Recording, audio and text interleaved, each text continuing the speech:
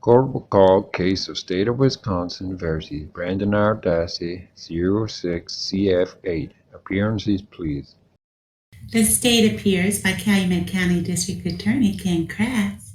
Also appearing is Tom Palin from the Department of Justice, Norm Kahn from the Milwaukee County DA's office, all appearing as special prosecutors. Attorney Mark Fremgen and Attorney Raymond Edelstein appear with Brendan Dassey. At this point, I'd ask the clerk to swear the jury in, please. Would the jurors please rise? Please raise your right hands. Counsel, I'm going to give some preliminary instructions for the record. We have previously discussed these, and both sides agree to the instructions to be given today. Is that correct, Mr. Kratz? Yes. Mr. Fremgen? Yes, Judge. All right. Before the trial begins, there are certain instructions you should better have to understand your functions as a juror and how you should conduct yourselves during the trial. Your duty is to decide the case based only on the evidence presented and the law given to you by the court. Do not let any personal feelings of bias, prejudice against any such things as race, religion, national origin, sex, or age affect your deliberations. Do not begin your deliberations and discussions of this case until all the evidence is presented and I have instructed you on the law. Do not discuss the case amongst yourselves or with anyone else until your final deliberations in the jury room. We will stop or recess from time to time during the trial. You may be excused from the courtroom when it is necessary for me to hear legal arguments from the lawyers. If you come into contact with the parties, lawyers, or witnesses, do not speak with them. For their part, the parties, lawyers, and witnesses will not contact or speak with the jurors. Should you be exposed to any reports or communications from any source during the trial, you should report that information to the jury bailiff. The court is aware that many of you have been exposed to publicity concerning this case before you were selected to serve as a juror. Each of you has committed to base your verdict only on the evidence introduced during the trial. It is of vital importance to the parties and the sanctity of the court process that you remain true to this commitment. Anything you may see or hear outside the courtroom is not evidence. You are to decide the case solely on the evidence offered and received at trial. Evidence is, first, the sworn testimony of the witness both on direct and cross-examination regardless of who called the witness. Second, the exhibits the court has received.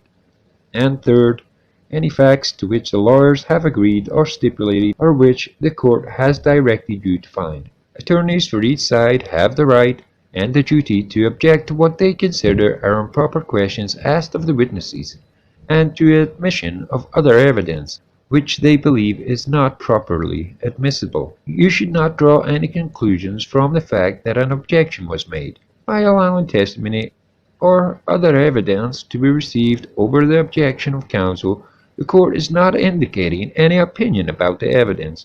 You jurors are the judges and the credibility of the witnesses and the height of the evidence. You are not required to, but you may take notes during the trial except during the opening statements and closing argument. The court will provide you with materials in taking notes. You must be careful that it does not distract you from carefully listening to and observing the witnesses. You may rely on your notes to refresh your memory during deliberations. Otherwise, keep them confidential. Your notes will be collected by the jury bailiff after each day's session and kept in a secure place until the next day of trial. After the trial, notes will be collected and destroyed. You will not have a copy of the written transcript of the trial testimony available for use during your deliberations. You may ask to have specific portions of the testimony read to you. You should pay careful attention to all the testimony because you must rely primarily on your memory of the evidence and testimony introduced during the trial. To assist you in evaluating the evidence, I will now read to you portions of the specific jury instructions for the offense which the defendant is charged. I will read them to you in their entirety at the close of the evidence. Count 1 of the information charges the defendant with first-degree intentional homicide, a party to the crime. Section 93905 of the Wisconsin Criminal Code provide that whoever is concerned in the commission of a crime is a party to that crime and may be convicted of that crime, although that person did not directly commit it. The state contends that the defendant was concerned in the commission of a crime, first-degree intentional homicide, by either directly committing it or by intentionally aiding and abetting the person who directly committed it. If a person intentionally aids and abets the commission of a crime, then that person is guilty of the crime as well as the person who directly committed it. A person intentionally aids and abets the commission of a crime when acting with knowledge or belief that another person is committing or intends to commit a crime. He knowingly either assists the person who commits a crime, or he is ready and willing to assist, and the person who commits the crime knows of the willingness. To intentionally abet the crime of first-degree intentional homicide, the defendant must know that another person is committing or intends to commit the crime of first-degree intentional homicide, and have the purpose to assist the commission of that crime. Before you may find the defendant guilty of first-degree intentional homicide as a party to the crime, the state must prove, by evidence, which satisfies you beyond a reasonable doubt that the defendant directly committed the crime of first-degree intentional homicide or intentionally aided and abetted the commission of that crime. All 12 jurors do not have to agree on whether the defendant directly committed the crime of first-degree intentional homicide or aided and abetted in the commission of the crime. However, each juror must be convinced beyond a reasonable doubt that the defendant was concerned in the commission of the crime in one of those ways. First-degree intentional homicide, as defined in 94001 of the Criminal Code of Wisconsin, is committed by one who causes the death of another human being with the intent to kill that person or another. Before you may find the defendant, guilty of first-degree intentional homicide, the state must prove by evidence which satisfies you beyond a reasonable doubt that the following two elements were present. Number 1, Brendan Dassey caused the death of Teresa HALBACH, or aided and abetted another in causing the direct death of Teresa HALBACH. Cause means that the defendant's acts were a substantial factor in producing the death. Number 2, Brendan Dassey acted with the intent to kill Teresa HALBACH, whether he did so directly or aided and abetted another. Intent to kill means that the defendant has the mental purpose to take the life of another human being or was aware that his conduct was practically certain to cause the death of another human being. While the law requires that the defendant acted with the intent to kill, it does not require the intent exists for any particular length of time before the act is committed. The act need not be brooded over, considered, or reflected upon for a week, a day, an hour, or even a minute. There need not be any appreciable time between the formation of the intent and the act. The intent to kill may be formed at any time before the act, including the instant before the act, and must continue to exist at the time of the act. You cannot look into a person's mind to find intent. Intent to kill must be found, if found at all, from the defendant's acts, words, and statements, if any, and from all the facts and circumstances in this case bearing upon intent. Intent should not be confused with motive.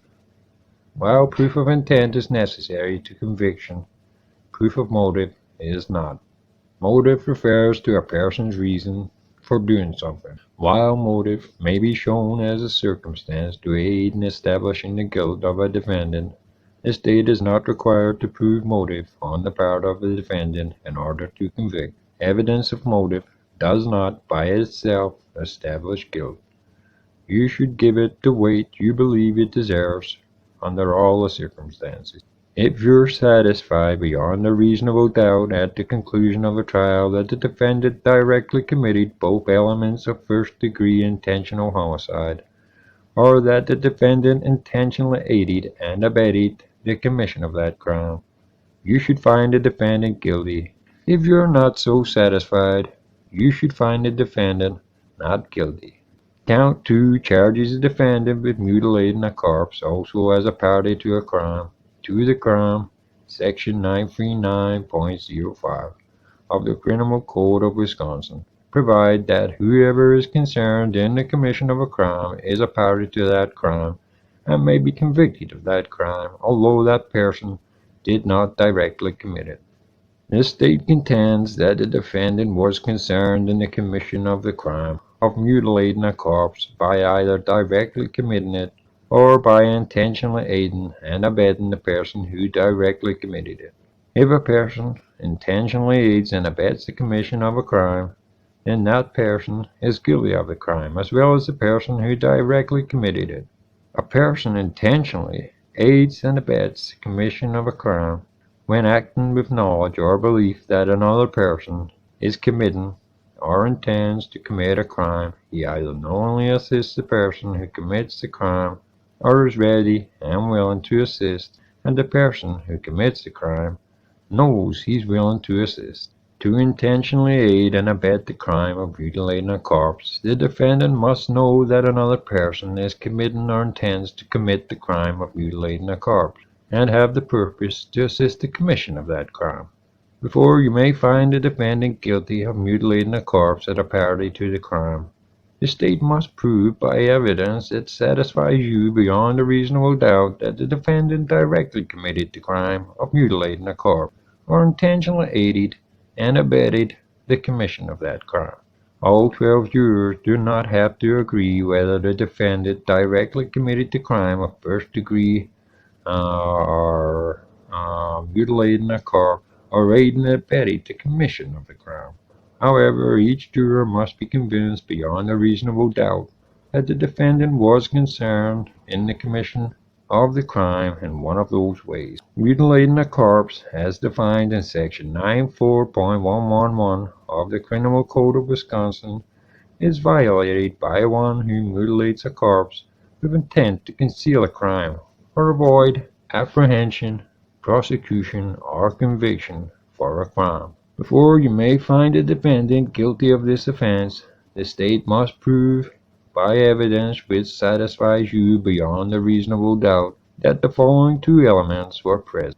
Number 1, Brandon Dassey mutilated the corpse of Teresa HALBACH, or aided and abetted another in mutilating the corpse of Teresa HALBACH.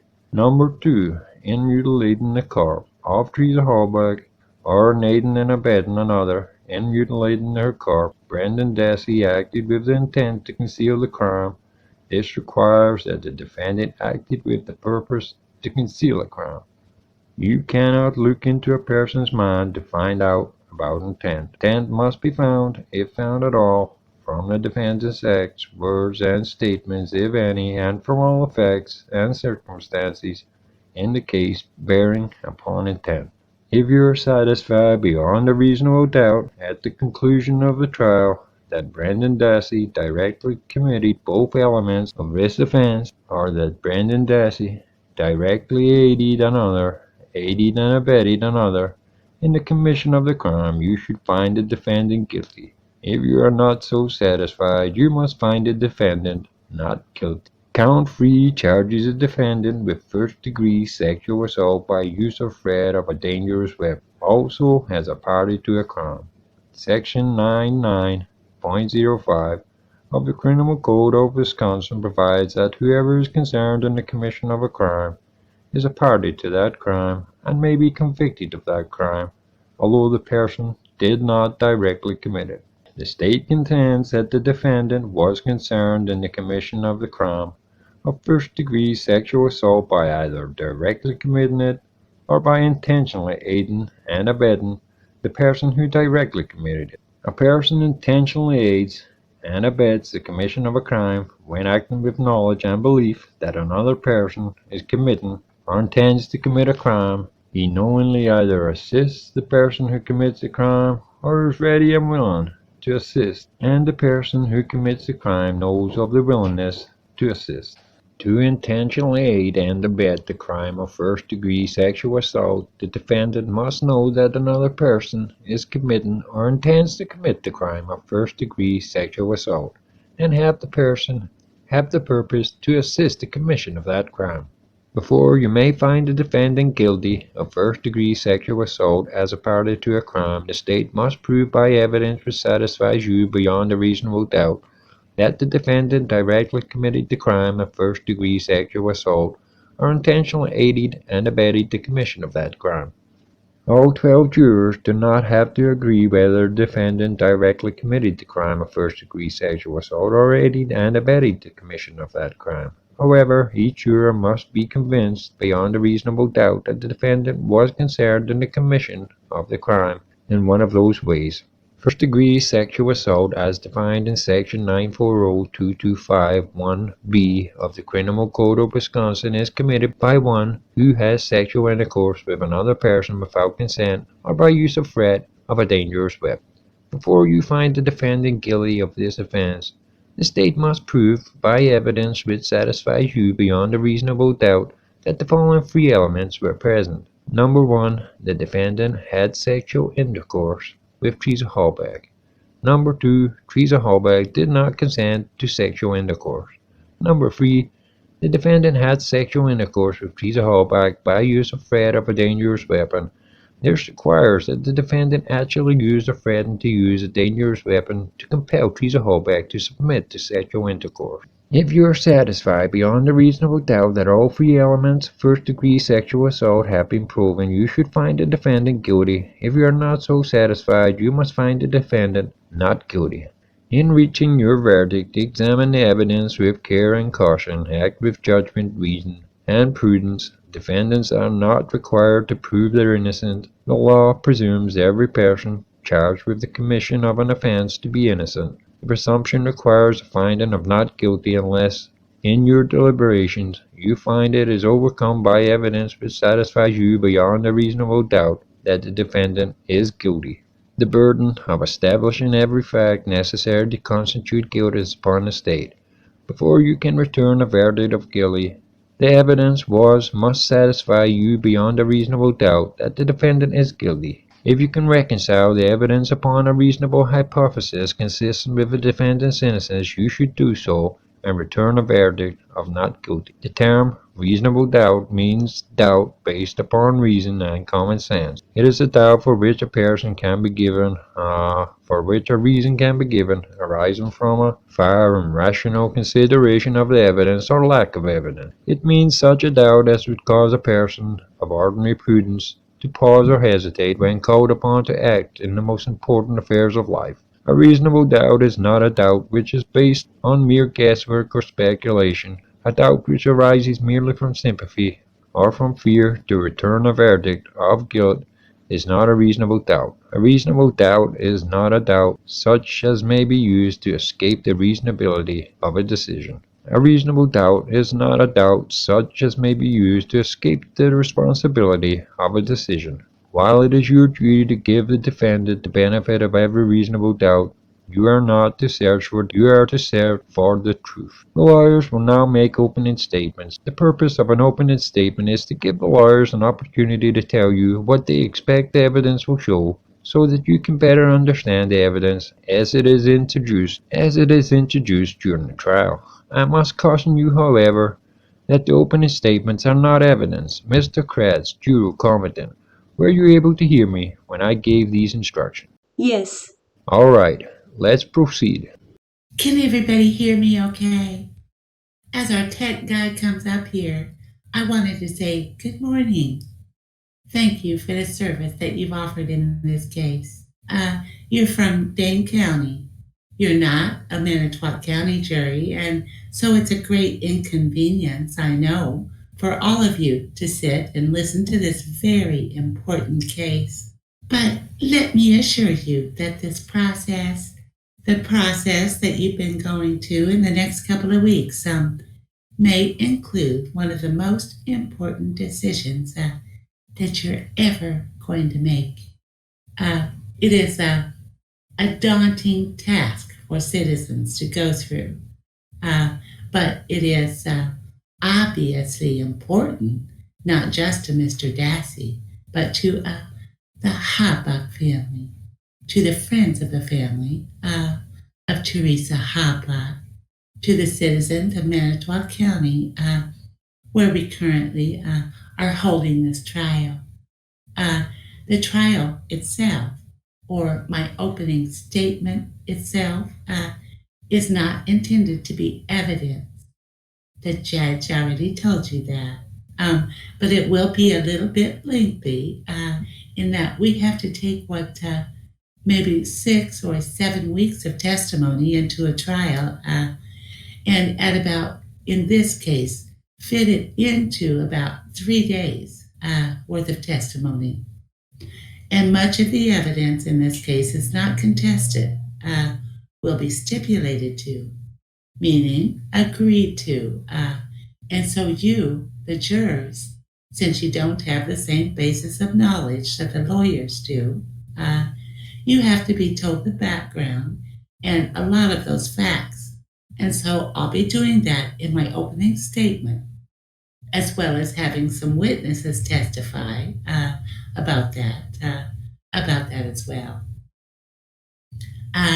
You will notice around the courtroom are screens, which do, in most regards, have the text or photos or the videotapes that you'll be watching. They're meant to assist you and give you different places to see those things. And so I wanted to encourage you to do that as well. Let me also remind you that this is not a closed system in that you can't participate. The one way that you can participate is if one of you needs a break for some reason. I need to let you know that if you need a break, either if you're not concentrating well enough, or you just need a regular kind of break, just raise your hand, all right? Get my attention or the judge's attention, and we'll take a break. And certainly, during this opening statement, you'll get at least one and perhaps two breaks so that you're able to remain fresh. You're able to listen to the very important statements that myself and the defense will be giving in this opening statement. All right. First thing I want to talk about is an introduction of the prosecution team. That is, the people that are sitting at or near this table. My name's Ken Kratz. It's the first chance I've had to address each of you. I'm a district attorney. I'm the DA of Calumet County, which is the county just east of Manitowoc, just west of Manitowoc, where we are right now. I am the lead counsel. Nothing special about that term. It just means that I have coordinated the investigation and prosecution of this case, and will be assisting in the presentation of the case as well. Mr. Fallon, who you already heard from, is an assistant district attorney. Mr. Fallon works for the Department of Justice in Madison. He's the gentleman in the middle and will be another prosecutor in this case. And finally, Mr. Glen is the Milwaukee County Assistant District Attorney. Mr. Glen will be presenting the parts of the case, you'll notice, where Mr. Glen has expertise. That is in DNA evidence and in the sciences and some of the other places. So I at least wanted to let you know why we're involved. We, by the way, are helping. We're doing a favor, if you will, for Manitowoc County. The three prosecutors that have been assigned responsibility for this important case, and the case involving Stephen Avery, which were the same prosecutors, the same prosecution team, assisted Manitowoc in the efforts of the prosecution. Two lead investigators were involved in this case. They are Mr. Mark Wiegert, who is the gentleman in the glasses. Mr. Wiegert is an investigator with the Calumet County Sheriff's Department. And Mr. Tom FASSBENDER, who is seated next to him, works again for the Department of Justice, Division of Criminal Investigation. You're going to learn in this case that several hundred law enforcement officers were involved. That the personnel and the search efforts in this case were overwhelming. In fact, you're probably going to learn that this was one of the largest, if not the largest, at least by resources, investigation, criminal investigation, homicide investigation in Wisconsin history. And because of the scope of this case, because of the size of this case, it required investigators to coordinate or to make sure that everything was done not only properly, but leadership and direction was certainly required in this case.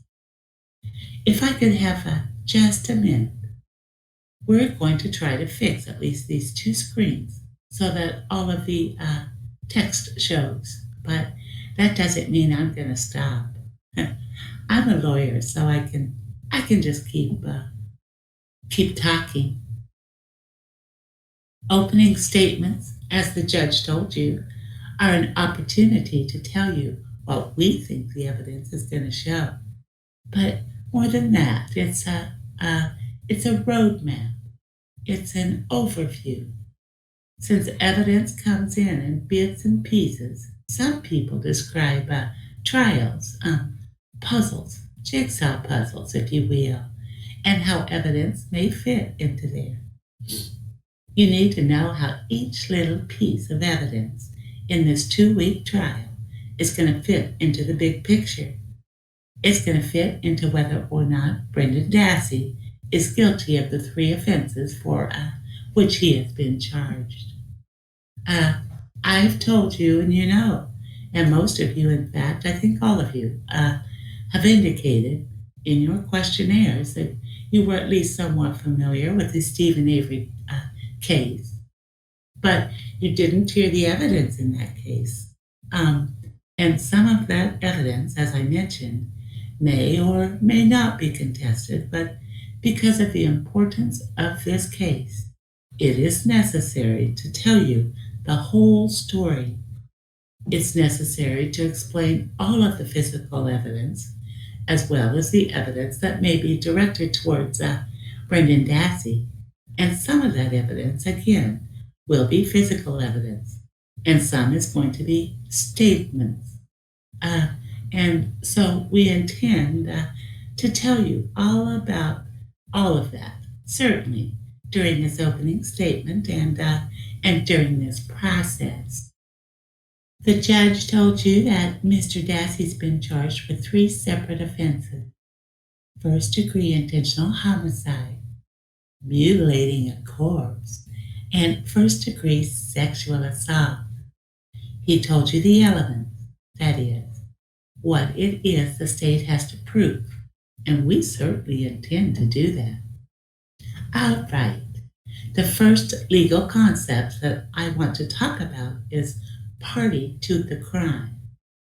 The judge has instructed you that party to the crime is a concept, a form of criminal liability that is committed either when somebody commits a crime themselves or when they aid and abet the commission of the crime.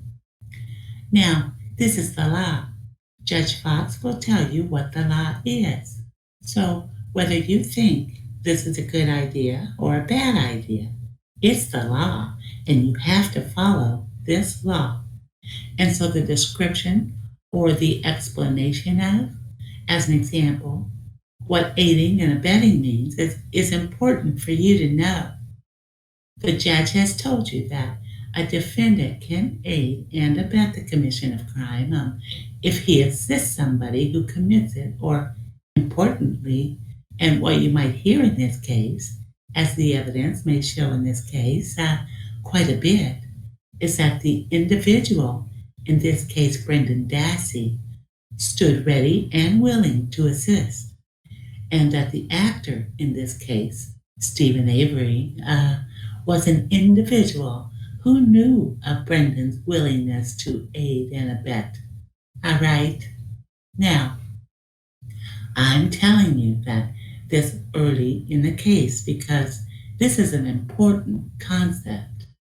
It's important for you to understand what the criminal liability is, and again, whether you agree with or don't agree with that concept, with the concept of party to the crime, is something the judge tells you you have to accept and you have to adopt. I'm going to introduce you to a lovely young woman. This is Teresa HALBACH. Ms. HALBACH was 25 years old on Halloween of 2005. You're going to hear evidence in this case that Ms. HALBACH was single, that Ms. HALBACH was a college graduate. Ms. HALBACH was a freelance photographer. She was a daughter, she was a sister, she was a friend, and she had her whole life ahead of her. You're also going to hear evidence that all of that came to an end on Halloween of 2005. This story, this case, begins at about 8:12 a.m. on Halloween Day of 2005, when the plan was set into motion to take this young woman's life.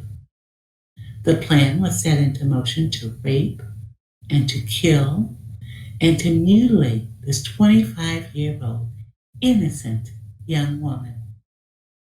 The investigation of this case begins when we learn that Ms. HALBACH was reported missing on Thursday, the 3rd of November, 2005. She was a photographer. One of her contracts, one of the reasons that she was a photographer was she worked for a magazine. She worked for something called Auto Trader magazine, which was a magazine that sells cars. It put ads in the cars, and it requires photographers to go around and take pictures of those cars. And so learning about Ms. HALBACH, or learning how she worked for Auto Trader magazine, is something for you to understand about the investigation. Because you will learn that the investigation, or at least the missing persons investigation, determined that the last place that Ms. HALBACH was on the 31st was a place called the Avery Salvage Yard. This is a place located here in Manitowoc, in a place called the town of Gibson. It's rural Manitowoc. It's kind of the northern edge of Manitowoc, but it's a junkyard, a salvage business that has junked cars. And the other determination early on in this case was that a man by the name of Stephen Avery made an appointment at 8:12 that morning to have Ms. HALBACH come to that residence, or to come to that property, which was the Avery salvage property. I've alluded a little bit earlier about the case against Stephen Avery, and you first need to know about the case against Stephen Avery, the investigation that pointed towards Stephen Avery being involved in this case. You may already know, and many of your jury questionnaires told us that you knew, at least some things about this man, about Avery, that he had achieved some degree of notoriety in 2003 when he was exonerated, when he was released from prison for a 1985 sexual assault. You may know that Mr. Avery, or you'll hear in this case, that Mr. Avery was exonerated or set free because of something called DNA evidence. Because there was some DNA evidence from the 85 case that didn't match in that case, and that an analyst from the State Crime Lab, one particular analyst, found DNA on one piece of evidence, on a hair that was collected from the 1985 case that didn't match Stephen Avery. And so Mr. Avery was released. He was released from prison. Ironically, you will hear that analyst from the crime lab, the DNA specialist who exonerated Stephen Avery was a woman named Charee Culhane. You're going to hear her name later on in this case because Ms. Culhane, as evidence is developed in this case, happens to be the very same analyst that does the DNA workup, that does all of the DNA, that does all of the testing of the DNA case. All right, I'm going to, because the side screens are not quite as large, the bottom's cut off of, or the top is cut off, you're going to have to look behind me, at least until we take our break, when we fix these side screens. But this is the very first time and very first important photo that I want you all to look at. This is the Avery Salvage property, the Avery Salvage Yard. It consists of about 40 acres of junked cars. It consists of 4 different residences, 4 trailers on this piece of property. The Stephen Avery trailer, which is located in the bottom left-hand corner of the screen, or which would be the northwest corner of the property, right next to Mr. Avery's trailer is his sister's property. Her name at that time was Barb Rhonda. Also living with Barb at the time were her 4 sons, all with the name of Dassey. They included the defendant, Brendan Dassey, his brothers, Glen and Bobby and Brian. They all lived on that property as well. Another trailer that's located on this property was the Alan and Dolores Avery trailer. These were the grandparents of Brendan, or the mom and dad, if you will, of Stephen and his sister Barb. And also on the property was his brother Chuck's trailer. So there's 4 residences. You can see of the buildings that are on this massive property for them are businesses. You'll also notice on these aerial photographs that there's lots of buildings. There's outbuilding, there's business buildings, there's a lot of sheds and those kinds of things that you need to be familiar with as you hear about some of the searches and where some of the evidence is found. All right, well, the investigation takes a dramatic turn on the morning of Saturday, November 5, when 2 citizen searchers, Nicole and Pam Stern, when given permission to search the Avery Salvage property, these 40 acres, happen to find the picture that you've seen here. They happen to find Teresa HALBACH's SUV. You'll notice Teresa HALBACH's SUV is covered. It is concealed. There'll be testimony that it was intentionally concealed with branches of debris and this very large hood of a vehicle, a large either car or truck hood is leaned up against it. Suffice it to say, though, that at 10:30 in the morning on the 5th of November, this case takes a very dramatic turn. You'll hear that the VIN number, that is the vehicle identification number, when they're looking for Teresa, when the citizens are searching for Teresa, actually matches. And so they know at that time that the vehicle is, in fact, the vehicle in question. Importantly, you'll hear evidence about where the vehicle was found. Ms. HALBACH's vehicle was found in the opposite corner of both the Avery and Dassey trailer. And again, it's behind kind of a pond, but it's immediately adjacent to or close to a car crasher that Car crusher is equipment, and you will hear in this case, evidence will show it's the kind of equipment designed to crush cars. It kind of makes sense. It's called a car crusher, but to make vehicles very, very small, almost unidentifiable and easily removed from the property. And you'll see why, and you'll hear why. Teresa Halbach's vehicle is placed in that location. That is, that proximity to the car crusher.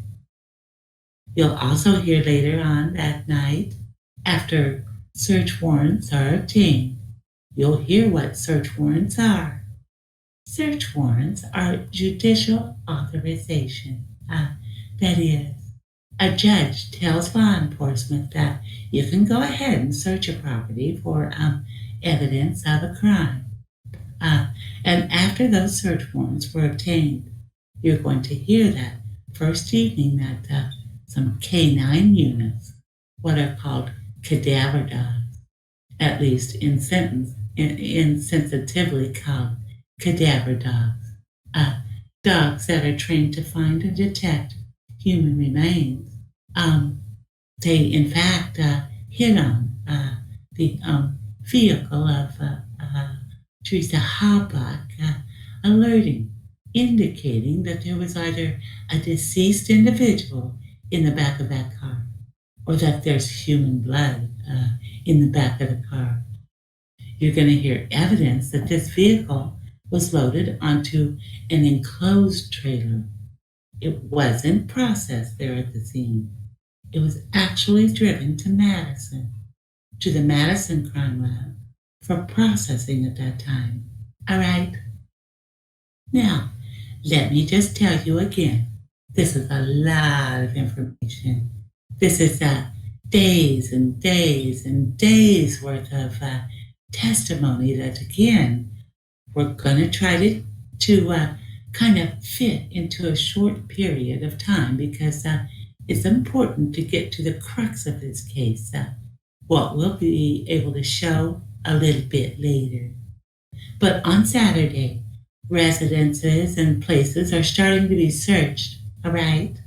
The first place, or at least one of the first places to be searched, is the trailer of Stephen Avery. You'll hear from Agent FASSBENDer and others that are involved in this search effort that they want to find Teresa. Their first efforts, and early on in this case, even though they found her vehicle, Teresa hasn't been found yet. And so they're desperately looking for Teresa Halbach, hopefully alive. They're hoping to find her on this property alive. And so you're going to hear of the law enforcement effort to search all of these residences, again, which include the trailer, which include the garage of Stephen Avery, and other residences, including Brendan Dassey's home, business, properties on the property, and also other vehicles.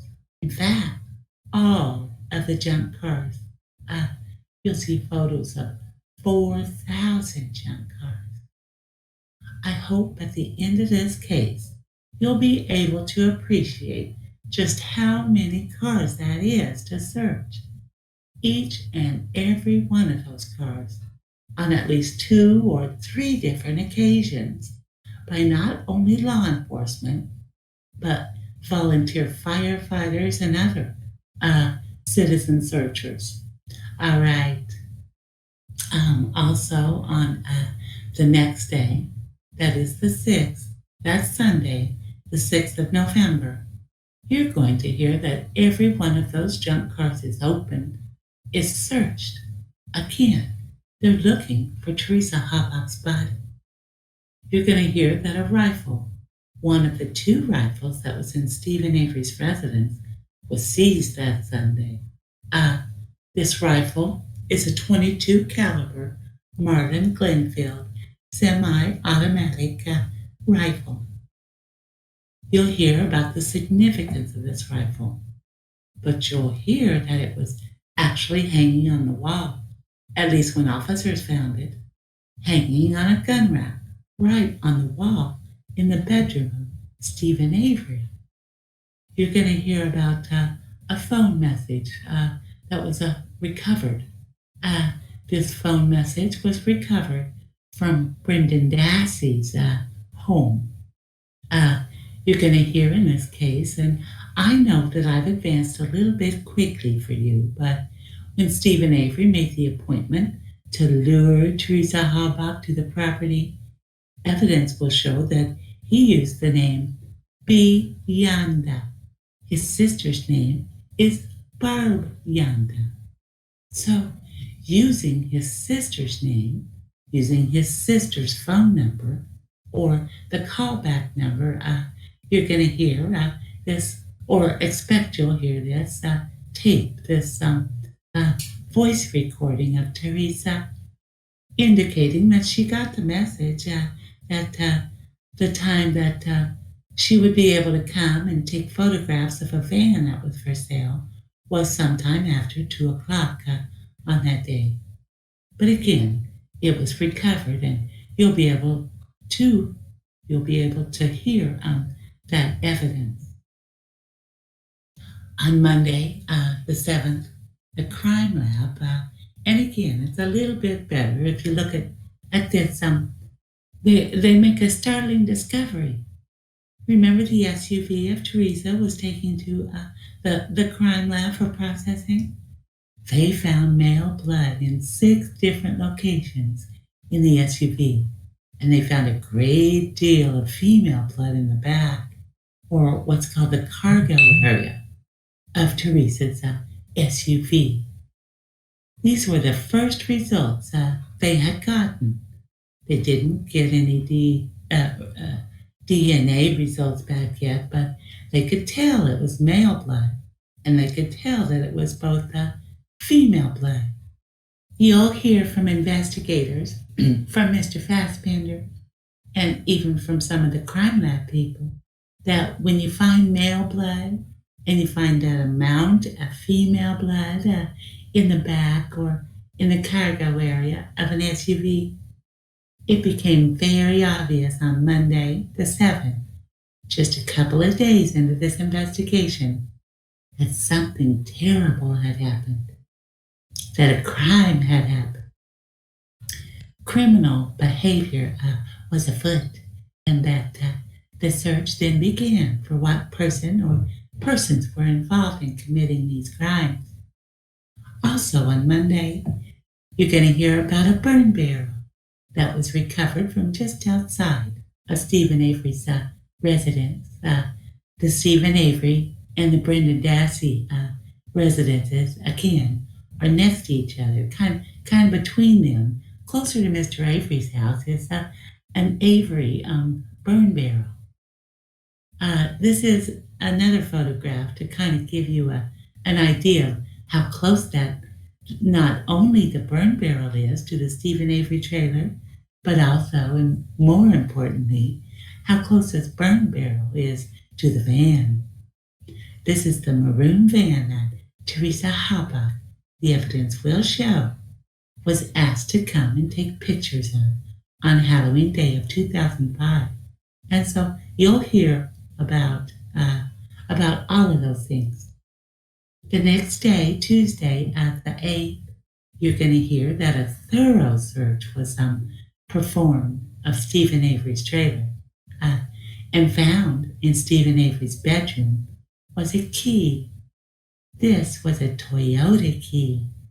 You'll hear evidence that later this Toyota key matches the key of Teresa HALBACH's SUV. It starts the ignition. It turns on the ignition. The second important finding on the 8th was Teresa's license plates. They are found in a junked vehicle, kind of on the path on the way to Steve Avery and Brendan Dassey's residence. And the third, the most chilling discovery on the 8th, the evidence will show, is this burn area. Now, to give you an idea or an overview again of this corner, this quadrant of the Avery property, again, the Dassey and Rhonda trailer, Stephen Avery trailer, the van that was for sale, you'll be able to see that this burn area was just a few feet behind the garage of Stephen Avery. You're going to hear evidence that within this burn area, obvious human bone fragments were found. You're going to hear that the crime lab came to process this scene, that arson investigators came to process the scene. They recovered, at least on that first day, that is Tuesday the 8th, as many of the bones that they could recover from this obvious destructive area, this burn area. And the evidence will show that how the bones were recovered and transported for identification and examination.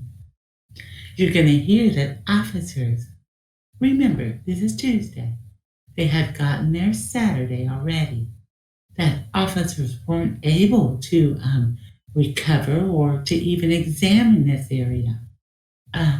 Either police officers themselves, humans, or with the assistance of canines, cadaver dogs or bloodhounds or any kind of search dogs, were not able to inspect this particular area because of a German shepherd that was vicious and that was guarding that particular area, that particular burn area. This is a photo that just assists you and explains why it took until Tuesday to find these human remains in that area. All right, we'll move a little bit more quickly into the following, or into the balance of that week. The recovery of those bones, you will hear, were in a very, very small size.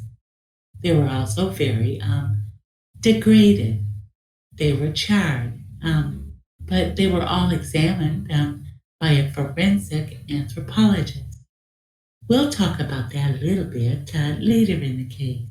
But what you need to know on Wednesday is that they were able to say that they're human bones and that they're from an adult female. Officers, obviously at this point, believe that this is the site of mutilation and the disposal of Teresa HALBACH. Later, on the next day, on Thursday, this burn area, this is a little computer-generated image of the burn area.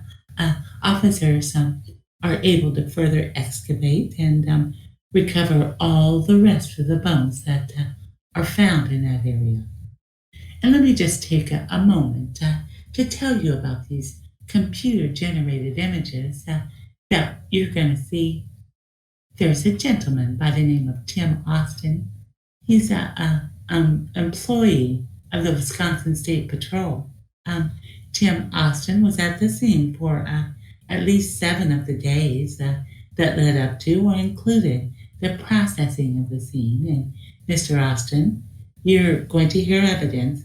He took at least 4,100 measurements and later created not only still images of the exterior of the property, exterior of Mr. Avery's garage and trailer, and the burn area, and the Rhonda and Dassey areas, but also some of the interiors.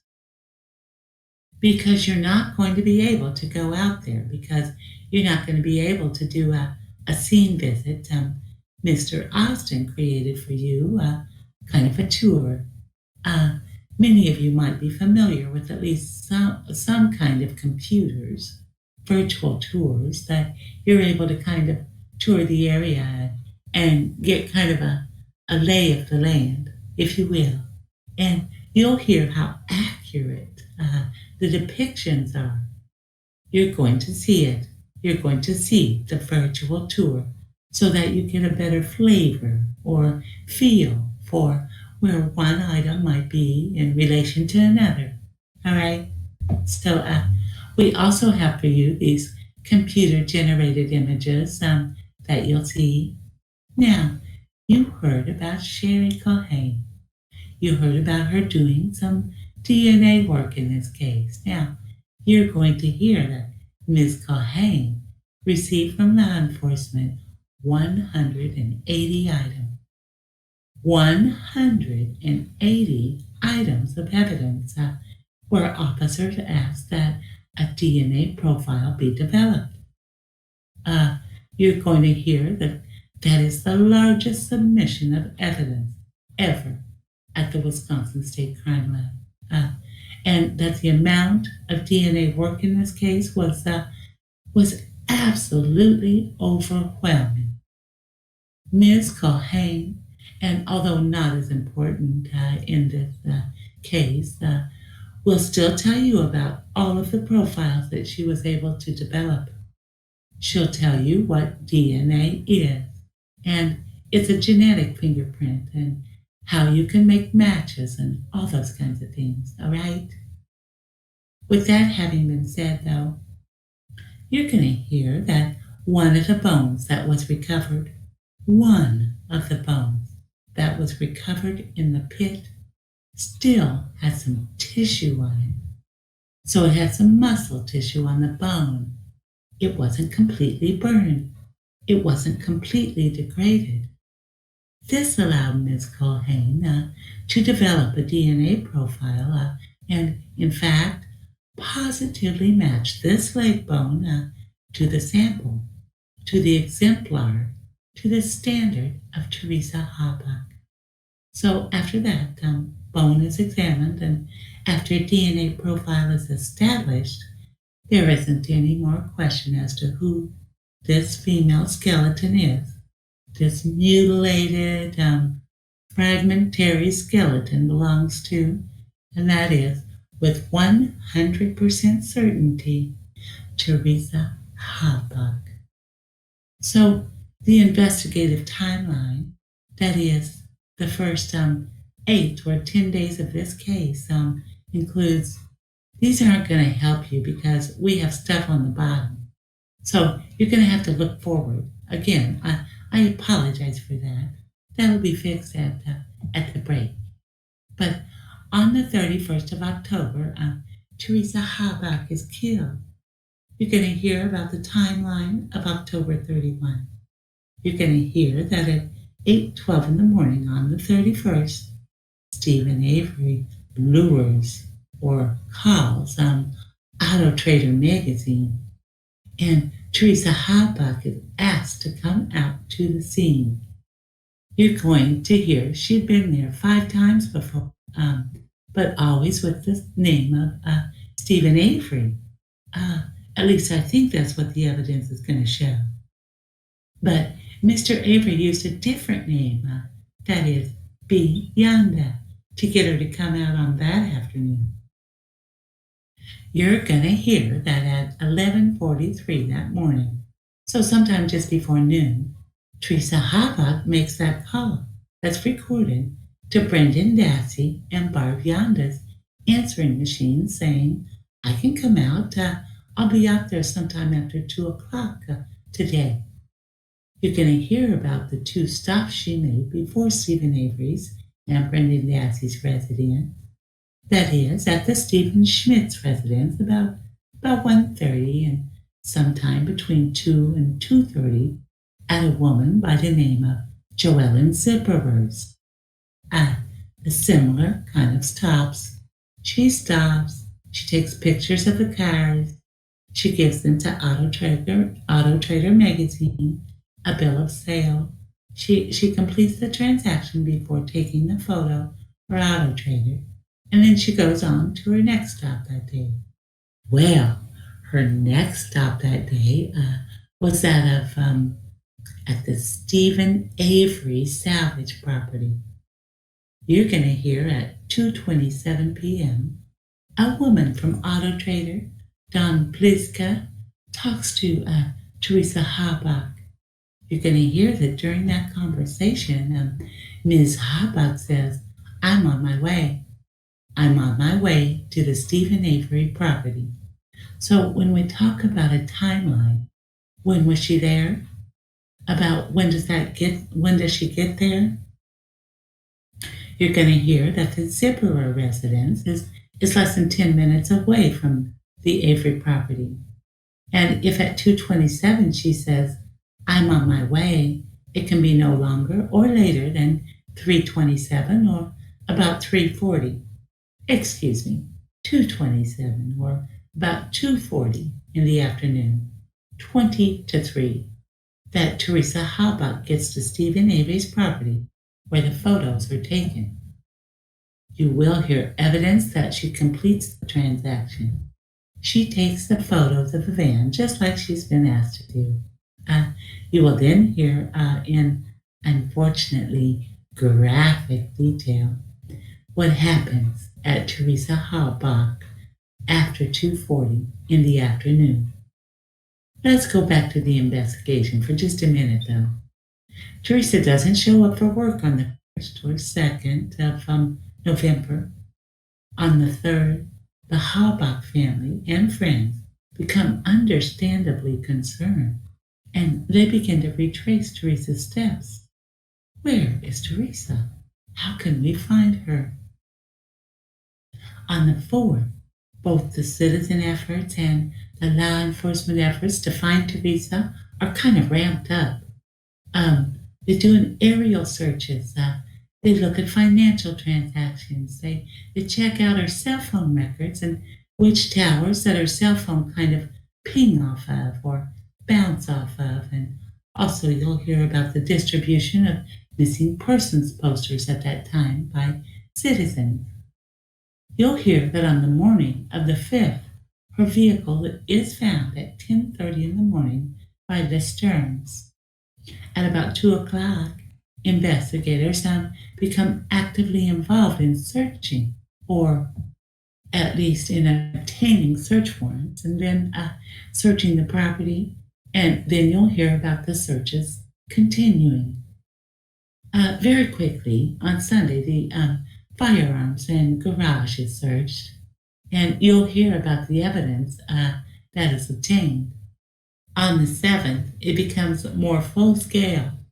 Lots and lots, in fact, hundreds of law enforcement officers and volunteers and citizens become involved in the search of this massive 40-acre property. At that time, all the junk vehicles are searched, and you'll hear about the discovery of the burn barrel. On the 8th, those 3 critical discoveries that we talked about, that is, the Toyota key being found in Stephen Avery's bedroom, SUV plates are found at that time, and the burn area is discovered, which, contains those human remains. The 9th becomes an important day. Stephen Avery's arrested. Stephen Avery's arrested for a weapons charge. On the 9th, he's interviewed. But what you'll also hear about the Stephen Avery contact on the 9th is that officers take some photographs. They do a physical examination of Stephen Avery, and they find a cut that you'll see in just a few minutes. On the 10th, the burn area is further examined. On the key itself, on the key that was found in Stephen Avery's bedroom, they find his DNA. We'll talk about that a little bit further. On the 11th, the victim's blood, that is the female blood from within the SUV. Remember the big pool or the big stains in the cargo area, Teresa's SUV? Those now match a soda can that Teresa had up in the front of the vehicle. It's then presumed to be that of Teresa HALBACH. So those are the first 8 days or so of the investigation.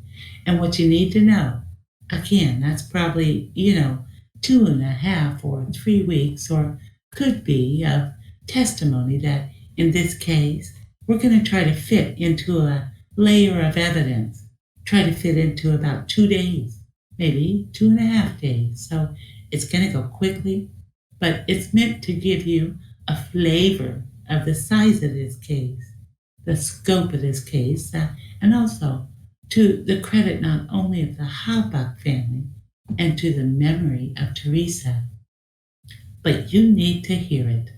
You need to hear the whole story of the investigation. We talked about those DNA matches that Ms. Culhane developed at the crime lab. You're going to hear that Teresa's blood is, in fact, later positively identified, positively matched to a standard in the cargo and panel area. The back cargo door, you're going to hear about blood having been actually flung onto that door. You're going to hear from a person by the name of Nick Stockey, a blood spatter expert, as to how those kind of blood spatters can be left in a very violent kinds of episode. You're going to hear her blood was found on the rear tailgate, the door handle, and again on the soda can.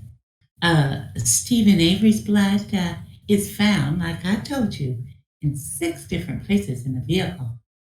Positive matches for Stephen Avery on the rear passenger door near the ignition area, where Stephen Avery's actively bleeding finger actually leaves some DNA in the ignition area. Also in the front, that is the front passenger part of the SUV, that is on the CD case and on both of the front seats. I told you before about the cut, the actively bleeding cut on Stephen Avery on the 9th. We will show you pictures of the remnants of that cut. It was healing, but just how deep that cut was. And you can draw the conclusions, and in fact, it may or may not even be contested that his finger was actively bleeding on the 31st when he struggled with Teresa and when he loaded her in the back of the vehicle and helped then dispose of the vehicle to conceal that particular crime. And finally, you're going to hear evidence of the DNA of Stephen Avery being found on Teresa HALBACH's key. You're going to hear about how DNA is the same, whether it's in your blood, whether it's in other bodily fluids, perspiration, skin cells, semen, other kinds of places. It's the same genetic code. It's the same DNA that's found. And when Stephen was handling the key, he left his perspiration. He left his sweat on that key. And Ms. Culhane, was able to develop a full profile. All right? Everybody take a deep breath, because we're now going to start talking about the reason that you're here. That was all of the Stephen Avery's case for the evidence that pointed, to Stephen Avery. This is going to be a time when the judge is going to allow you to take a few minute break, your morning break.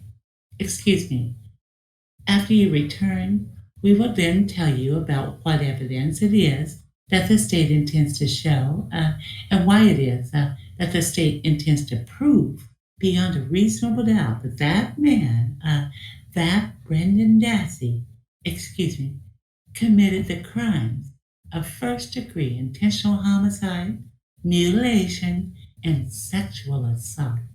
So, if I may, Judge, 10 or 15 minutes. Certainly. Break at this time.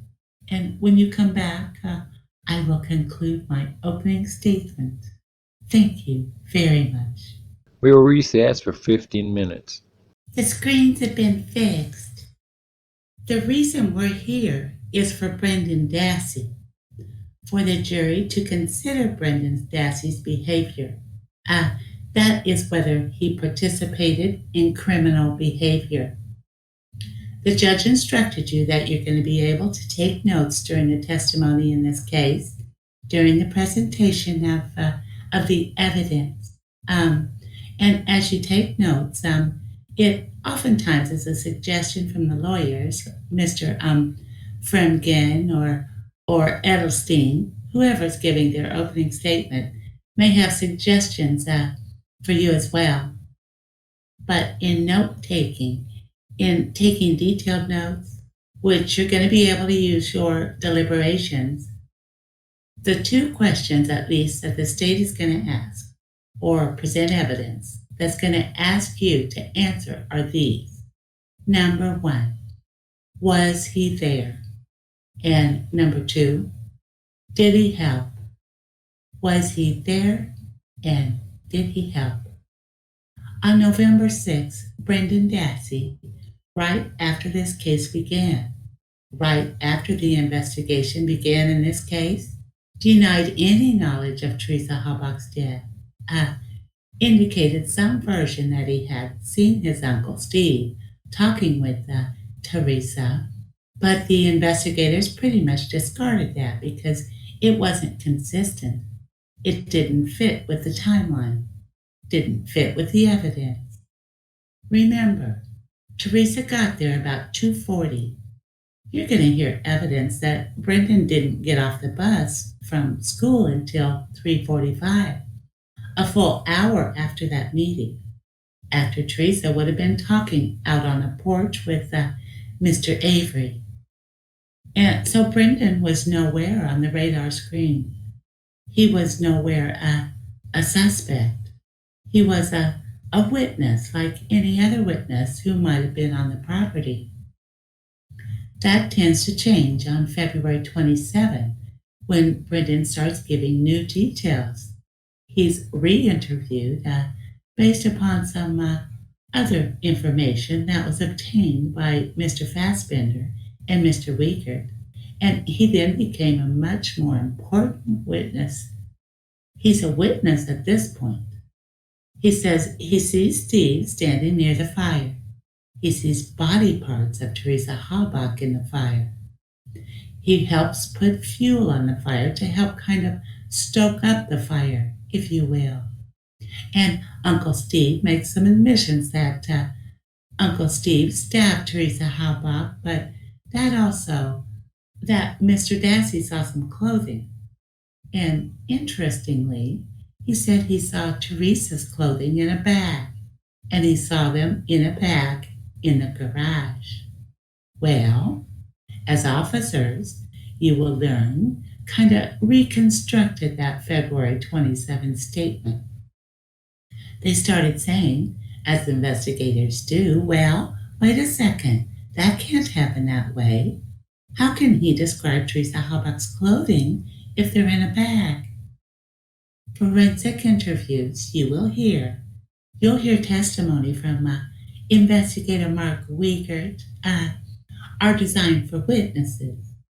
Witnesses give interviews, and forensic interviewing, you will hear some version of what's called the funnel technique.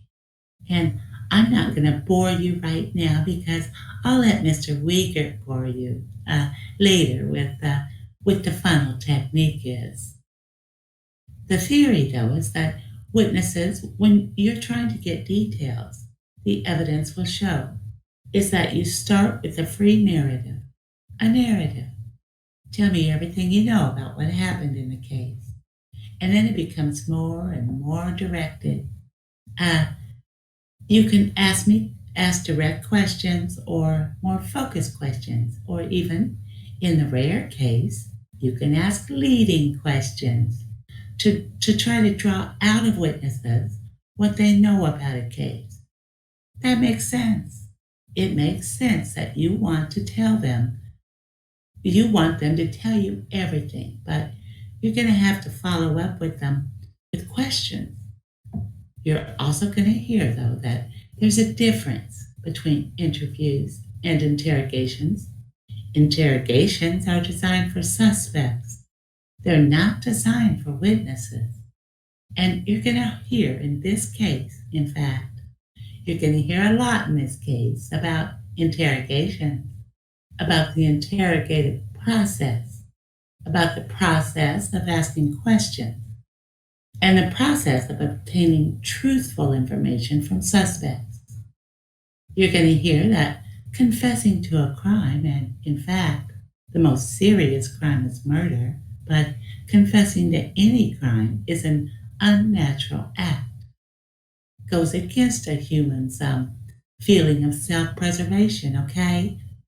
That should make sense to everybody, and that evidence is going to show that it's difficult to have somebody admit to a very, very serious crime. And so there are techniques that are developed to encourage suspects. Again, these are interrogations. They aren't interviews.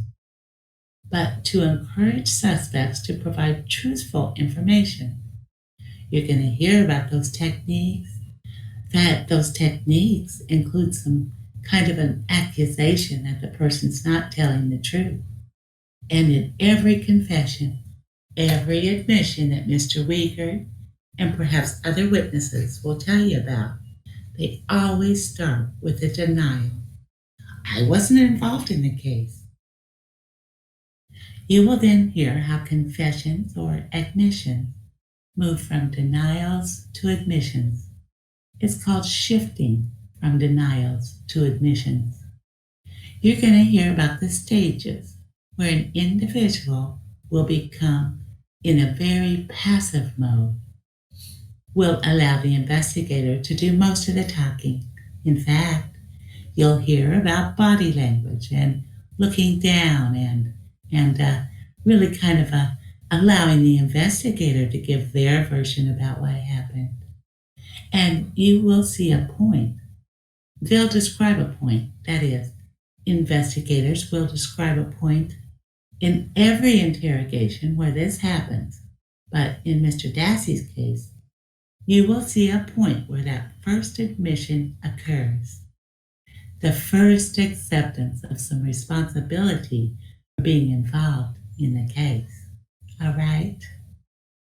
Then the rest of the interrogation is drawing out as many details as you possibly can. Now, I told you that moving from denials to admissions are unnatural. It's a difficult kind of thing to do, and there's two techniques in this case. And you'll see evidence in this case that you'll hear a lot. The first technique is something called expressing superior knowledge. Investigators oftentimes, and if you think about it, they have to, they oftentimes express that they know more than they do, that they have more information than they really have.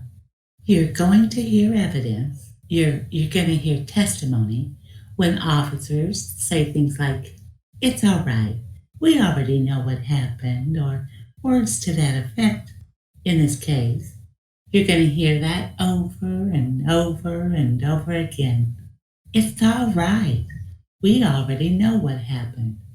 Understand that the officers will explain that that is a technique.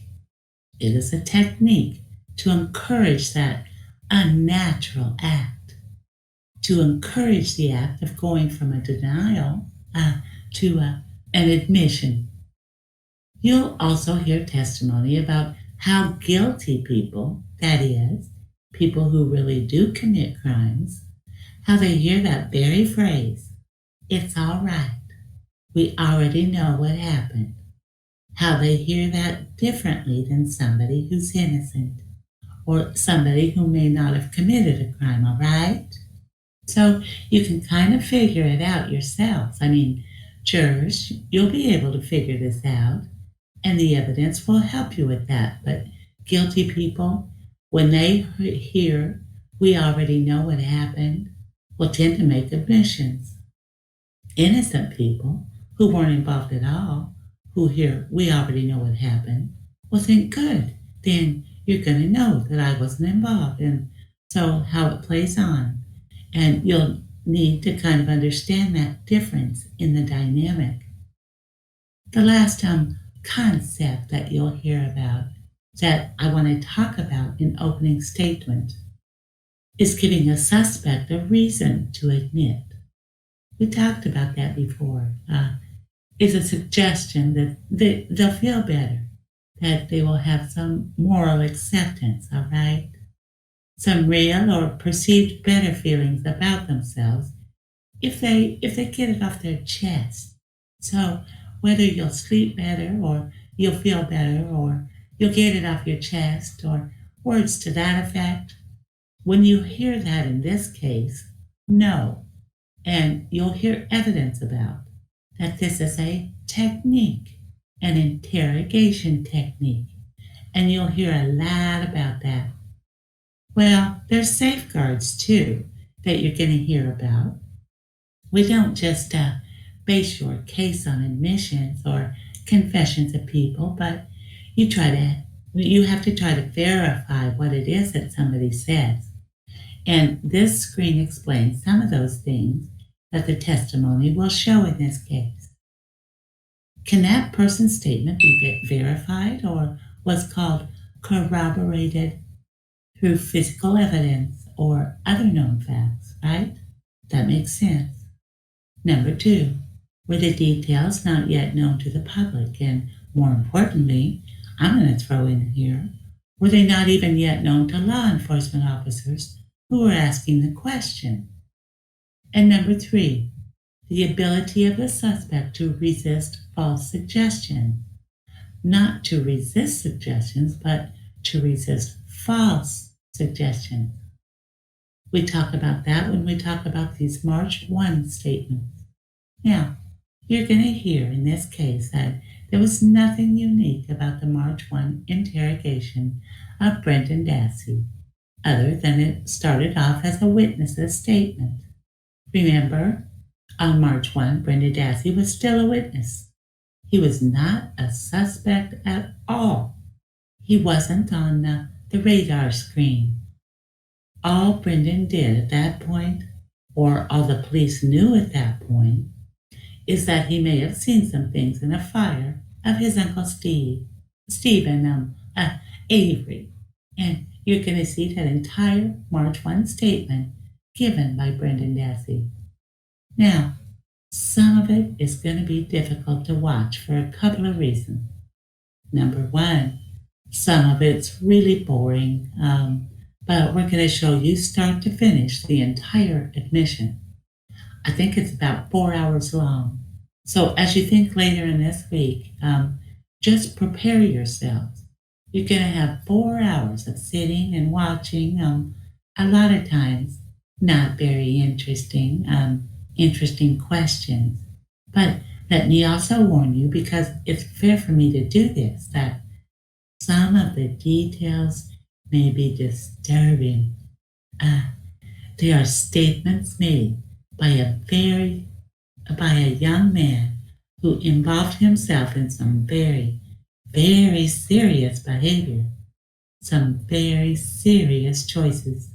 And you're going to hear how he made those choices and the kinds of things that he and his uncle did to this 25-year-old girl. All right. Now, we have to give you those details. We have to play the entire statement for you. You're the jury in this case. You have to determine whether or not this makes sense. The degree of detail that Brendan gives, the words that Brendan uses, whether or not they ought to be believed. That's your job. Your job at the end of this case will decide whether that statement ought to be believed. I'm going to briefly go through what Brendan Dassey says on March 1, Brendan's version of what happened to Teresa HALBACH. Brendan Dassey, in, again, sometimes graphic detail, will talk about approaching Uncle Steve's trailer, and before he even knocks on the door, he hears screaming. he hears screaming from inside the trailer, and he knocks on the door. Now, remember what I told you before about Brendan's statements, and should they be believed, and the things that was he there, and did he help? Remember also, and at the end of my opening, we're going to talk about some choices and the evidence of some choices that Brendan makes. But the choice to knock on the door, even though you hear screaming from a young woman inside, is the first choice that Brendan makes. You're going to hear that Stephen Avery answers the door. You're going to hear that he's sweaty and that he tells Brendan Dassey that he has raped this woman that he has in the back of his bedroom. These are difficult, hard images to kind of wrap your mind around, but this is the version that Brendan Dassey gave on the 31st of October. Brendan actually sees Teresa tied up. He sees her shackled with handcuffs and leg irons to the back bed, in the back bedroom. And here, when we talk about decisions, Mr. Avery himself asked Brendan if he wants to have sex with the woman that's been restrained in the bedroom now. Some of the language is very graphic. They don't use the word, do you want to have sex, all right? They use some very, very crude, degrading language toward any woman, but certainly towards a young woman who is in this trailer already. When we talk about those decisions that Brendan gets to make at this point, Brendan says, yes, I want to do that. You're going to hear that Brendan Dassey rapes Teresa HALBACH. You hear that he walks into the bedroom while Teresa's restrained on the bed, and by force and by violence and with the use and threat of a weapon, he has sexual intercourse with this woman without her consent. You're going to hear a lot more details that I'm not going to share with you at this time about this particular moment, that particular event. I want you to listen to that young man's description of what Teresa HALBACH says to him as he's doing that to her. After the rape, Stephen Avery praises his nephew and says, that's how you do it. These are explanations again from Brendan. The repulsive expression, lack of empathy, lack of any kind of moral fiber, any kind of moral compass at all, for an uncle to tell a nephew, that's how you do it. Then Stephen and Brendan discuss if they should, and how they should, kill Teresa HALBACH. Again, the decision tree. What does Brendan decide to do? Steve says, will you help me? Brendan says, yes. You'll hear testimony about Stephen and Brendan going into the bedroom. Stephen Avery stabs the victim. Brendan Dassey, handed the knife by Uncle Steve, cuts Teresa's HALBACH's throat. You're going to hear that they take this 25-year-old woman, unclothed, to the garage. They place her on the floor. Dassey waits with Teresa HALBACH, who is not yet dead, laying on the floor as Mr. Avery retrieves his .22 caliber Marlin Glenfield semi-automatic rifle, and Brendan says Uncle Steve shoots her 10 times, at least twice in the head, including on the left side of the head. The statement goes on that Avery and Dassey load Ms. HALBACH, who's now been killed, thankfully, into the back of her cargo area of her SUV, and they decide how to dispose of her body. Mr. Avery discusses and decides that we should burn the body, should mutilate the body so that it could conceal the crime. Mr. Dassey will tell investigators that he helped carry this unclothed young woman to this large bonfire in the back of Stephen's garage and throws this young girl on the fire. You're going to hear that Mr. Dassey describes burning, mutilating the body to conceal the murder, and taking this very large car seat. Remember you saw that in earlier pictures? And the two of them throw this car seat onto the fire. By the way, let me just stop here and as you take notes during this trial, please remember to jot down the kinds of things that require two people. Please remember to jot down where it's a two-man job rather than a one-man job to help you decide, was he there? This is one of those places that requires a two-man job. This large car seat that you'll see, this large metal frame that's thrown on top of this young woman whose body's being mutilated. You're going to hear Brendan tell the officers that the vehicle was driven down to that pit area that we talked about, that it was concealed with branches and a car hood, and the license plates were removed, and Stephen Avery, for some reason, went underneath the hood of Teresa's vehicle. Brendan Dassey will tell you that the garage that thereafter, when they walked back, that the garage was cleaned with bleach, was cleaned with gas, was cleaned with paint thinner, that Mr. Avery took the Toyota key, put it into his bedroom, that Teresa's clothes were thrown onto the fire. There's statements from Brendan. Remember this. Brendan's telling you that her clothes were thrown on the fire, that Avery's finger was cut and actively bleeding at the time, that Teresa's cell phone and camera were burned in a burn barrel earlier that day, and that Stephen's girlfriend Jody Stokowski, had called Stephen Avery's house at least twice while Brendan was at the house.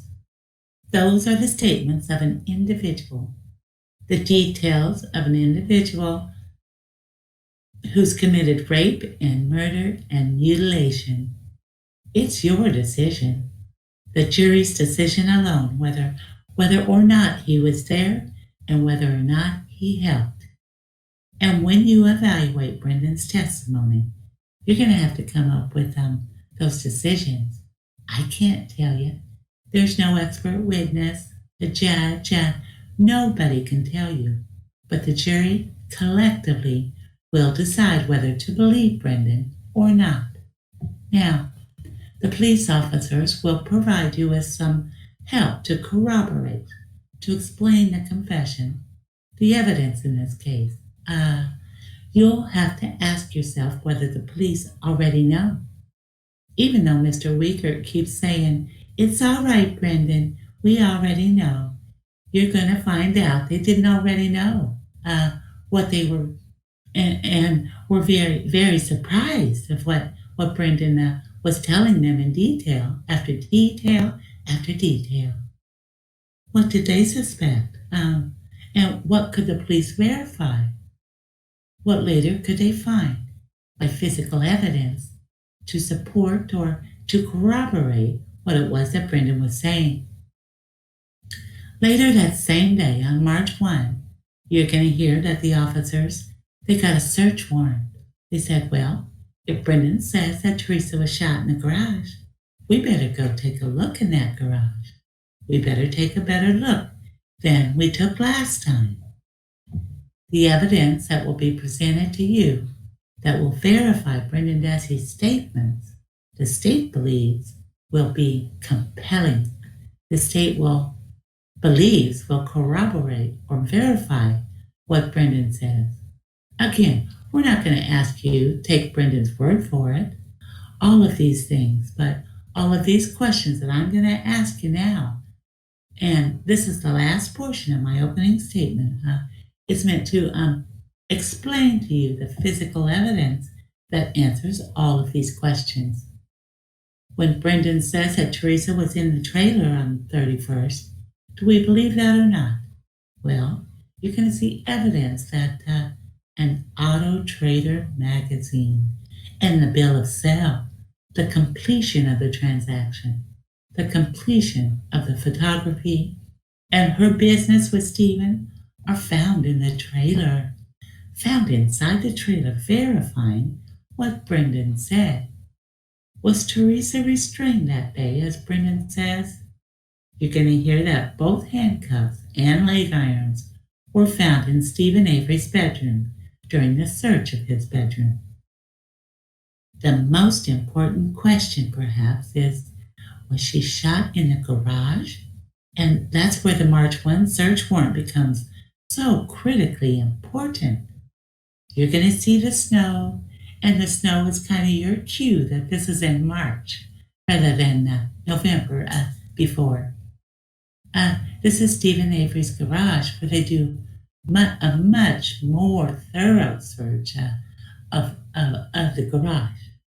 There are two. These are called evidence tents, by the way.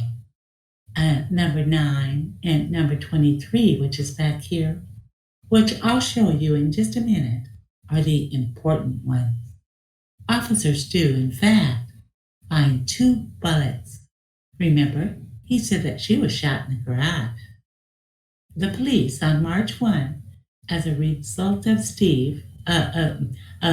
Brendan Dassey's statement, after getting the search warrant, find 2 bullets in the garage. One where tent number 9 was shown is closer to the front of the garage, and one behind the compressor where tent number 23 is located. There's a better view for you of where those 2 bullets are found in the garage, but the most important finding is number 23. Bullet number 23 isn't just a bullet they find, but Charee Culhane finds Teresa HALBACH's DNA on that bullet. This evidence, this bullet, is proof positive, 100%. Something the police didn't know, that Teresa was, in fact, shot in the garage, just like Brendan Dassey told the police. Was she shot 10 times?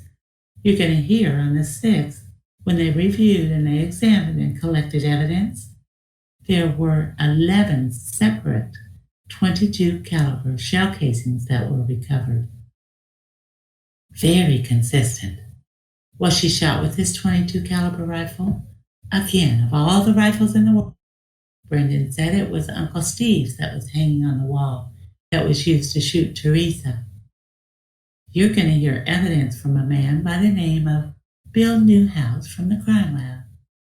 Mr. Newhouse will take that .22 caliber rifle, you will hear, do some test firing, and will match the .22 caliber bullet that was recovered in this case, as well as all the other shell casings that were recovered, and will tell you that this bullet and these shell casings came from this gun to the exclusion of all other guns on Earth. This gun, not just consistent with, they come from this gun. Was Teresa shot in her head, as Brendan will tell you?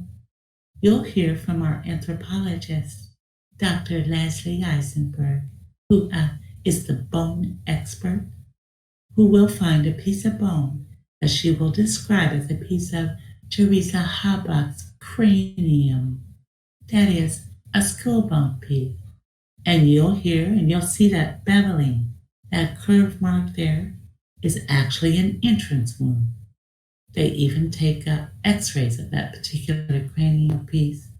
And Ken Olson from the crime lab will tell you that, and perhaps you can see these little white dots that are right next to the entrance wound. Those little white dots, when they're x-rayed, are lead. That's lead from a bullet, all right? So these are bullet entrance wounds to Teresa's head, just like Brendan Dassey told you happened in the garage. Both Dr. Eisenberg and our pathologist, Dr. Jensen, will render the opinion that there are at least 2 gunshot wounds to the head found from these cranial remains. And on the left side of the head, just like Brendan says, and one to the back of the head of Teresa HALBACH.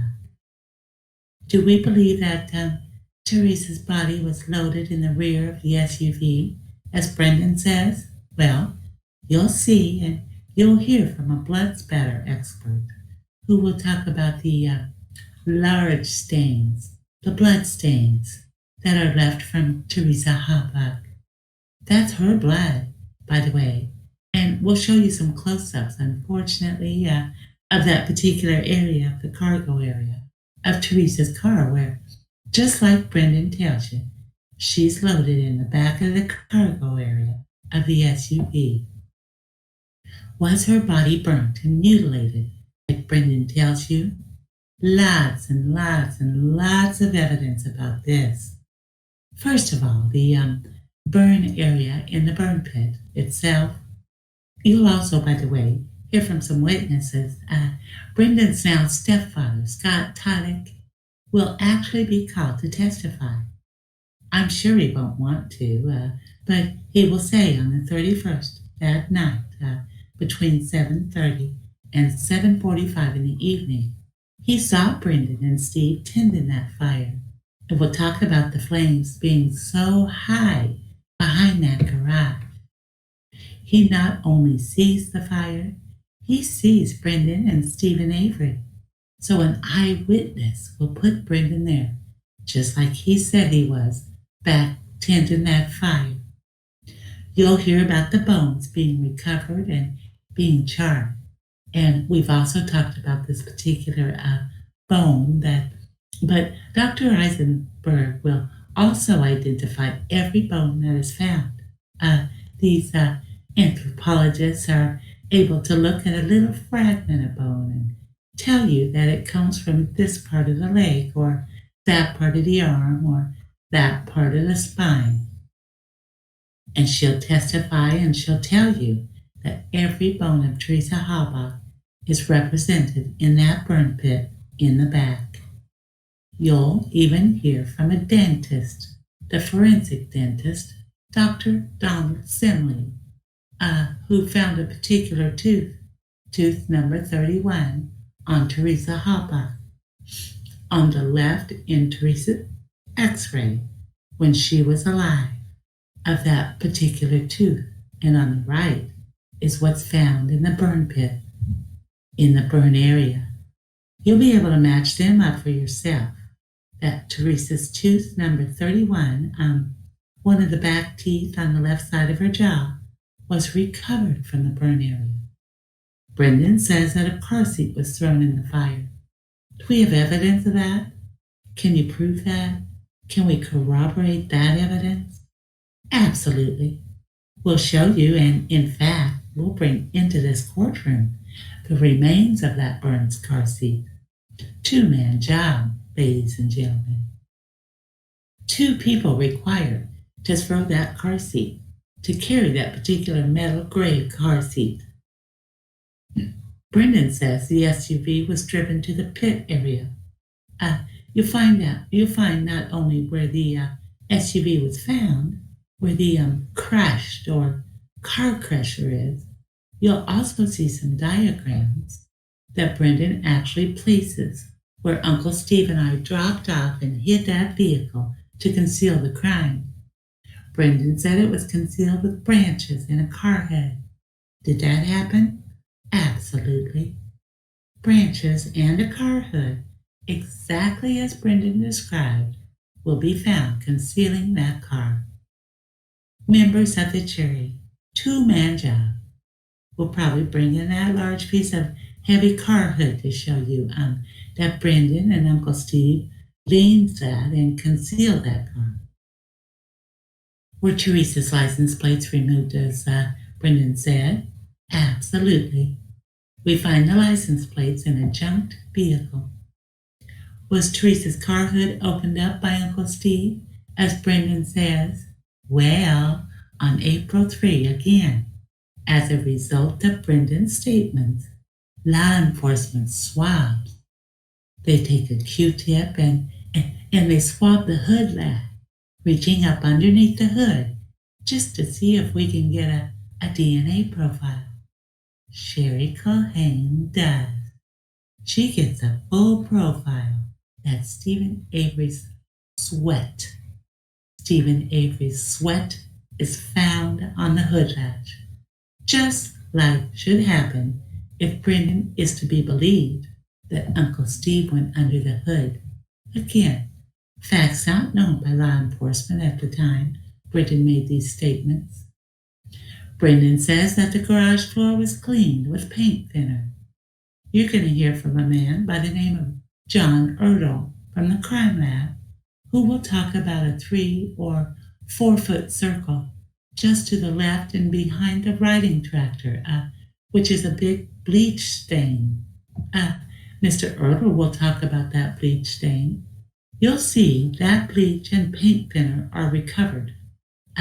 But perhaps most importantly, Brendan himself hands over to investigator FASSBENDER his jeans. He says, "These were the pants I was wearing that night, and these pants are splashed with bleach from cleaning Uncle Steve's garage." Brendan said that Teresa HALBACH's key was put into the bedroom. You already know that the key was found in Uncle Steve's bedroom. Interestingly, Brendan says that the clothes of Teresa HALBACH, after they cleaned up, were burned. They were thrown onto the burn pile. A little bit harder to prove that her clothes were actually burned, but we did it. You're going to hear from a young lady today by the name of Katie HALBACH. Katie's actually sitting in the front row, Teresa's sister. She knows about Teresa's clothes, and Teresa owned a pair of what's called Dassey Fuentes jeans. They're jeans, you're going to hear, that are sold at Kohl's department store. She kidded her sister. Katie kidded Teresa, as sisters do sometimes, about having those kind of jeans. But you're going to hear that after Teresa's death, those jeans were missing. Those jeans were gone. Teresa was wearing those jeans on the 31st of October.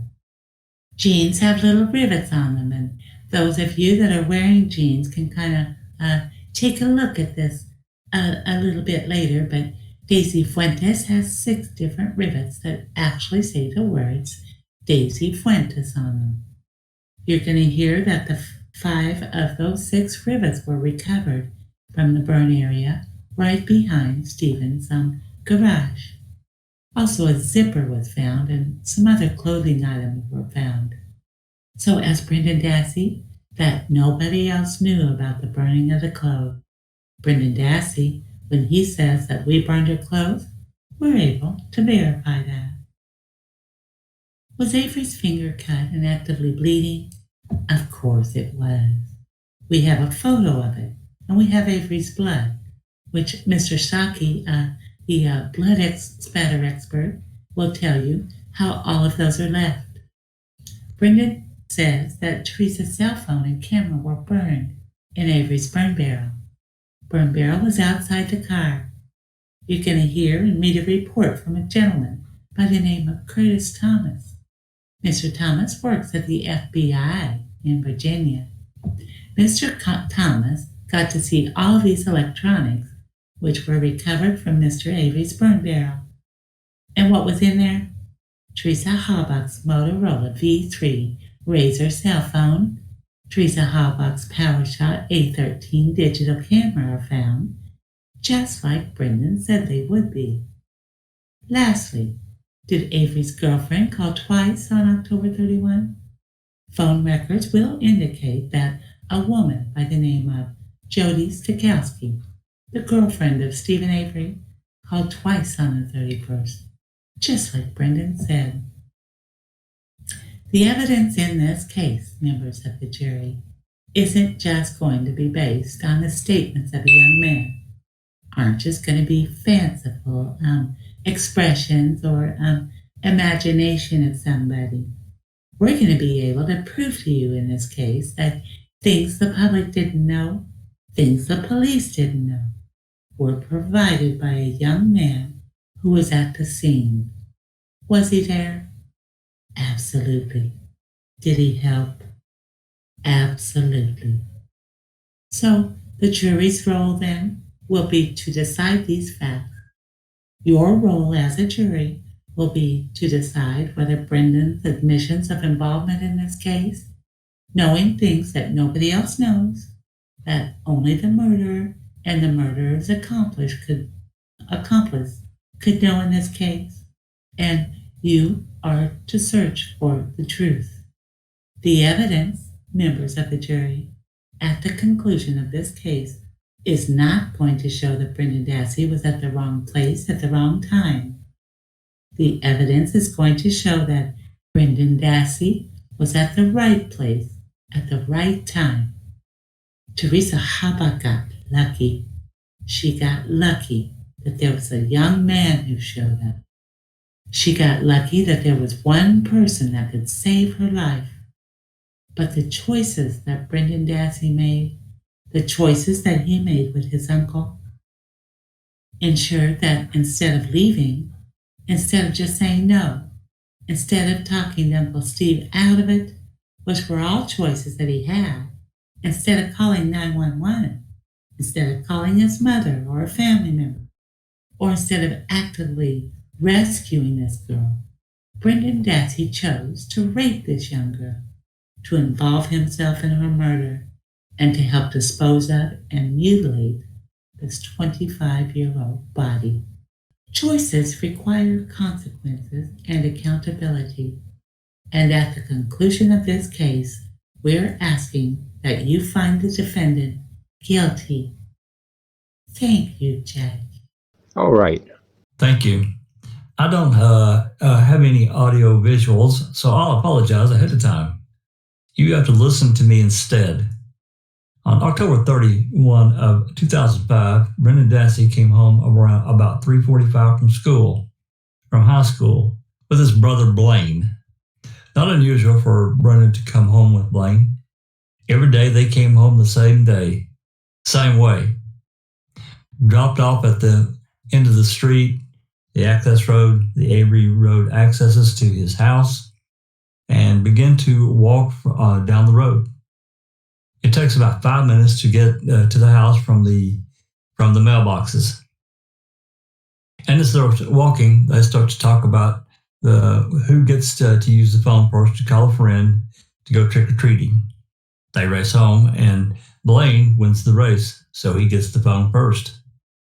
Blaine calls his friend Jason. They set up a time to meet to go trick-or-treating, and Brendan plays some video games. He watches a little bit of TV, and about 5 o'clock, his mom comes home and makes supper for Blaine and Brendan. About 20 after 5, maybe 5:30, Blaine leaves to meet Jason, his friend, to go trick-or-treating, and Barb Taddick, now Taddick, was Rhonda, meets her boyfriend, fiance at the time, at about 5:30 to go up to Green Bay to visit with his mother, who's in the hospital. She leaves, and Brendan is still at home watching TV, playing some video games, and at about 5:45, Blaine's boss, his name is Mike Cornley, Brendan used to work for Mike as well, calls to talk to Blaine. Talks for about 5 minutes, and Brendan takes a message for Blaine that Mike called. Shortly after that time, Stephen Avery calls. Stephen Avery, obviously, as you know, is Brendan's uncle. Lives a couple hundred feet from their house. Calls and asks if he wants to come over and watch a bonfire that Stephen has set. Brendan says yes. About 15 minutes later, Steve calls again, asks Brendan, what's taking you so long? Brendan's kind of putsy. He's changing his pants, putting on a sweatshirt. It's a little bit chilly for an October night, and he goes over to the bonfire. When he gets there, it's a little bit dark now, about 7-ish. He drives around with his uncle Stephen. Stephen has his mother's golf cart, and they're traveling around the yard picking up debris. Wood, an old cabinet, some tires, and a van seat. And as they collect the items, they begin to pile them up next to or just to the side of this little area behind Stephen's garage where he's got the bonfire going. They throw some items onto the bonfire, put some other items off to the side, and they do that for about 4 or 5 trips around the yard, collecting debris, collecting garbage, and they begin to toss items into the fire throughout the night. After they're done cleaning up the yard, Stephen asks Brendan if he wants to go help clean up a mess in his garage. Brendan says yes.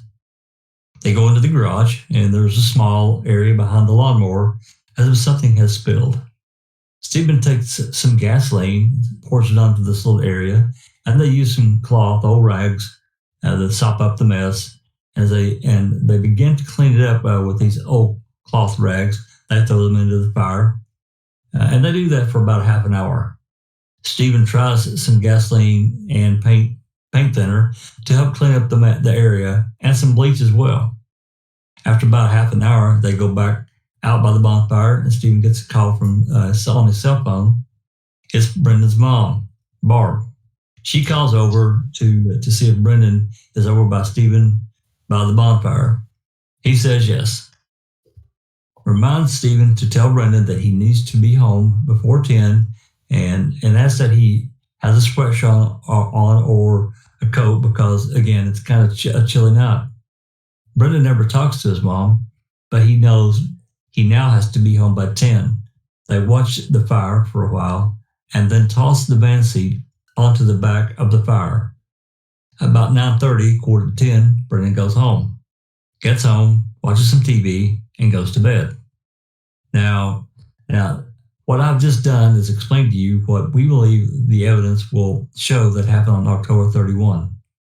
As Mr. Kratz has pointed out, that's called the opening statement. I think it's more like a story. It's like reading a novel. A trial is kind of like a novel. Novels have characters, and you'll see witnesses. Novels have a plot or some sort of theme. Each side, the prosecutor and the defense, we each have a theme we want to present to you, and there's always a conclusion. Now, difference between a trial and a novel is that the conclusion hasn't been written. That's your job.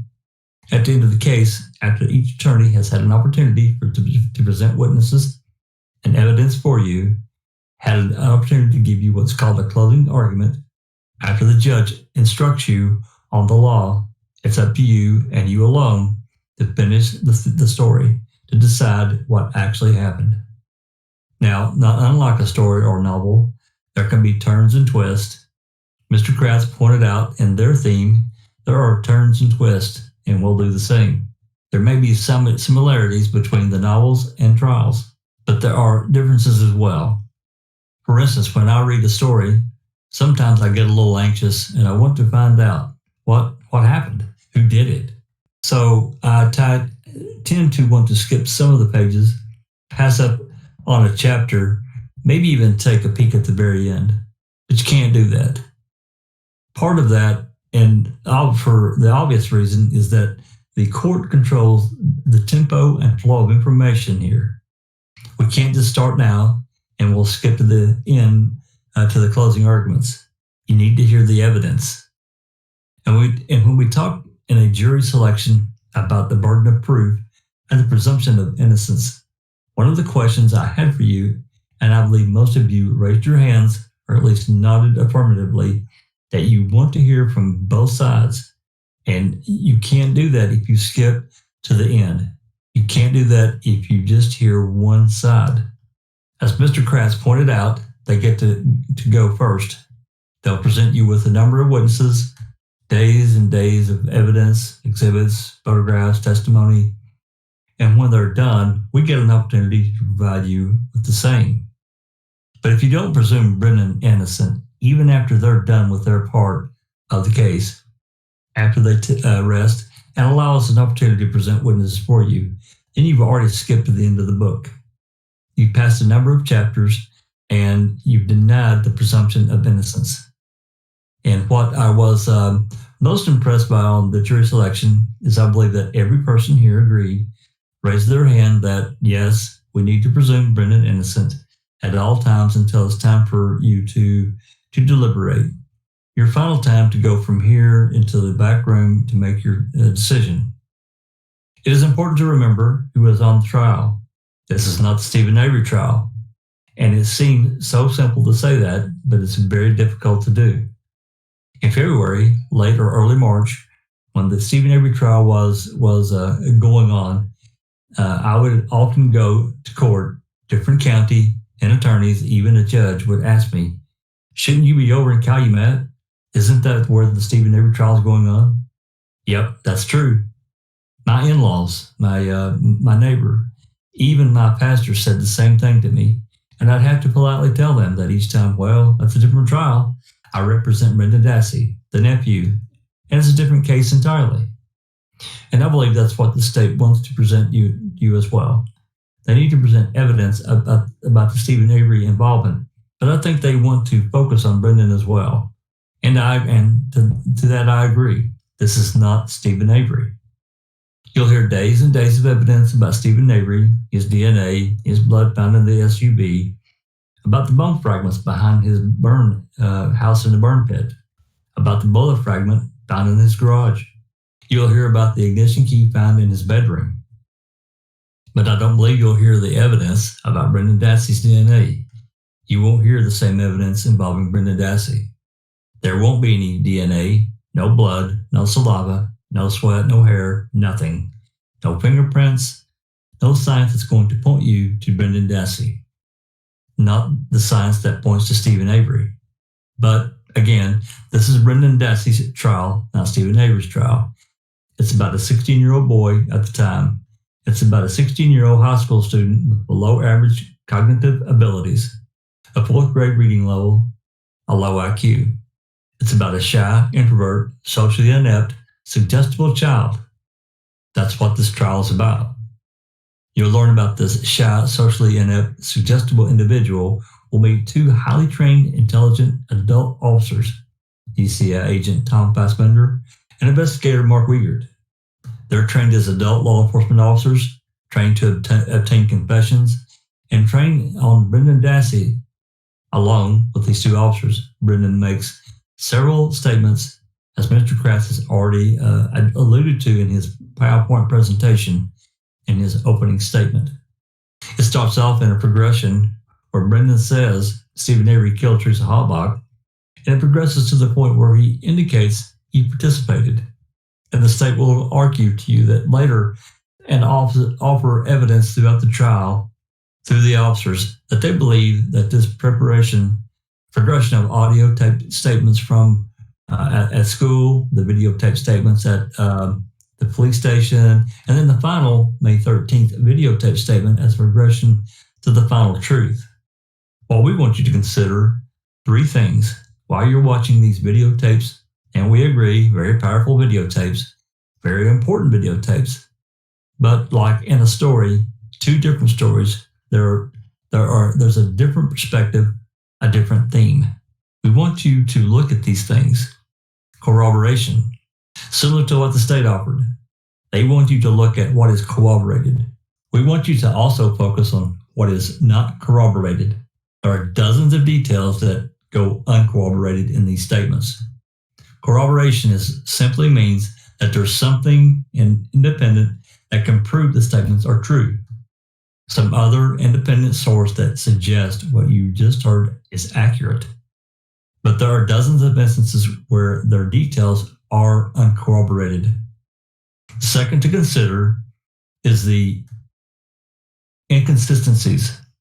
There are a number of inconsistencies throughout this progression of statements. When you watch these statements, take note of the different changes from the statement to the next. Simple details that seem to be mundane, unnecessary, change from statement to statement. And then the state will try to suggest that it's escalating progression from the first time that they met with Brendan Dassey to the last time they talked to them. It's really a roller coaster ride of the truth, up and down. One statement says one thing, the next says another, and it just goes that way throughout this progression. Some of the changes are not logical, oftentimes detached from the purpose of the investigation. Sometimes it's a product of the interviewer. Watch for that as well. And when you're watching those videos, oftentimes you'll hear the investigators asking Brendan to simply change what he said. They ask him to change what he said to meet their theme, to meet their story that they want to present. And last, we want you to watch the video for, lack of a better term, the appeals to emotion the officers make throughout the different statements to Brendan. This is a 16-year-old low intellectual ability, low cognitive ability, shy introvert. They're asking him, and they're appealing to emotion. Watch how he answers the questions. Watch how the questions are asked. At times it differs. At times they cozy up to Brendan to get the answer they want. At times they pull back from Brendan when he's not giving him the answer they want and they expect. It's like the new puppy dog. When he does what he's supposed to do, he gets a pat on the head and a treat. Good job, Brendan. Good job. Good boy. But when it's not what they want, we're leaving, Brendan, until you tell us what we want to hear. I believe these statements are very powerful, and I agree with the state that you need to take considerable effort to watch them. Take notes. I encourage you, take notes. We've seen these videos a number of times. You may only get to see them one time, and I would encourage you to take notes throughout, but not just to what I said. Take notes on how it's said, how the questions are asked, how it goes from "I didn't say that" or I don't know" to the answer the police got what they wanted. The facial expressions, the distance between the interviewer or the interrogator and Brendan, the interaction physically between the two. I believe that when you watch the videos carefully, they'll be exposed for what they are. And I think they're just garbage. And just like that, you can discard it. Be instructed by the judge later that you decide what and how much you want to believe. It's entirely up to you. Now, I think these three focal points of the statements are important to note because the state won't explain to you why there are uncorroborated details, why there are so many inconsistencies, but we will. We'll provide you testimony that shows from his school, describes him as having a low cognitive function, memory problems, a 4th grade reading level, fails to make eye contact with peers and adults, and avoids participation. A forensic psychologist will also testify to the tests that he performed on Brendan that indicate he's a socially inept child, substantially impaired cognitively. He has passive tendencies and are vulnerable to suggestion. Coupled with his testimony and the videos, I believe will show you how easily Brendan is manipulated and was manipulated. Manipulated by the more intelligent, readily trained, authoritative figures. The two police officers who presses me when he says good things they want to hear, and pull away and sternly isolate him when he says things they don't want to hear. Despite these statements, the lack of scientific evidence to connect Brendan to Teresa HALBACH's murder, the volume of uncorroborated details, the roller coaster of changes in his statements from one to another, the psychological results in his psychological makeup, his suggestible nature will all be enough, we believe, for you to find a reasonable doubt. And that's what this is about. As the judge instructed you, you have to decide this case based on what is reasonable doubt. And the judge will give you another instruction at the end as well, not just before, but also before you retire to make your final decision. If, at the end, you walk into the jury room and you consider all of the evidence from all the parties, give them whatever weight, reliability, and credibility of each witness, whatever weight you wish to give, and you're able to say, well, the state's case does make sense as well as the defense, their case does make sense, you would have a reasonable doubt. And that's all we're asking you to do, you to consider, and you must stop. It's not a contest. This isn't a competition. It's not a basketball game where somebody has to show up and win at the end. You don't have to reconcile the state's case with the defense case. In fact, you shouldn't. That's not your role. Your role is to decide in in that situation who wins. You don't have to reconcile doubt. As the state attempts to prove beyond a reasonable doubt the allegations against Brendan, consider the number of times that we feel Brendan was manipulated during his interrogation, and we'll discuss that with the witnesses, and we'll make further our observations at the end. Consider all the inconsistencies of the various statements as they go from one to the other. Consider the lies the police told Brendan during his statements. We believe, after careful consideration of all this, in the end, there would only be one conclusion you could write for this chapter in the story, and that would be not guilty. Thank you very much. Mr. Kratz. If we could approach just briefly, Judge. All right. We're going to adjourn and take a lunch break. We'll be back at 1 o'clock. I remind the jury there is no discussion of this case at this time amongst you. All right, 1 o'clock. Will this courtroom be locked during the lunch break? Sure, I believe it is, yeah. Okay, it will be.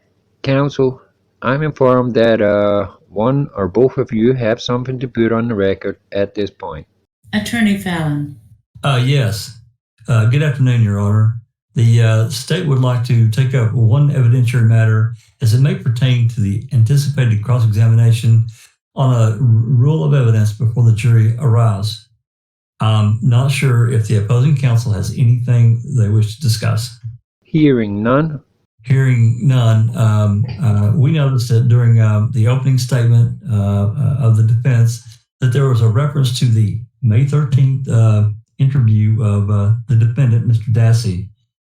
We wanted to take time to point out that, first of all, the state was contemplating, if at all, use of that information as part of its rebuttal case, and in all likelihood would not be introducing that evidence in its case in chief. As such, the law is quite clear that those statements of the defendant can only be offered by the prosecution, because when they would be offered by a party opponent. And as further evidence in support of that proposition, I would cite State v. Pepin and State v. Johnson for the proposition that the defense would not be entitled to elicit that information on cross-examination of an officer unless and until the state introduces that evidence first. So we just wanted to make sure that we're clear on the rules of evidence, because if it were to be elicited by the defense, then it would not be a statement of the party opponent. It would be elicited by the same party. Mr. Fremgen or Mr. Edelstein, any response? Your Honor, at this time, having heard the argument of counsel, I would ask the court reverse any ruling on that matter and allow us an opportunity to review the authority cited by counsel. We did discuss it very briefly before court convened. Afternoon here. We have not had the chance to review that matter, and of course, the basis of some of the state's evidence, which they clearly indicated they intend to introduce, including in their case in chief, not the least of which is the May 13th telephone call, so intricately tied into that statement of the May 13th. I think this needs further examination before we can appropriately respond to the state's anticipatory objection. Well, just two minor points. We never mentioned anything about any May 13th statement in the opening remarks. And number two, just so the record is clear, the objection right now, the appropriate objection to attempt to at cross on that would be a hearsay objection. So if the court chooses to defer ruling until later, that's fine. But we do have an officer taking the stand later this afternoon, so... Yeah, I will defer ruling, but it's my understanding, Mr. Edelstein, that you proposed, or I shouldn't say the proposed, the statements from the May 13th interview would be admissions by party opponents under 90801 4B1, and it seems to me you are precluded at this stage, at least from asking about them. Again, we'll flush this out a little later, but if that's what you're asking, Your Honour, it, I think it's going to depend upon precisely what the officer testifies to. If he goes anywhere near any statements that he participated in, be they characterised as statements or confessions that involved our client, I think, irregardless of the date, there are certain areas that we have particularly on cross leeway to get into. I don't know if that's the purpose of any of his testimony here this afternoon, but if you does go there, I would ask that we be notified in advance, or at least certainly be given an opportunity prior to any cross to have this matter addressed by the court, including an opportunity to review the case as cited by the state. all right, let's proceed. Mr. Kratz, we'll get the jury in here, and we'll get your witness. State would call, Karen HALBACH. Please be seated. Please state your name and spell your last name for the record. Karen HALBACH, HALBACH. Good afternoon, Mrs. HALBACH. Could you tell the jury, please, whether or not you knew a young lady by the name of Teresa HALBACH? Yes, I did. You have to pull your microphone down nice and close for us, please. Who is Teresa? She was my daughter, the second oldest in my family of 5 children. She's a very caring and very loving young woman. She was very dedicated to her family and friends. She was a hard worker. She had a great sense of humor. She was also the life of the party.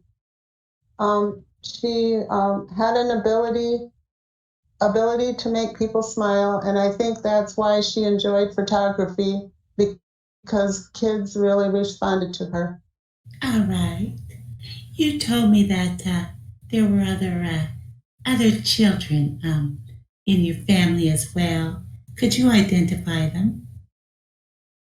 Tim is the oldest, and then there's Teresa, and then Mike, and then I have 2 younger girls, Katie and Kelly. Could you tell the jury, please, where Teresa lived? She lived next door to us, about a quarter-mile west of us. My husband and I own the farmhouse, and she lived there about a year before she died. Going to hand you what's been marked for identification as exhibit number 1. Could you tell the jury what that is, please? It's a picture of Teresa. We'll be showing the jury photographs as well. When you say that Teresa lived next door to you, can you describe that a little further, please? Well, she lived a quarter-mile west from us in a farmhouse that we own. Her rent was going to go up. She wanted to live someplace cheaper, so I said, why don't you move closer to home? So we'd really give you a deal on rent. So she took us up on it, and we enjoyed having her there. All right. I know you mentioned briefly about Teresa's background. Did she have post-high school education? She went 4 years to UWGB. She graduated in '02, summa cum laude.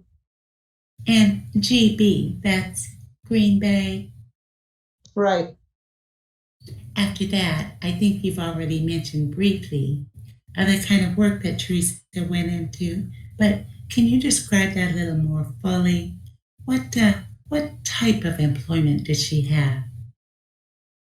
In her final semester at GB, she started an internship with Tom Pierce Photography in Green Bay.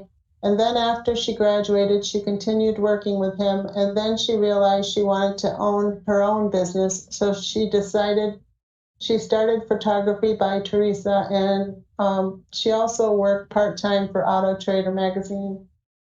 All right. This photography studio, does she have any areas of expertise within that studio? Um, Any kind of portraits that she enjoyed more than others taking pictures of? well, she especially liked taking pictures of kids. She was good with kids, but she also did weddings, graduation photos. If you had an event that you wanted pictures taken, she would gladly do it for you. Mr. Weaker's going to hand you what's now been marked as exhibit number 2, if I'm able to do this. Tell us what that is, please. It's a picture of Teresa. All right. Now, Teresa's photography business, you said, also included working at least part-time for Auto Trader magazine. What were you aware of her duties with that magazine? It just know people would call Auto Trader to have pictures of their vehicles taken, and a photographer would have a certain area, and then Teresa would go. When somebody in her area would want a picture taken, she would set up an appointment with them and then go take the picture of the vehicle for them. Would Teresa ever discuss or describe with you where some of her clients were that she took pictures of? Once in a while she would, yeah, if she was over and talking with us. All right.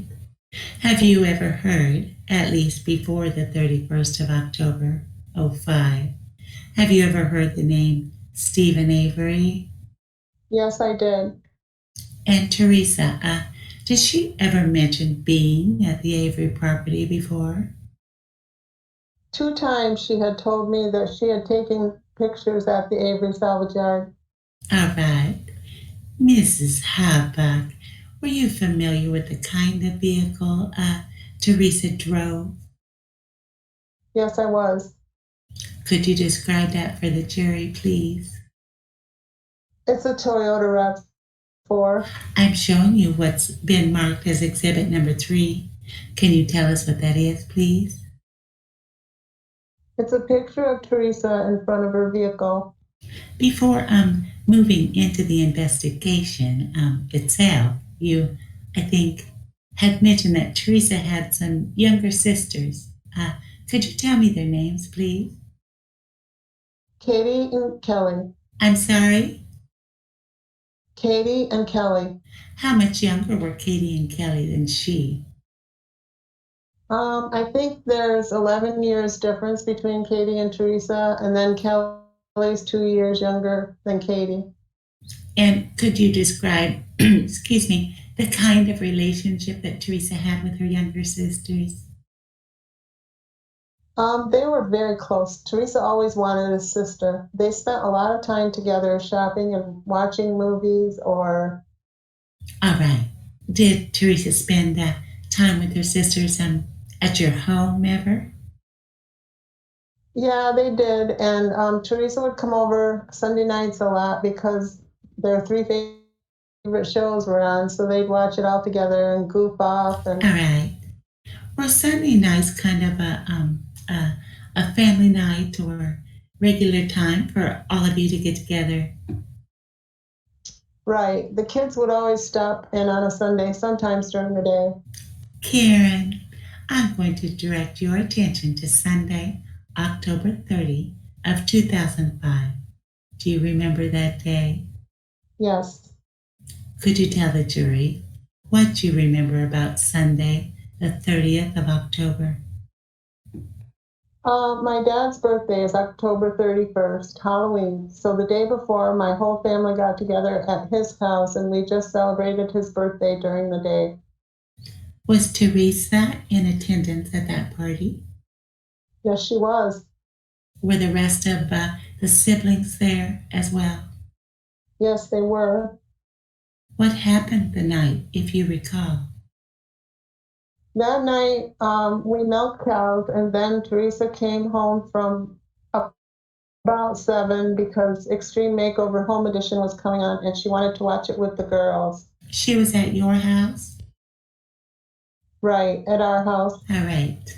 Do you know about what time Teresa left your home on the 30th? I would say it was after 10. Did you know what Teresa's work schedule was the next day? That is, the 31st. No, I did not. How often during the week would you speak with your daughter, Teresa? She might stop in once or twice or call, depends on how busy she was or if we were busy on the farm, you know. On the 31st of October, 2005, how old was Teresa? 25. Had Teresa ever been married? No. And at that time, that is, on the 31st of October, 2005, was Teresa involved in a relationship? Did she have a boyfriend or anything? No. Mrs. HALBACH, when was the first time that you had heard that Teresa was missing? On Thursday, November 3rd, about 1 o'clock, Tom Pierce called me and he was concerned about Teresa because she hadn't showed up at the studio Tuesday or Wednesday and because she always stopped in at least once a day, even if she wasn't really busy that day. But he said what really worried him was that her cell phone, her voicemail, was full. He got a message saying that, and that was very unusual for Teresa because that was her business phone also. And for her not to return somebody's message was a very odd. So that worried me too. Do you know what kind of cell phone Teresa had? Yes, I do. Tell the jury, please. She had a Motorola Razr V3 or something like that. I'm going to hand you what has been marked for identification as exhibit number 8. Tell the jury what that is, please. It's a receipt for her cell phone. And do you know if that receipt has a date on it? That is, when she purchased her Motorola Razr cell phone? Yes, it says August 30th, 2005. I'm going to show you also what's been marked as exhibit number 9. I'm going to have you turn to the last page of that exhibit and ask if you can identify this as the cell phone provider contract with a singular phone. Yes, it is. Does that include, and by the way, is that the same date of October 30, 2005? Yes, it is. And does it include the make and model of her phone toward the bottom? That is a Motorola V3 Yes, it does. phone.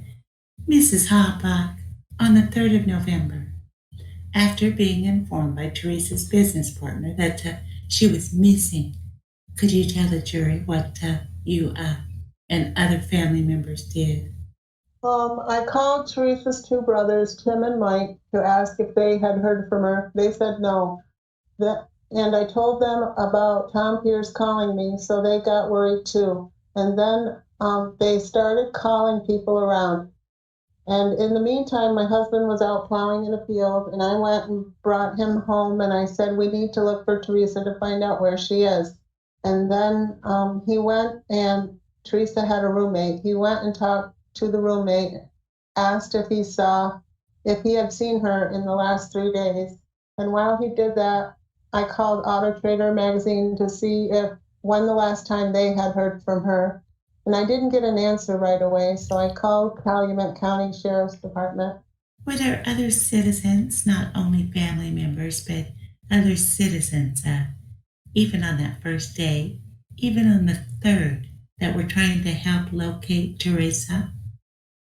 Right. We called Teresa's friends, or Tim and Mike started, and they in turn called other people. We had a lot of people looking for her by phone.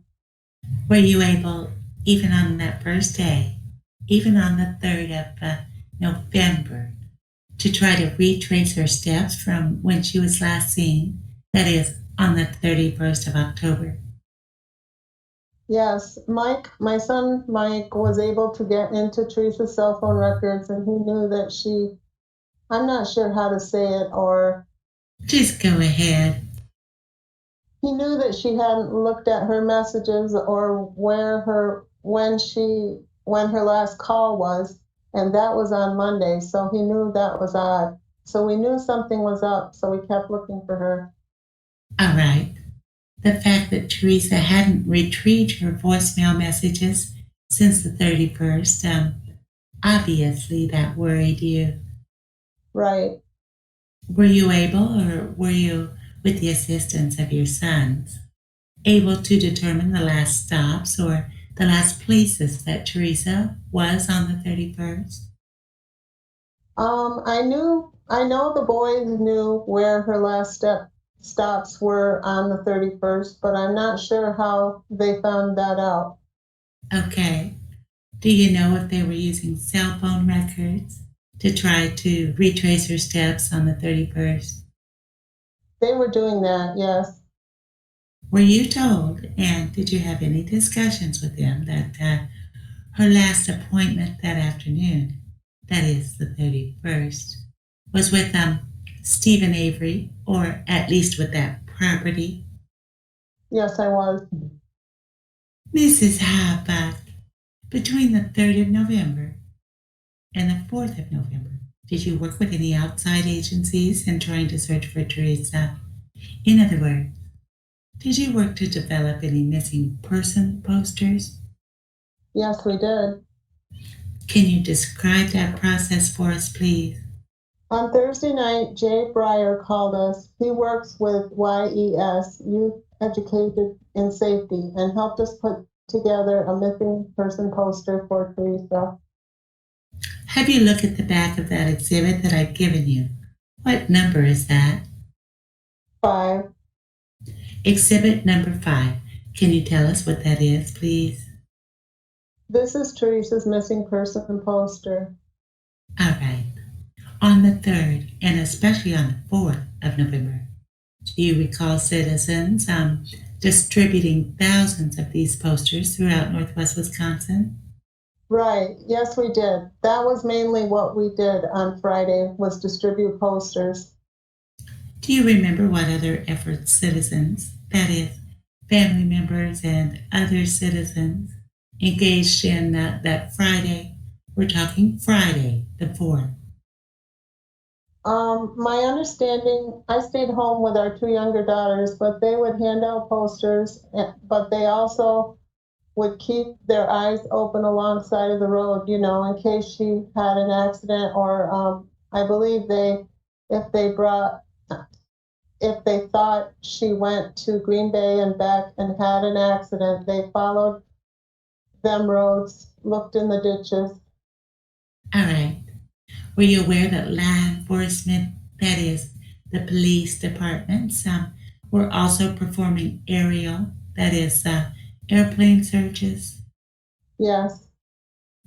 Was Teresa or her vehicle found either that Thursday or that Friday? No. Tell us then what the family and friends of Teresa planned on Saturday, the 5th of November. Teresa had a good friend, Ryan Hilligus, and he got a group of people together at Teresa's house, and they organized searches in the area in Manitowoc County where she was last seen, or her last 3 appointments on Monday. So they wanted to search them areas for sure. They searched all along roadways, under bridges. Our main thought was that she had a car accident, and I think that's what they focused on. You mentioned that your husband and you had milked cows, at least during one of the days. Could you describe whether or not that's the family business? That's what you guys do? That's what we do, yeah. We're dairy farmers. On Saturday, the 5th of November, were you aware of a young woman, actually 2 women, Pam and Nicole Sturm, being involved in the search effort? Yes, I was. Could you tell the jury who is Pam Sturm? Pam Sturm is my husband's first cousin. All right. And do you know where Miss Sturm and her daughter Nicole were searching? They had asked Ryan Hugges if anybody was searching the Avery salvage yard. He didn't think so, though. So she said her and her daughter were going to go search the junkyard. All right. I know this is difficult, Ms.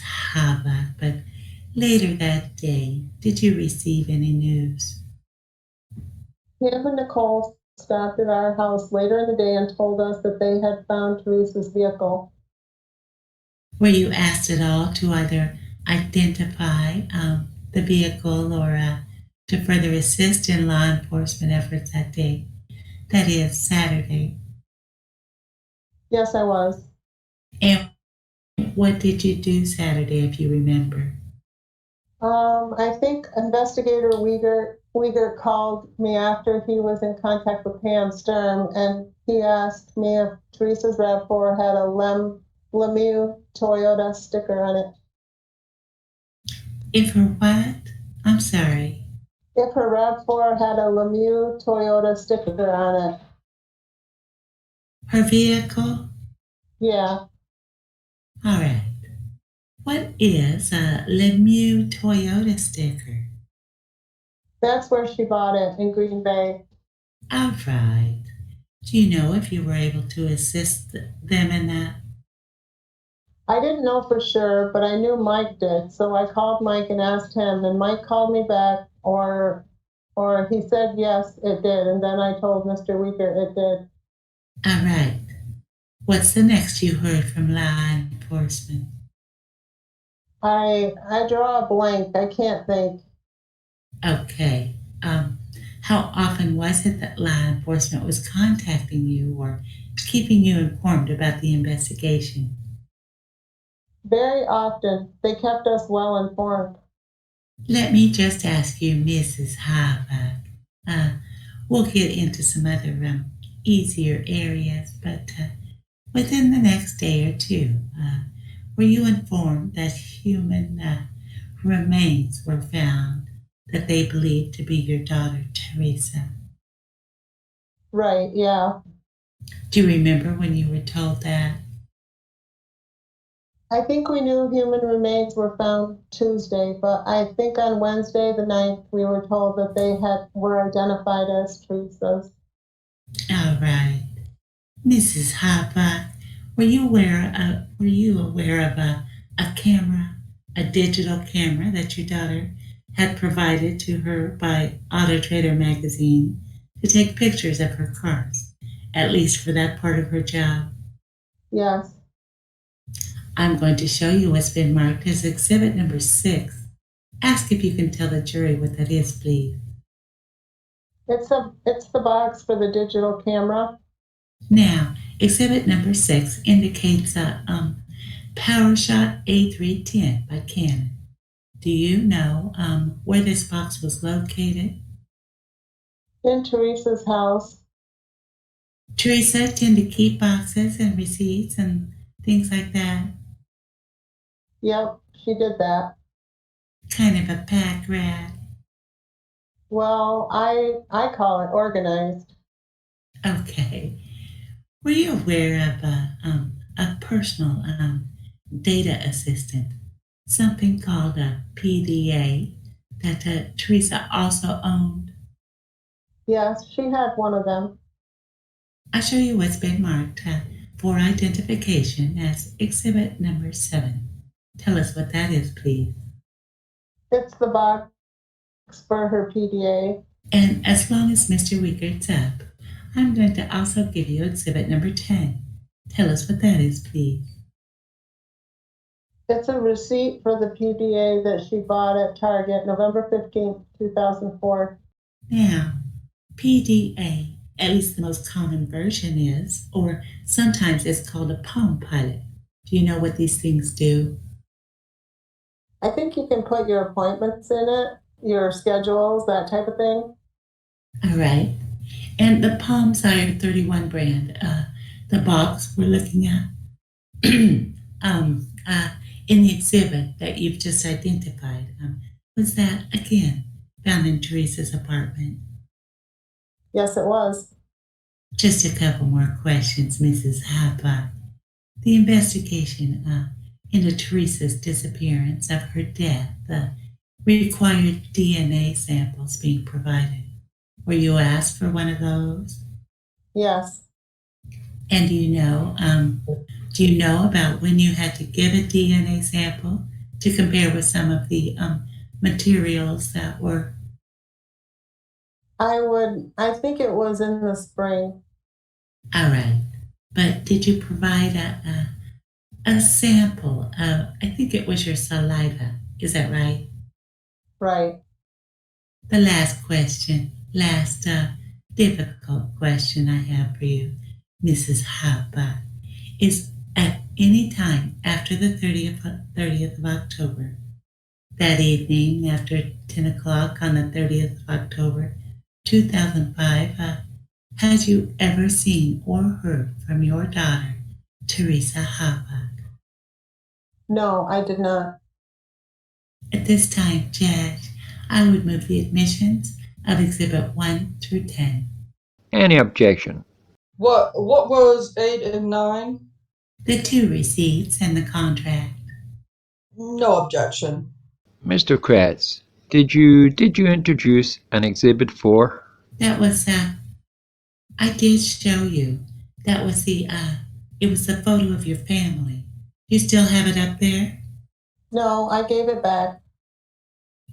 Oh, Mr. Weaker, let's put it up there. We were talking about your family, and I'll show you Exhibit number 4. I apologize, Your Honor. I'm showing you Exhibit number 4. Tell us what that is, please. It's a family picture that our daughter Teresa set up. She didn't take the picture because she's in it, but she set it up. Timers? No, Mike's girlfriend took this picture. She snapped it. She just set it up. Can you identify just briefly for us the people in this picture? Left to right in the back row is my husband Tom, then there's Katie and Kelly, and in the front row is Tim, and then myself and Mike holding our dog, and Teresa's on the end on the right. All right.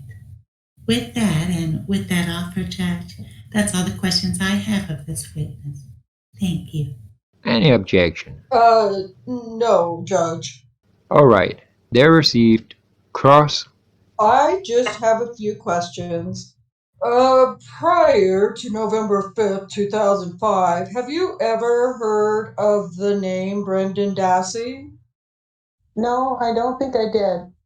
Had Teresa HALBACH ever mentioned, Teresa, your daughter, obviously, ever mentioned anything about a Brendan Dassey? You mentioned she had mentioned Stephen Avery's name before, correct? Right. Had Brendan's name ever been mentioned by her? No. Okay, nothing else. Any redirect? No, thank you, Judge. You may step down. State will call Katie HALBACH to the stand. Please raise your right hand. Please be seated. Please state your name and spell your last name for the record. Katie HALBACH, HALBACH. Hi, Katie. How old are you? I'm 15. Could you tell us, please, who Teresa HALBACH was? She's my sister. And was Teresa older or younger than you? She was older than me. How much older? 11 years. Now, some sisters are closer than others. Could you describe how close you were to Teresa and what kinds of things you used to do together? We were pretty close. Me and my little sister would go over to Teresa's house, sleep over, or we'd go shopping, or things like that. All right. What kinds of things would you shop for? Clothes mostly. Do you know where Teresa did most of her shopping, or was it all over? It was all over pretty much. Teresa ever shop at a department store called Kohl's? Yes, she did.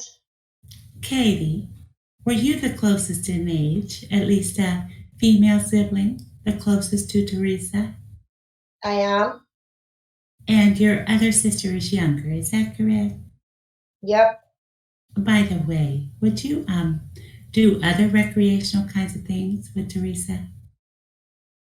I guess like she would take us to parks and we would go for walks and things like that. Was Teresa involved in coaching any sports? Yes, she coached my little sister's volleyball team. Okay. And would you ever go watch those games or anything? I did. I'm going to show you what's been marked as exhibit number 11. Can you tell us what that is, please? This is a picture of the volleyball team that she coached. And who is she? My sister Teresa. Is she in that picture? Yep. She's in the back row, first person on the left. All right. I think you had mentioned, Katie, that after shopping with your sister, it wasn't unusual for you guys to go to buy some clothes together. Is that right? Yep. Had you ever purchased or gone with Teresa and purchased any specific articles of clothing like jeans or anything like that? We would. As her closest sister, at least closest in age, I know we talked about clothes generally, but were you aware of the jeans that she owned? I know most of them. Do you know, and can you tell the jury, please, what kind of jeans your sister owned? I know a pair of Daisy Fuentes jeans she had. Okay, let's just start with those. What are Daisy Puentes jeans? It's a brand name of jeans that is normally found at Kohl's. Okay, how is it that you remember the Daisy Puentes jeans? One day I noticed that she was wearing them, and I told her that Daisy Fuentes was an old person, so she was wearing old person's jeans. Okay, at some point, Katie, had you been told that your sister Teresa had been killed? Yes. After Teresa's death, were you asked to go to her apartment, her residence, and look through some of her clothing? Yes. When you looked through your sister's clothing, were you able to find those Daisy Fuentes jeans that you teased her about? No, I did not. Mr. Wiegertz handed you a pair of jeans with an exhibit sticker on them. I think it's a gray or a blue sticker. Can you tell me what exhibit number that is? Exhibit 13. Have you ever seen those jeans before? Yes, I have. Well, what is exhibit number 13? It's a pair of jeans that I picked out at Kohl's one time that I thought we were similar to the jeans that Teresa owned. Did a law enforcement officer or officers take you on a shopping trip and have you find the jeans that your sister used to own? Yes, I went with Mr. Fassbender. Okay. If you can hold up exhibit number 13 and show the jury, please, what kind of jeans are those? They're Daisy Fuentes jeans. And are those jeans, at least to the best that you were able to determine, the same or similar jeans that your sister had owned prior to her death on the 31st of October? They are. You know what a rivet is on a jean? I believe it's one of those little buttons that holds the jeans together. Okay.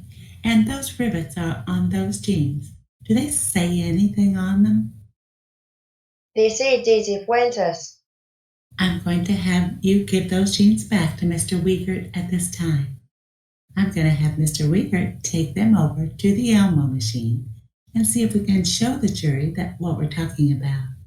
Just as he's doing that, those little brass buttons or those little things, are those the rivets that you were talking about? Yes. When Mr. Wiegert zooms in, it looks like that's as far as it zooms in. The little black lettering that goes around the rivet, since you've seen it, and we have a hard time seeing it, that says Daisy Fuentes. Is that right? Yes. Katie, do you know what a lanyard is? I believe it's one of those keychain things you put with your keys that you can wear around your neck. Okay. And do you know if you ever gave your sister Teresa a keychain thing, a lanyard for around her neck? I did. Mr. Wiegert is going to have another exhibit marked for you, and we're going to show you, I'm sure, what will be exhibit number 14. Tell the jury what that is, please.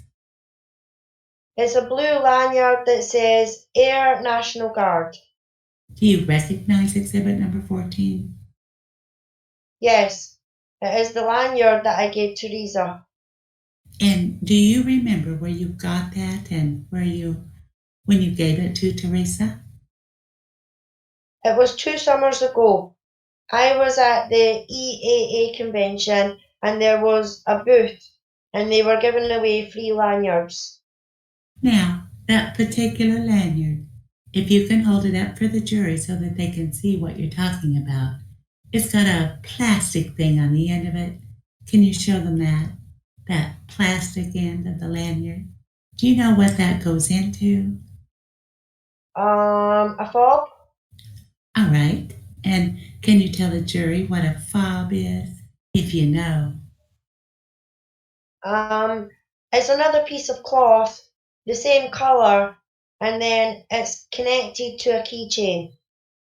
To help the jury, I'm going to show you exhibit number 12, which is a photograph. Ask if you have seen that before. Yes, it's the same lanyard. And does exhibit number 12, that is the photograph, include the key part of it, that is the fob that clicks in or goes into that particular keychain? It does. Does that keychain and that fob depicted in exhibit number 12 look the same or similar as the keychain and the fob or lanyard and fob that you gave to your sister a couple of summers ago? It does. Do you know whether or not your sister ever used that keychain and that lanyard and fob? She did. How do you know that? Because before I gave her the lanyard, she had a different one, and then I remember her switching them. Okay. Katie, on Sunday nights, did your sister Teresa and you make a habit of watching some television shows together? We did. And where would you guys usually watch those shows together? Either at our house or hers. All right. Do you remember the day before she was killed? That is, on the 30th of October. If you and Teresa and your other sister spent that night together and watched those shows together? I believe we were at Grandpa's house for his birthday. All right. You remember that birthday party that night? Yeah. Or that day at least? Yeah. And the same question that I asked of your mom. After the 30th of October, had you ever seen or heard from your sister, Teresa? I did not. Last question for you. Do you know what kind of soda that your sister, Teresa, used to drink? Did she have a brand of soda she liked? She likes cherry sodas a lot. Do you know if she liked a wild cherry Pepsi brand soda? Yes, she did. That's all I've got, Katie. Thank you, honey. Judge, I would move the admission of, Berta, I'm sorry, even 11 through 14 11, 12, and 13, and 14. And 14? and 14. 11 through 14, Judge.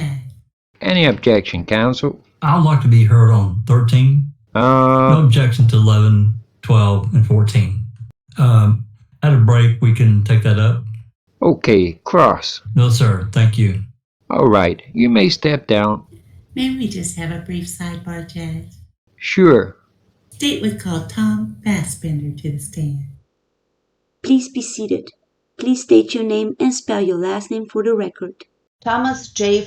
Fassbender, Assbender. Mr. FASSBENDER, could you tell us how you're employed, please?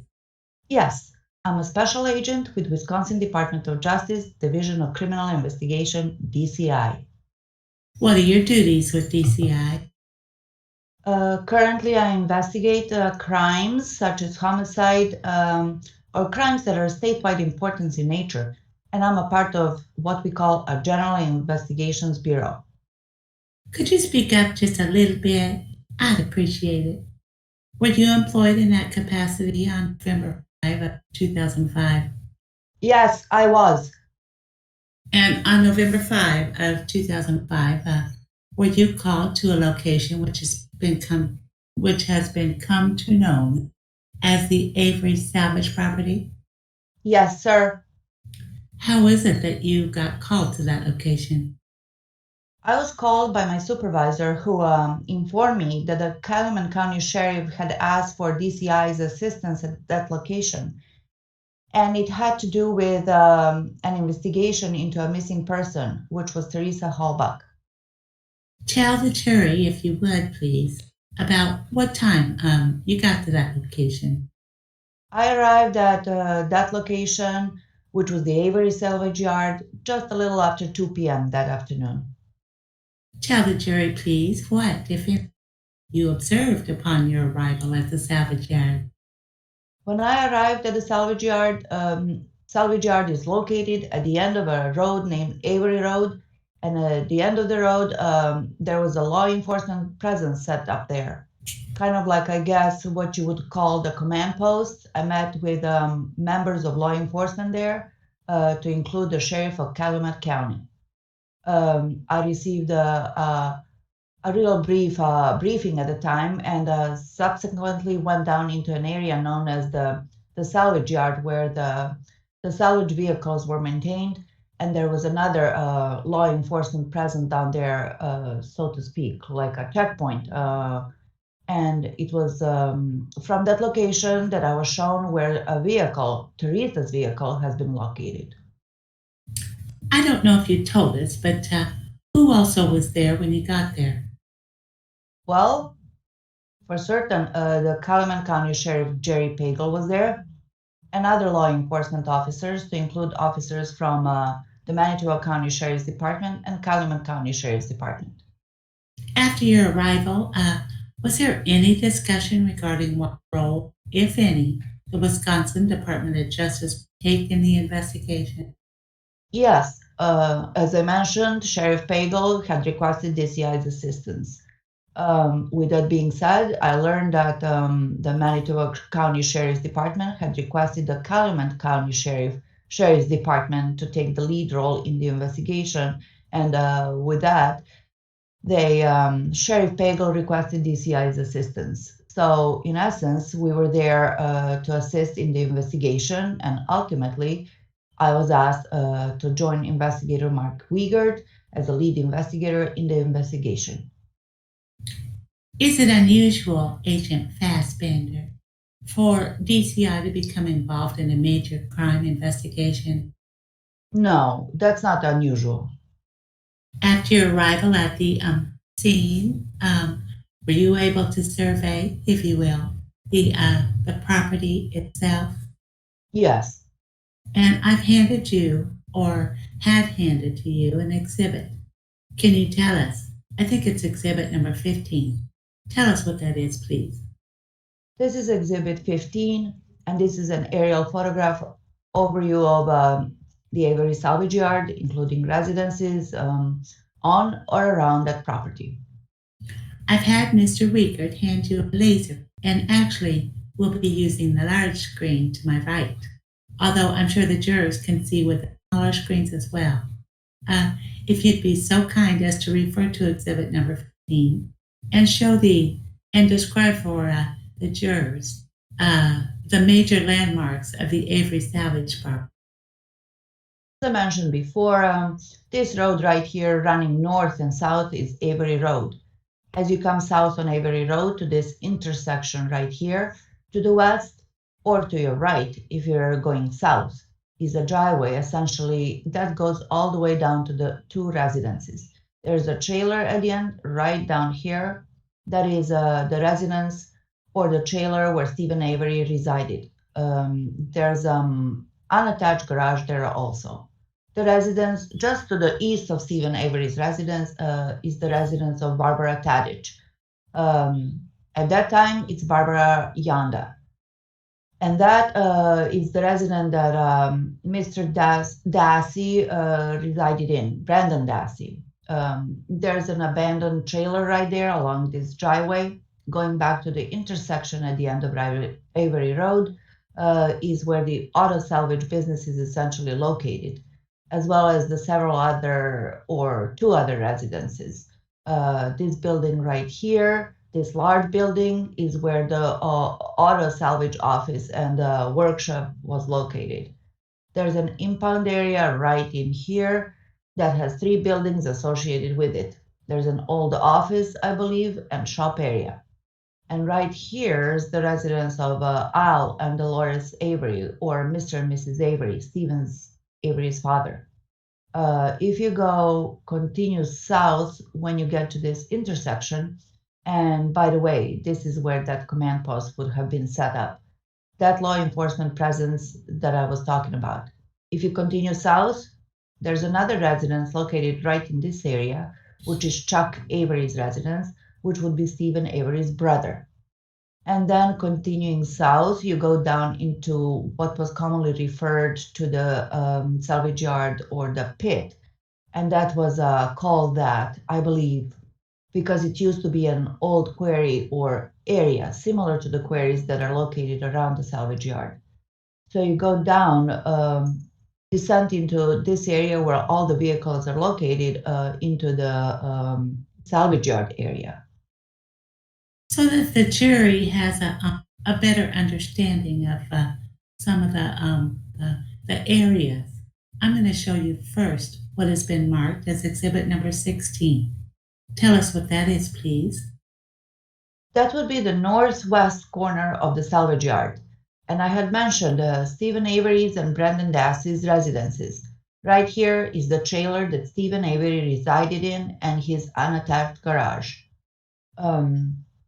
That's that driveway I was talking about coming to that location. And this is the, right here, I'm pointing at the northwest corner of the entire Avery properties. Next, or just to the east of Stephen Avery's residence, is Brandon Dassey's residence, or where he resided. He's an attached garage also, which would make up, and then the surrounding curtilage of yards of both residences. One of the other corners of the property I'm now showing you as exhibit number 17. Tell us what that is, please. This would be the southeast corner of the Avery salvage yard. You can see that berms, or possibly see that berms, are built up around these areas. To the south of that is a quarry, privately owned quarry, Rhonda quarry, and to the east of that is a field area. And you can see the salvage vehicles here, some salvage vehicles lined up along there, a retention pond there, and also an automobile crusher located right there, which is again in this photo, which would be the lower right-hand area of the photo. Now, this particular corner of the salvage property, I think you mentioned when you first arrived on the property, you had concentrated on this area. Is Is that a correct statement? That's correct. Can you tell the jury why, what you saw? I was sent down to this area, and there was a staging somewhere right in this area, law enforcement vehicles, like I said, what could be considered a checkpoint. Beyond that is where I was told that Teresa's RAV4 vehicle had been found, and I was pointed to an area right there. There's a red vehicle right there that's offset from the other line of vehicles, and the RAV4 was located right in that area. And in this photograph, it is not there. It can be removed already. The last exhibit, I think that I've given you so far is exhibit number 18, and you talked about a command post. I'll show you exhibit number 18 and tell the jury what we're looking at, please. This is Avery Road that I'm pointing to right now, starting in the lower right-hand corner on this photograph. And as you reach where the command post was, which was right there, and right here, there's some command post vehicles, is the northeast corner of the Avery salvage yard. I mentioned some of the buildings here. This is the office and shop area to the Avery salvage yard. This big red building is another work. I can zoom out a little bit. I'm sorry. Work area, I think, associated with the impound area. The old shop and service area, I believe. And then right in here is Al and Dolores' house. And I can't quite see it in here, but Chuck Avery's house is right in there.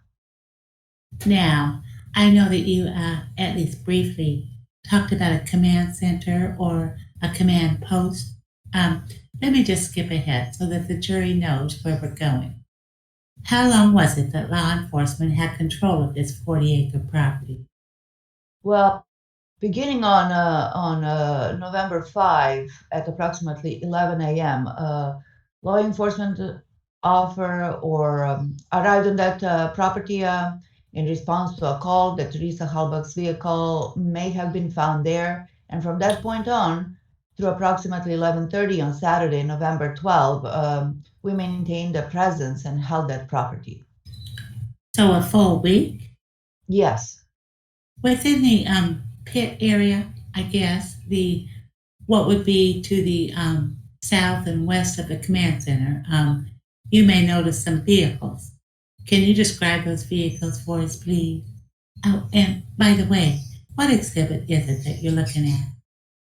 I'm currently looking at exhibit 19. And is what's up on the screen a depiction of exhibit 19? Yes, it is. Tell us what that is, please. Basically, we're looking towards the southwest from the north side of the property. And as I mentioned, the salvage area or the junkyard area goes down into a pit. So we're standing up on the elevation part, I believe, to the rear of, and I'm not positive, but to the rear of or the south of the Dassey residences or Steve Avery's residence, looking out over the salvage yard. And the vehicles you see in the picture are essentially many of the salvage vehicles in that pit area. Through your 7 days of contact with that residence, did you come to determine how many junk vehicles were on that property? Yes, there were approximately 4,000 vehicles on that property or on that salvage yard. All right. You said that that this particular property, and I don't expect any of these out-of-town jurors to know this, but the entry to this property is on a county road, Highway 147. Is that right? A state highway, Highway 147, yes. I'm showing you now what's been marked as exhibit number 20. Can you tell us what that is, please? That's a sign for the Avery Auto Salvage and Towing, and that is located at the north end of Avery Road, where it intersects with State Highway 147. Exhibit 20 is really just the business sign that directs patrons into the salvage area. Is that right? That's correct. Now, Agent FASSBENDER, your original contact with that location, you said was at the request of Sheriff Poggle, the sheriff from Calumet County. Is that right? Yes, that's right. At about what time? Perhaps you answered this, but at about what time did you arrive at that scene? Shortly after 2 p.m. And about that time or shortly thereafter, did you agree to become one of the lead investigators in the case? Yes. And again, shortly after 2 p.m., did you and other law enforcement officers become actively involved in securing or applying for what's known as a search warrant? Yes. Tell the jury what a search warrant is. Essentially, a search warrant is an order signed by a judge based on probable cause that directs law enforcement to search a person, object, place, and to seize property or items of property. It's based on probable cause that a crime may have been committed. Along with that, the date that it's issued to the date that it's executed, you have 5 days to do that, and you have 48 hours to return the search warrant. Basically, that's returning it to the clerk of courts or the court with an inventory of what was seized, if anything. The judicial authorization, that is the fact that a judge authorizes you to search either a place or buildings or residences or even persons.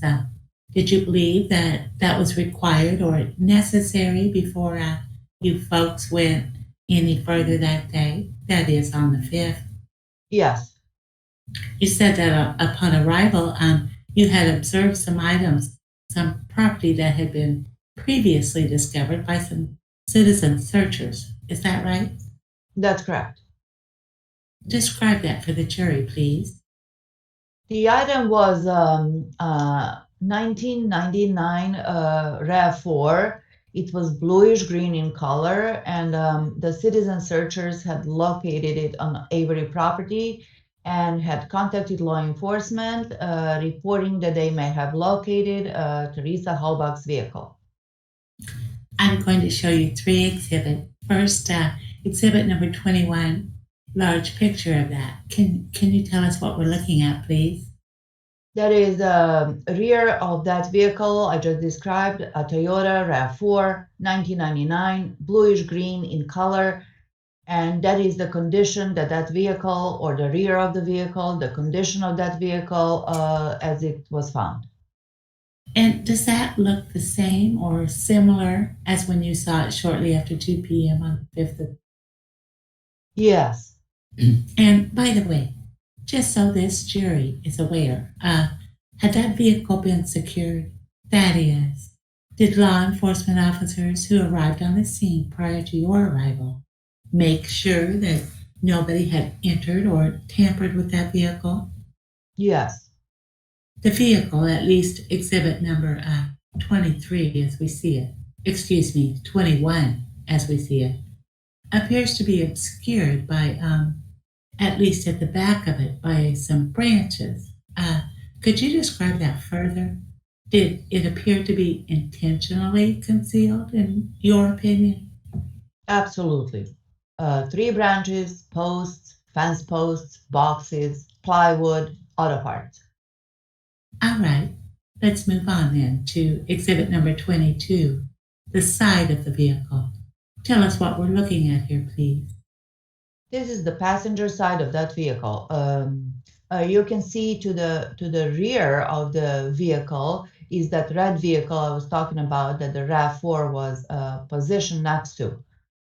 As you can see, it's got tinted windows in the back. There's a vehicle hood leaned up against the RAV4. You can see branches. Even in the lower right-hand corner is a piece of the particle board or plywood I was talking about. And on top of the vehicle, you can see the branches were placed on top of the vehicle also. And finally, I'm going to show you exhibit number 23. Tell us what we're looking at here, please. That's a photograph of the same vehicle, the RAV4. The passenger side front corner facing that direction. Again, It's a good picture to show the objects that were used to in an attempt to conceal the vehicle. Brush, branches, posts, fencing, plywood. There's actually a box on the hood somewhere in there too. Toward the rear of the passenger side, you can see the vehicle hood leaning up against the RAV4. If you would be so kind as to take the laser pointer, the larger image, show that vehicle hood that we're talking about. On the left side of the photograph here that I'm pointing to right now is the vehicle hood leaning up against the passenger rear quarter panel area of the RAV4. Do you know what that vehicle hood's made out of? Metal, steel. All right. Have I had other exhibits provided to you? Are there other exhibits that were provided? Yes. Could you tell me what they are, please? 24? What's been marked as Exhibit 24 is another photograph of the 1999 Toyota RAV4. It's more at around dusk, getting dark out. Again, it still has the debris that was put on and stacked up by the RAV4, and also there was or shows some individuals in the scene, some law enforcement officers in the scene. All right. In this picture as well is the steel vehicle hood in front of a gentleman I think that the jury will learn is John Ertl. Can you first point to Mr. Ertl from the crime lab and then again describe that vehicle hood? Mr. Ertl standing right there in the coveralls. He's from Wisconsin State Crime Lab. They had been called to the scene to assist in processing or seizing evidence, and the vehicle hood is to his left, and in front of him, right there, leaning up again against the Toyota RAV4. Before we go any further, Agent Fassbender, we've brought into court what's been marked as exhibit number 26. Can you tell us what that is, please? Exhibit 26 is that vehicle hood that I've pointed out in the photographs, leaning up against the rear quarter panel, passenger rear quarter panel of the RAV4. Have you picked up or, with the assistance of others, attempted to manipulate that particular piece of steel? Yes. In your opinion, would that take more than one individual to at least appropriately move it from one area to another? Yes. I'm showing you also what's been marked as exhibit number 25. Tell us what that is, please. Exhibit 25 is another photograph of the RAV4 and its location, where it was found. This photograph is taken looking at the rear passenger corner of the vehicle.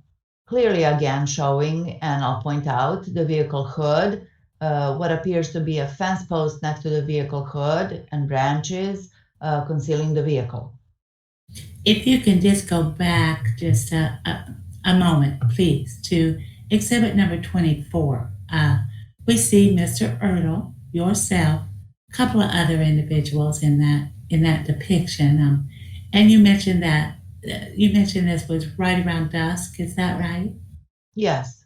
What's the significance, if any, of exhibit number 24? In other words, what is happening just prior to and just after this photograph was taken? I'm going to ask it a different way because I know that was a bad question. I'm sorry. Was this vehicle completely processed at the scene, or was a decision made to remove the vehicle from this location? The decision was made in conjunction with the forensic scientists from the crime laboratory that we would move the vehicle from the scene. Some factors that entered into the decision obviously was darkness coming up on the scene and inclement weather also having already happened and more inclement weather being predicted. So the vehicle was removed from the scene and transported to the crime laboratory in Madison. Could you tell the jury, please, how the vehicle was removed from the scene? Well, first, the crime lab personnel that were at the scene proceeded and examined the items that were used to conceal the vehicle to determine whether they felt it had any evidentiary value. Certain items were seized and transported with the vehicle, such as the vehicle hood there. At the time, our record service was contacted, and well as a transport service, Rabas, RABAS,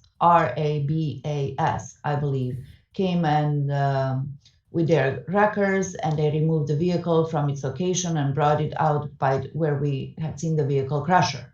At that location, Pethan transport was located with an enclosed trailer, and the RAV4 was backed into the enclosed trailer and sealed, and then transported to the Wisconsin State Crime Laboratory in Madison, Wisconsin, along with or in the accompaniment of two forensic scientists that were on the scene.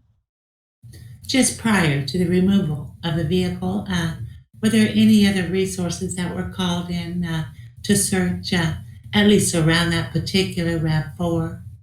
Yes, there was. Describe that for us, please. We utilized Great Lakes Search and Rescue, which is basically search dogs, and they came to the scene. And one dog in particular was utilized in that area, that's south or east area of the yard, salvage yard, commencing it at around the crusher area. The dog was used to see if it would alert on the crusher. You know, this dog I'm talking about is the dog that would alert. They call them cadaver dogs, and they will alert on deceased human bodies as well as human blood. And that dog was utilized to search that area to the south and then along that south line or past the Toyota RAV4. I'm showing you exhibit number 27. This is a woman named Julie Kramer and a dog named Brutus. Do you recognize them? Yes. Tell us, who are Julie and Brutus? They're members of the Great Lakes Search and Rescue, and Julie is the handler of Brutus. Brutus is one of those dogs I just mentioned, and there are two that search the area I just talked about. Now, were you present when the canine handler, that is, the human remains handler, Julie Kramer and Brutus, searched the area of Teresa HALBACH's RAV4? Yes, I was. Describe your observations for the jury, please. Well, as we were going down that line of cars of the south berm of the property that I had pointed out, actually prior to that, Julie had explained what would happen if Brutus alerted on an area that may contain human remains of blood. And as they were going down that area or that line, and when they reached the RAV4, Brutus clearly, at least to my observations, alerted on that vehicle. And just so the jury's clear, after Brutus, the human remains dog, alerted on the RAV4, it was at that time that the crime lab removed the vehicle? In other words, that it was secured and removed from that location.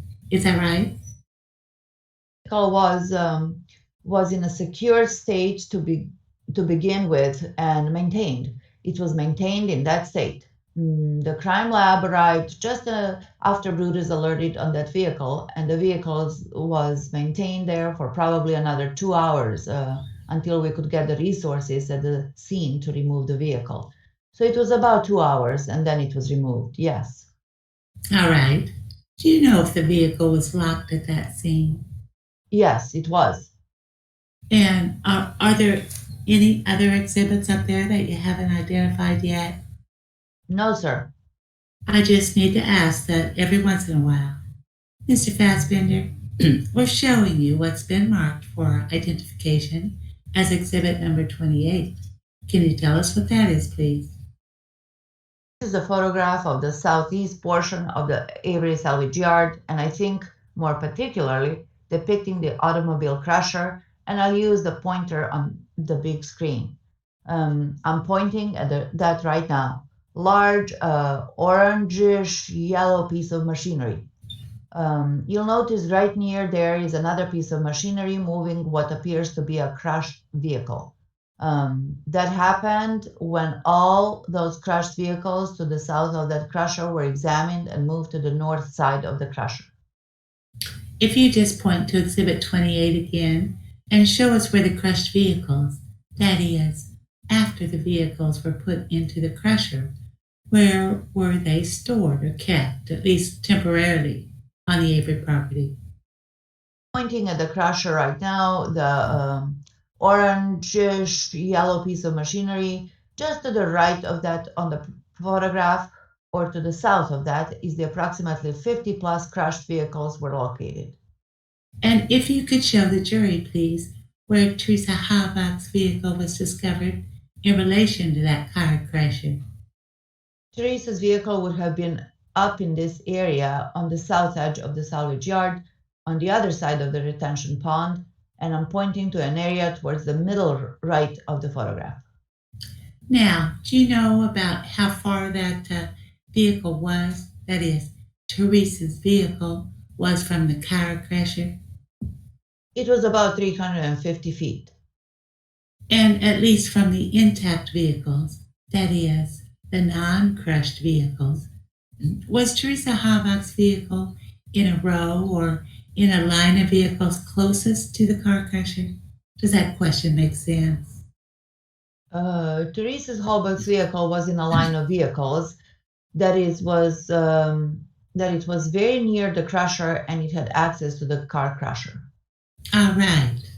Let's talk about the crusher itself, exhibit number 29. Tell us what that is, please. That's a photograph of the car crusher that we just saw, which is located in the southeast corner of the Avery salvage yard. To the left of the car crusher, which I'm pointing out right now, to the left of that car crusher, or the north, is the crushed cars. Originally, they were to the south, but when we examine each and every crushed car, they were then placed in this area to the north of the car crusher. Before we move forward, tell the jury why it was that you examined and looked in those first 2 days of the search, why you examined every one of those crushed cars.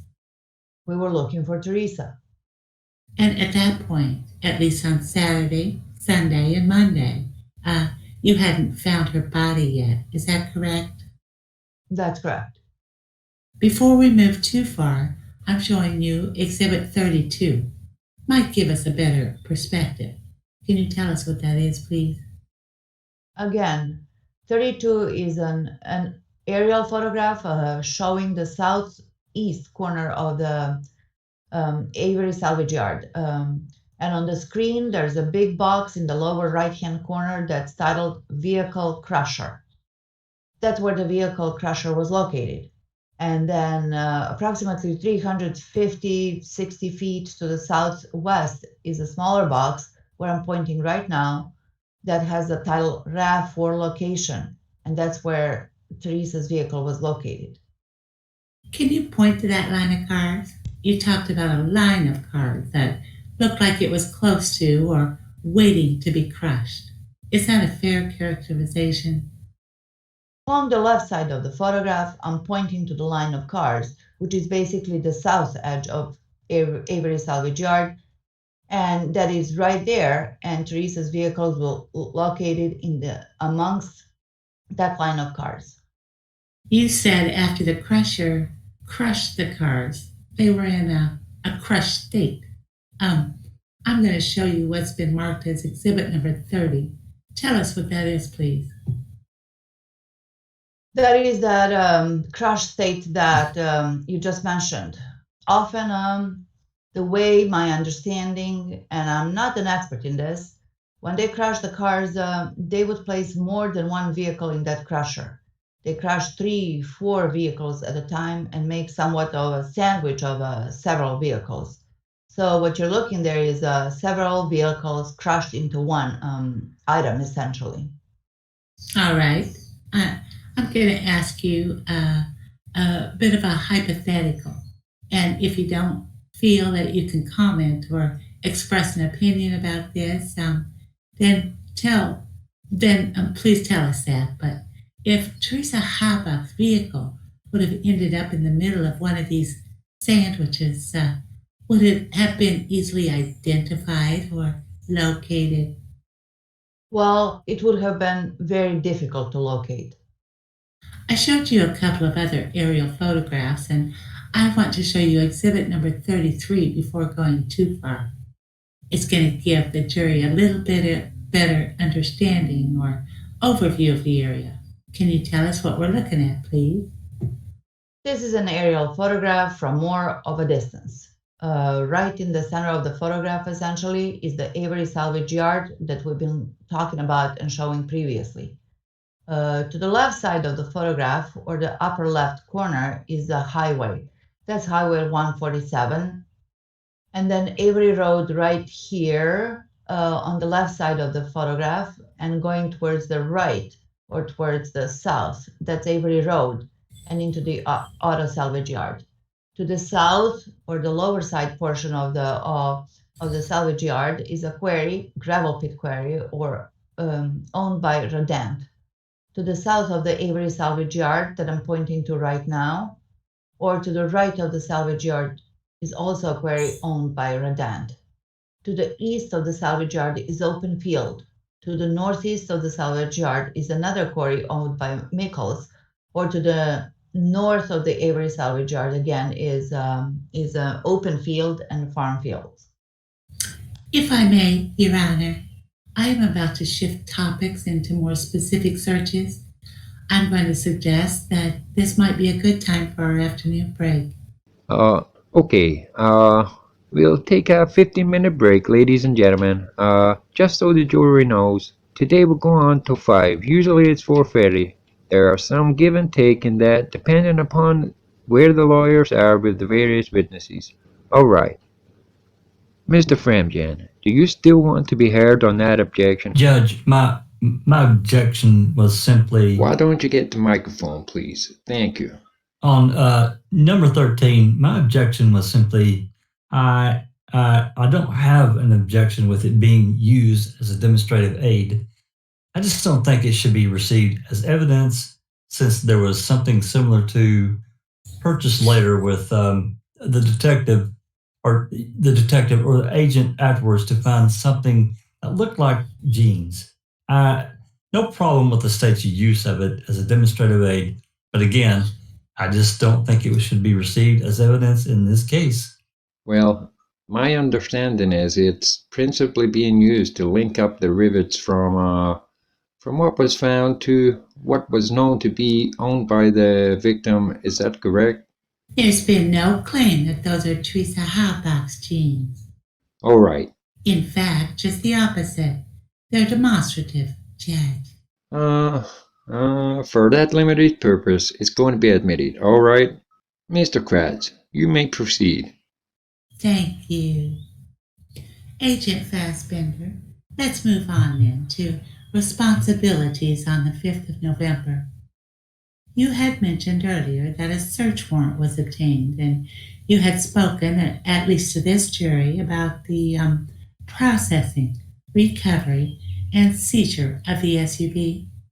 Could you describe for the jurors, please, what was the search plan later? That is, that first day on the 5th of November. Essentially, what happened after we got the search warrant is we did an initial search, which sometimes is described as a protective sweep. Law enforcement, when they execute a search warrant, will do a sweep of the area or buildings that they are going to search to see if there's any people or dangers to law enforcement or anyone else at that time. In this instance, we did do that. We sent out teams to do protective sweeps and to do an initial search immediately to see if we could find Teresa, hopefully find her alive. So we had that initial search that was followed up with dog teams.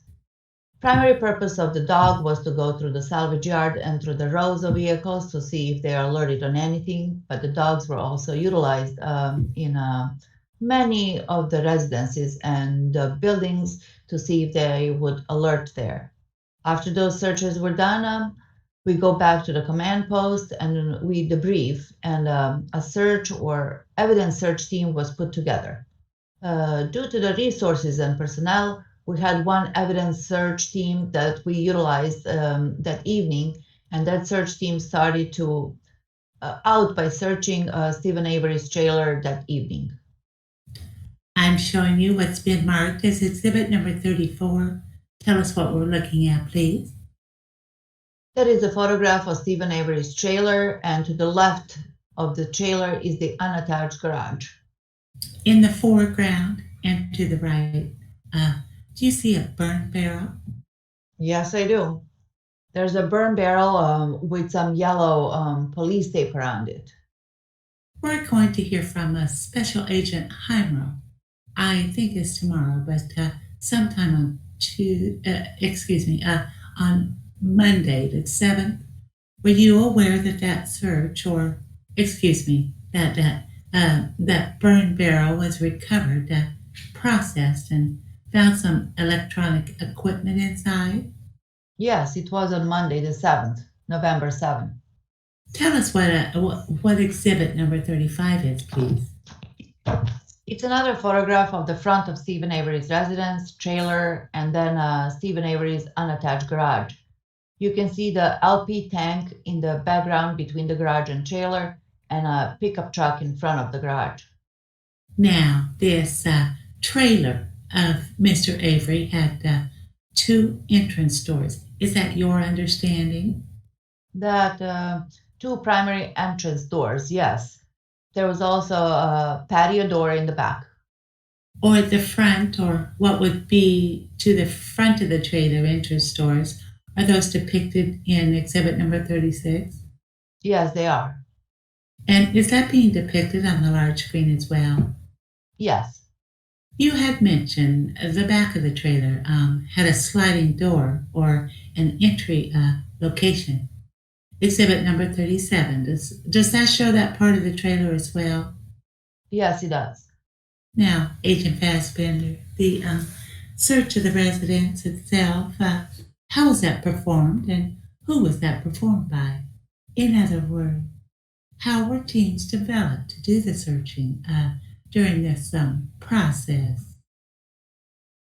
When we were searching for evidence on Saturday evening, a team was put together, and this team may be a little different than the initial search teams because they're searching for evidence, and if they find evidence, we want them to be able to process, collect, prepare for transport of that evidence.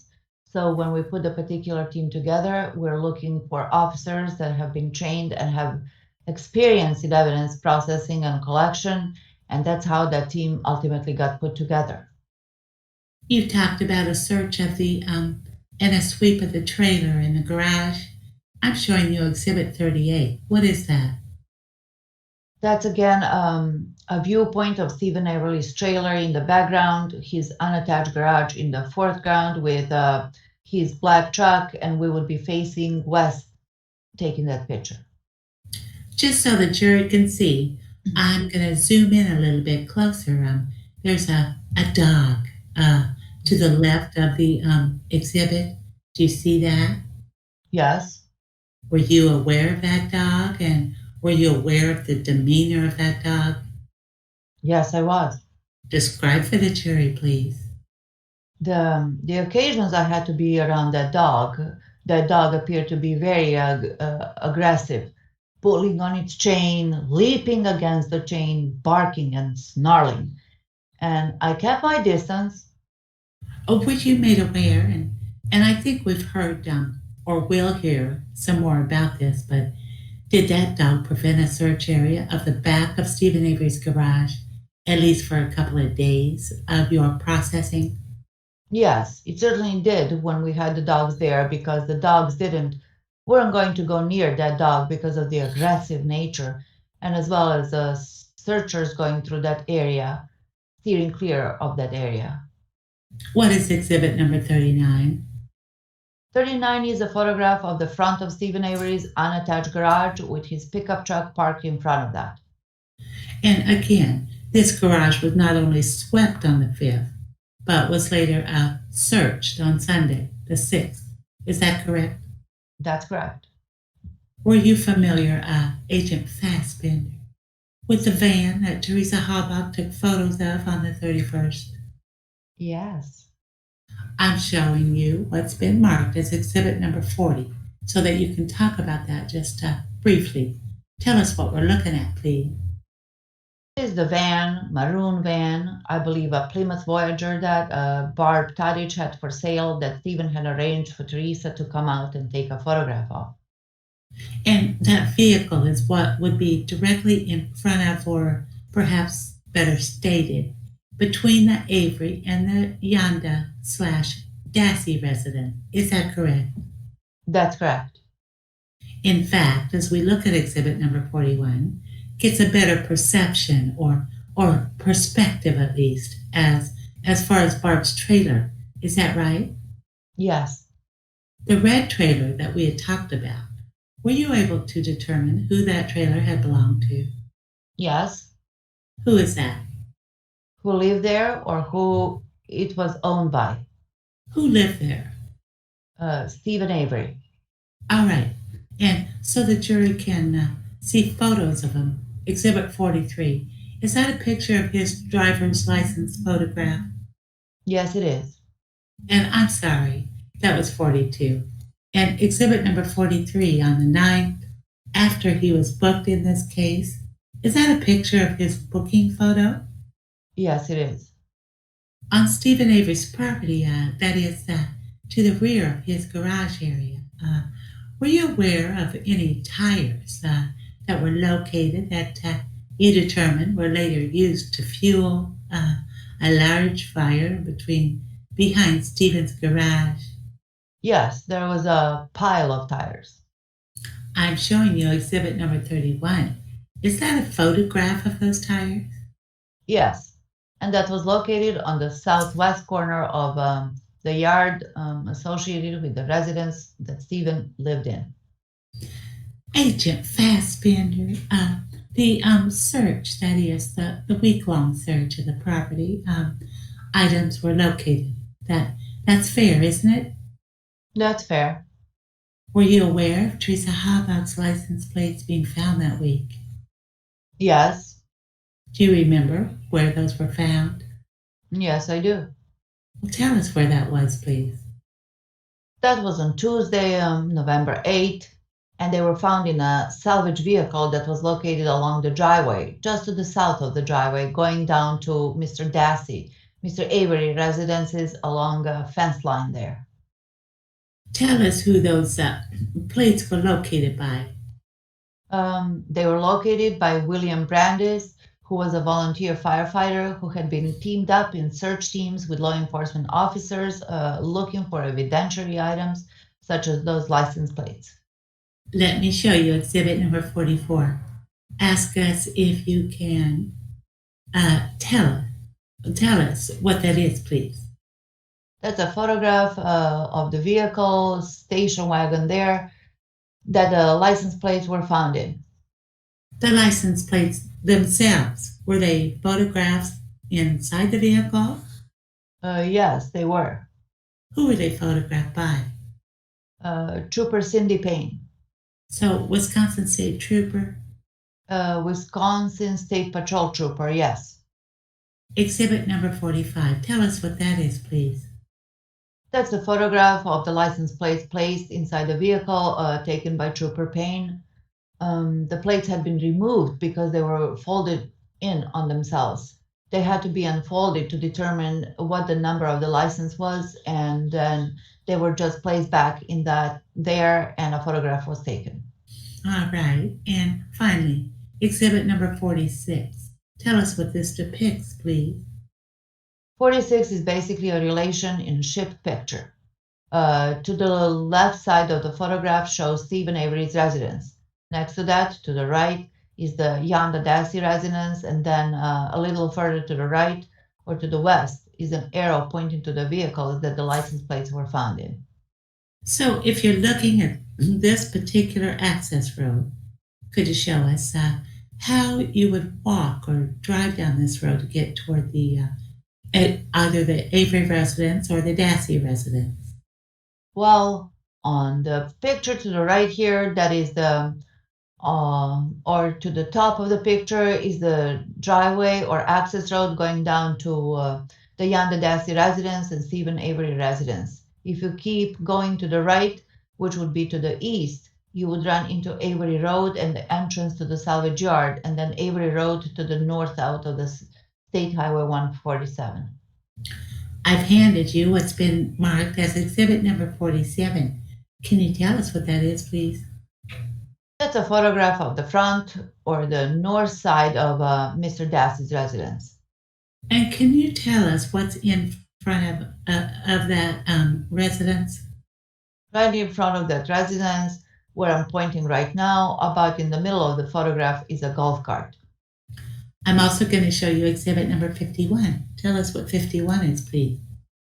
That photograph depicts the same golf cart. It's blue in color with a white seat on it. Agent Fassbender, have you ever had occasion to be inside that residence? Yes.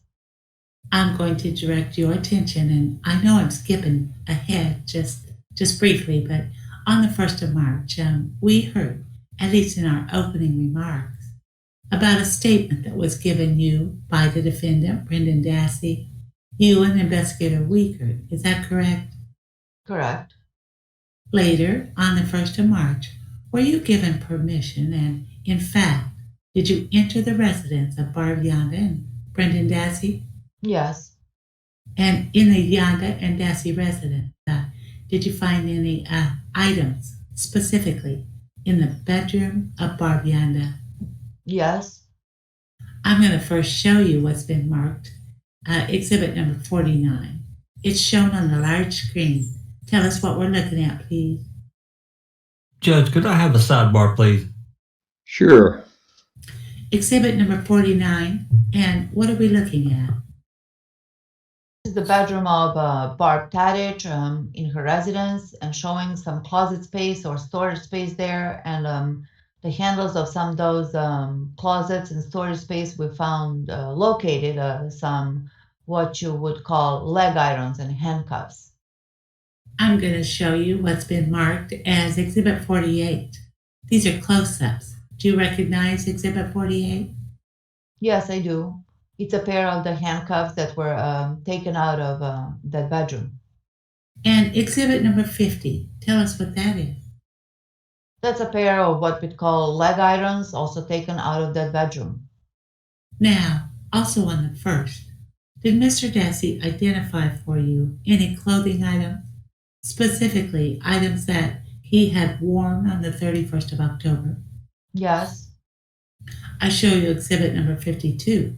Tell us what that is, please. That's a jacket that we located in Mr. Dassey's residence. I believe it had the name of Friar Tuck on it, or Friar Tux, something like that. And what did he tell you about this jacket? That he believed that it was a jacket that he had worn the night of October 31st, 2005. Exhibit 53. Tell us what that is, please. That's a pair of tennis shoes or sneakers, also taken out of Mr. Dassey's residence. And again, they fit the description of sneakers he said he was wearing that evening. And finally, exhibit number 54. Tell us what that is, please. It's a pair of blue jeans that Mr. Dassey himself located or took me into his residence, indicating that those are the pants that he wore that evening. On the photograph, appears to depict some stains on them. Do you see that? And can you show us that on the screen? Yes.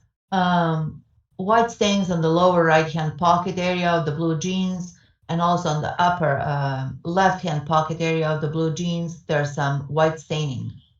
Some stains around the bottom portions or around the knees as well?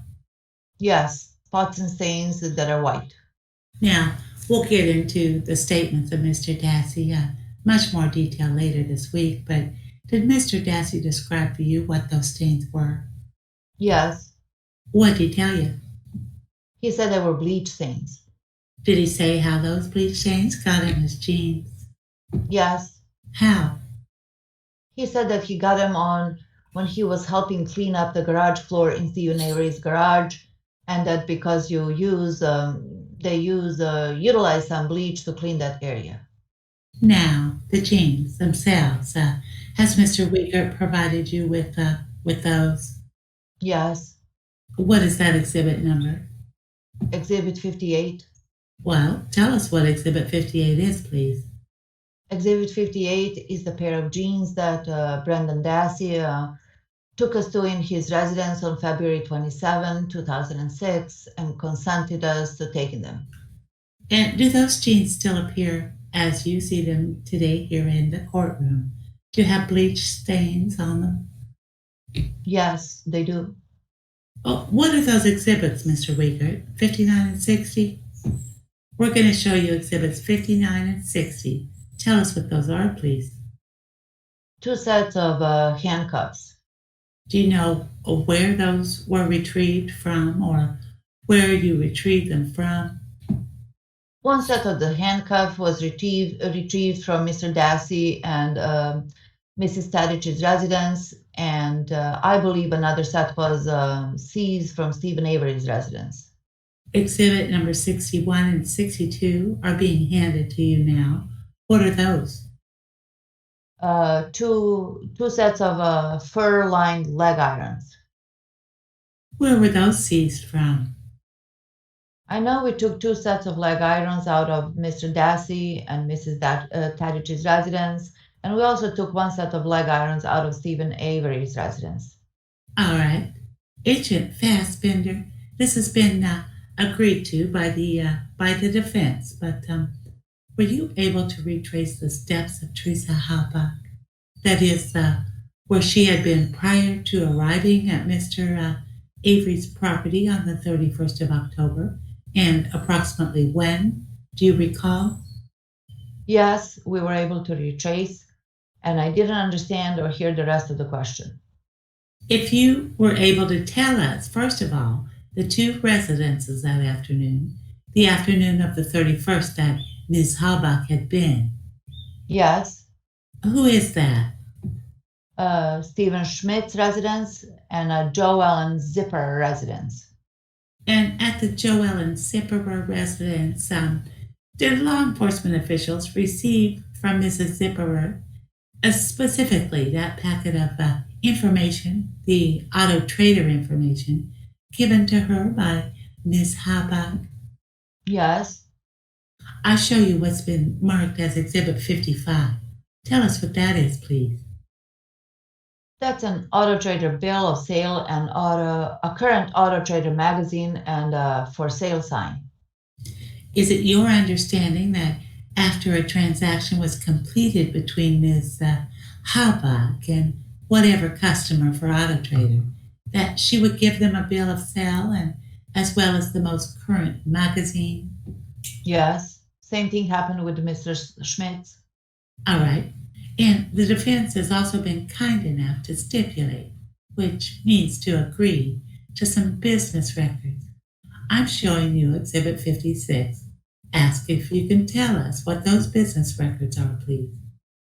Exhibit 56 is a copy of a singular toll records billing for the cell phone of Teresa HALBACH. Okay. And are 57 the cell phone records for Silkman? That is for Mr. Avery's cell phone on the 31st of October? I believe so, but let me confirm. Yes.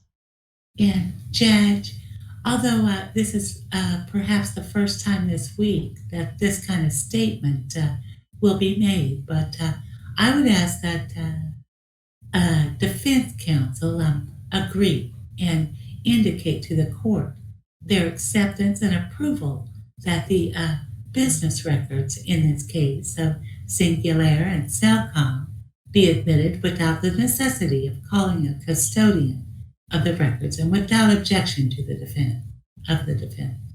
Mr. Fremgen? I believe we've stipulated to that already. That's part of the stipulation, all right? Thank you.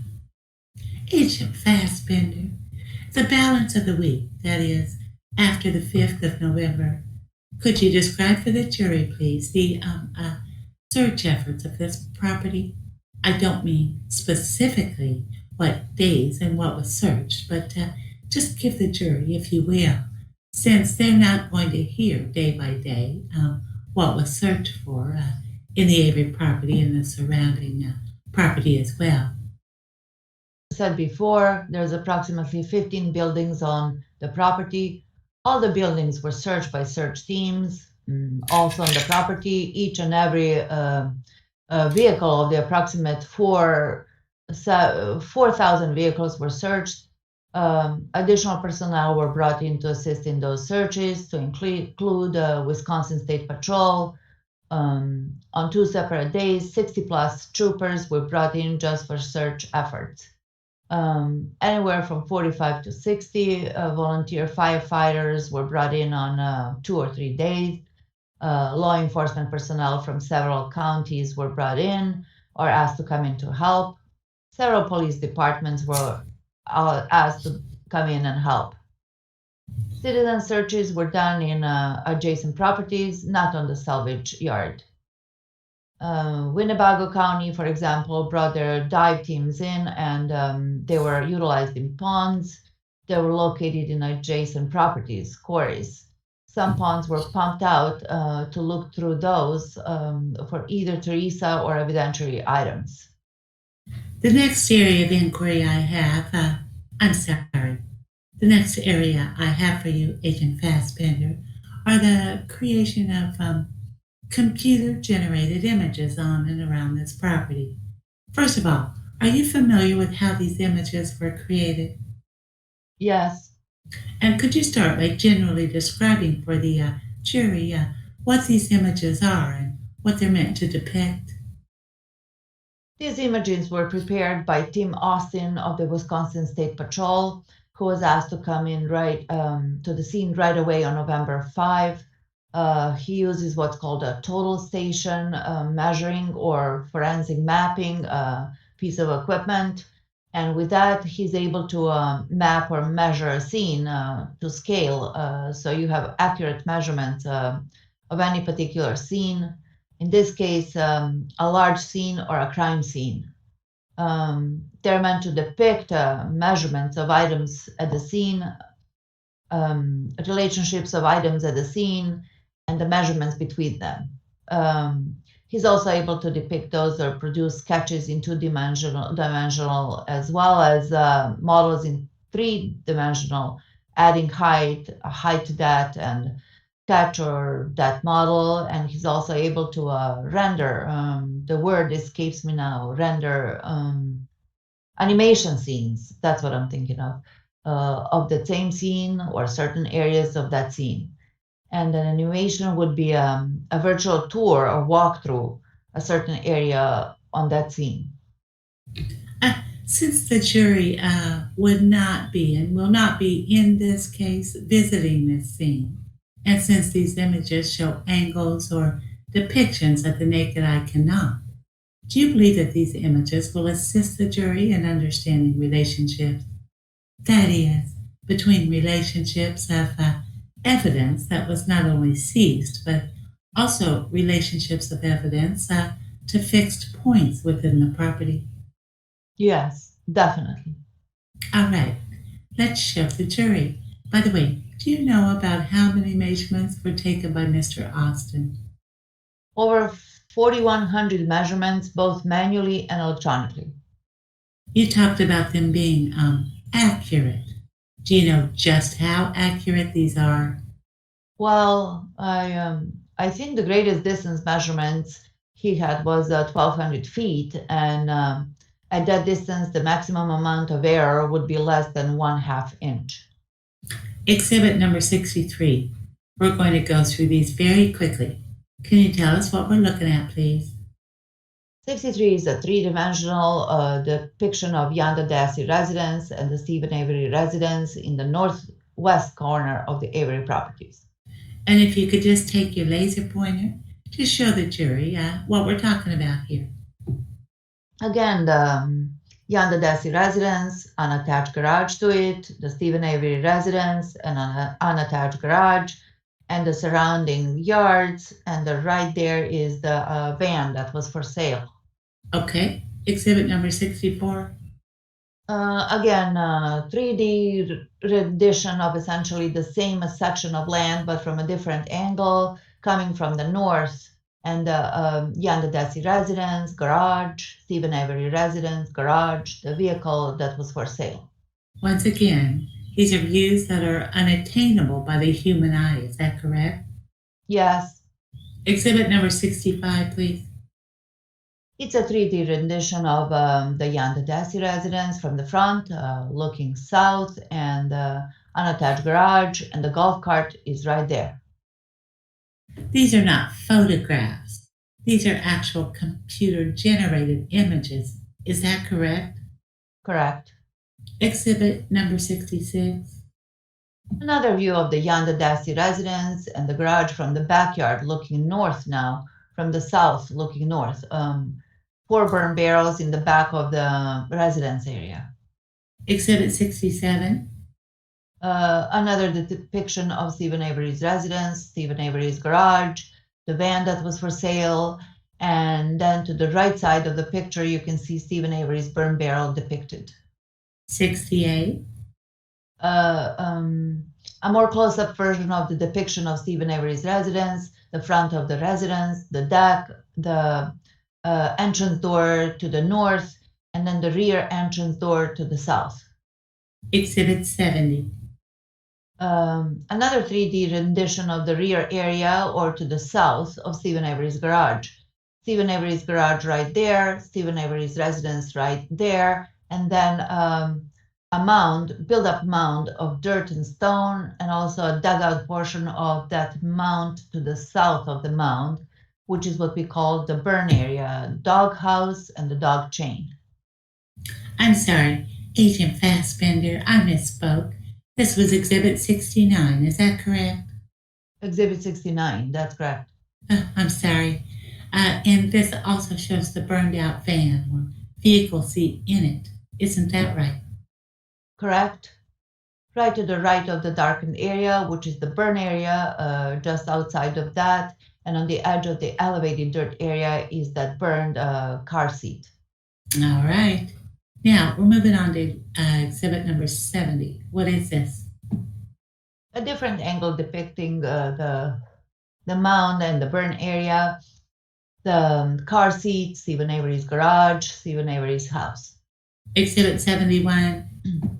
3D rendition of the Yonda Dassey residence. You would be looking from above and to the east, looking west. The vehicle that was for sale, I believe it was a Plymouth. The garage, Stephen Avery's house, the burn area behind the garage, Stephen Avery's garage. Now, Trooper Austin was also able to do interior scene modeling. In other words, rip off the roof, if you will, of buildings and show you a bird's eye view of the inside of a building. Is that correct? That's correct. I show you exhibit number 72. Tell us what we're looking at here, please. This is where Trooper Austin made the roof disappear on Stephen Avery's residence, looking straight down, or almost straight down into the residence to depict what the inside of the residence looked like or had in it. These included all of the rooms of the trailer? Yes. And even to the exterior, both the exterior main doors, as well as the sliding glass door toward the back. Is that right? That's correct. Now, some close-ups as to some of those rooms. One of the bedroom close-ups, which includes some firearms. That's exhibit 73. Tell us what we're looking at. This bedroom is the bedroom located to the rear of Stephen Avery's residence or to the far south. This was Stephen Avery's bedroom. And the firearms mentioned are in a gun rack on the wall or the north wall of that bedroom. So that the jury understands these depictions, even the interior depictions, were taken in detailed measurement by Trooper Austin as well. Is that right? That's correct. A different view of that bedroom would be exhibit number 74. Tell us what we're looking at, please. Same bedroom, Stephen Avery's bedroom, just a different angle. Here you can see a desk in the corner with a chair and a bookcase, album holder is how it's been described along that east wall of the bedroom. And later this week, we're going to hear about how close Stephen Avery's bedroom door is to the exit door. That is, the door that goes toward the garage. But could you just show that with your laser pointer? Stephen Avery's entrance to his bedroom right here, the rear exit door, entrance door to his trailer right there, just a couple of steps. Mr. Tyson, a deputy with the sheriff's department. Tomorrow we'll talk about bleach being found, but can you tell us what exhibit number 75 is? Exhibit 75 depicts the bedroom in Stephen Avery's trailer, which is located right next to or to the north of his bedroom. In that bedroom area, there's a laundry area right up in here where there's boxes and a shelf. There was empty bleach bottle seized off of that shelf. The last two images then include the garage images. This is exhibit number 76. Can you tell us what that is, please? This is Stephen Avery's garage with the roof disappearing and allowing us to see the inside of the garage. I might add that this is more of a cleaned up version of the inside of the garage. A lot of the clutter, there was much more clutter. A lot of the clutter is not there. And finally, exhibit number 77. Tell us what that is, please. Stephen Avery's garage, different angle. The roof has been removed. The garage door is open or removed, and again, the clutter not included, but it is accurate rendition of the inside of the garage. Now, evidence tents number 9 and 23. Do you know what those depict? Yes, evidence tent number 9 towards the front of the garage depicts where a bullet fragment, a .22 caliber bullet fragment, was located in the crack in the cement of the floor of the garage. And then back here, the other evidence tent is where 23A is where a bullet fragment was also discovered underneath air compression in the back, air compressor in the back of that garage. These were searches on March 1 and 2 after Mr. Dassey's statement. Is that your understanding? That's correct.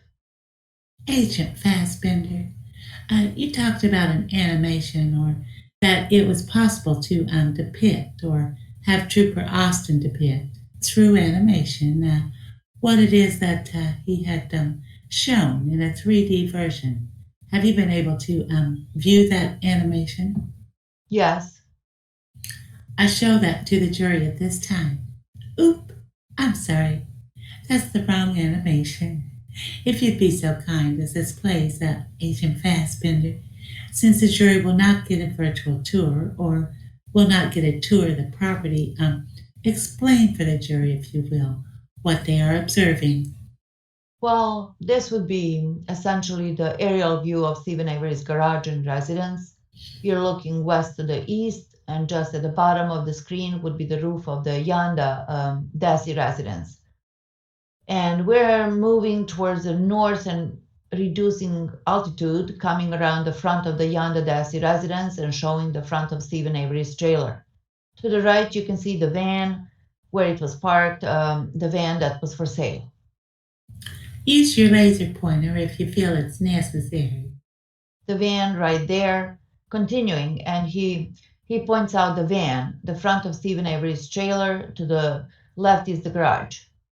To left is the garage. Now, we're approaching Stephen Avery's trailer coming from the east, headed west. You can see a wraparound deck. There's also a pool in the back, and that's the main entrance door coming up over Stephen Avery's trailer to the top and looking down upon his residence. The roof is gone, and now we're looking into the living room of Stephen Avery's trailer. In the corner, there's a computer desk, TV, spare bedroom, bathroom, and Stephen Avery's bedroom. And that would be working north to south in his trailer. Again, just different angles of Stephen Avery's bedroom. Again, from an elevation looking down, Stephen Avery's garage, and again, the interior of the garage. There's a Suzuki Samurai parked in there, and a snowmobile also placed in the garage. Coming around to the rear, or to the south of Stephen Avery's garage, is that mound, build-up mound of dirt and stone I talked about. The doghouse, the chain, and the dog, and this dugout portion of the mound area, which was the burn area, steel belts right there, the car seat, burned out car seat, and a tire, which were all located at the scene. Just pulling away from that towards the southeast, more of the distance view of Steve's garage and residence. We would be essentially in the backyard of the Rhonda Dassey residence right now. The 4 burn barrels I talked about earlier, and the Rhonda Dassey residence, or the Tadich now residence. Associated with that residence were these 4 burn barrels. You can see the relationship between Stephen Avery's property and Mr. Dassey's property. Front, or the north of the Stephen Avery's, to the north of Stephen Avery's trailer and garage. In the forefront of the rendition here is the Stephen Avery's burn barrel. Again, the relationship between all 3 items, the garage, the residence, and the burn barrel. Again, that was an animation created from those still photographs by Mr. Austin. Is that your understanding? That's correct. The last, by the way, Jazz, I should have the record reflect that animation that has just been shown. I am having marked as, at least for identification, as exhibit number 78. Okay. We'll be tendering that as well. The last area of inquiry I have for you, Agent Fassbender, is a statement from Mr. Dassey. Although we're not going to be discussing the March 1 or earlier statements in November, I understand that you individually, that is, you alone, spoke to Mr. Dassey on February 27. Is that right? Self and another DCI agent spoke with him, his mother and his brother also, who also present at that time. Where did that take place? At the resort motel in Mishicot, later in the evening. I think it was after 10 p.m. All right. On the 27th of February, by the way. This was 2006, is that right? That's correct. This was before the March 1 admissions were obtained from Mr. Dassey. Is that right? It was on the evening of February 27th. Would you agree that this was characterized as a witness interview? Yes. And at that time, was the topic of any bleach or bleach stains brought up? Yes, it was. Describe for the jury how that came up, please. Well, I received information about Mr. Dassey having some bleach stains on some jeans, and then being a result of cleaning Stephen Avery's garage floor. Acting on that information, I went to the motel where Mr. Dassey's mother and his brother were located, and I inquired about that. And Mr. Dassey advised that, yes, he had some jeans that he was wearing that evening, October 31st, 2005, when he was assisting Steve Avery in cleaning up a garage. Steve Avery's garage floor, because it had some stains on it. When asked what he thought he was cleaning up and the color of the stains, he described them initially as dark red, but he believed that they were all stains, oil stains from some vehicle or such. Upon further speaking with him, he described the stains as red in color because the rags on the clothes or the cloths they were using to clean up the stains appeared red on the cloths. When asked what he used to clean up the stains, he advised that they were initially tried gasoline. That worked a little, and then they used paint thinner, and that may have worked a little more, he thought, and then ultimately they used bleach on the garage floor to finish the cleanup. He said that the rags they used to clean up the substance Stephen threw in the fire that was going behind in the burn area behind Stephen Avery's garage. And again, when asked about what he thought the substance was, if he thought it could have been blood, and he said, yeah, he thought it could have been blood, and said, when asked, do you think to this date, which would have been February 27, he believed it to be blood. And so the jury understands, and I know that later in the week we'll hear of this, but that February 27th statement then caused you and Investigator Uyghur to re-interview Mr. Dassey 2 days later on the 1st of March. Is that correct? That was one of the things. At this time, Judge, I will move the admission of Exhibits 15 through 78 and have no further questions of this witness at this time. Thank you. Any objection, counsel?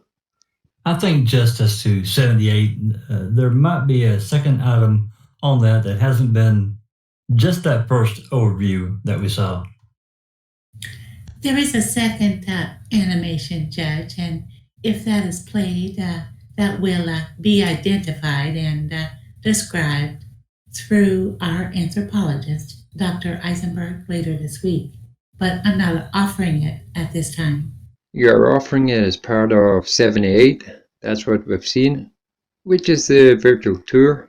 Just the same model, yes, Judge. With that, no objection.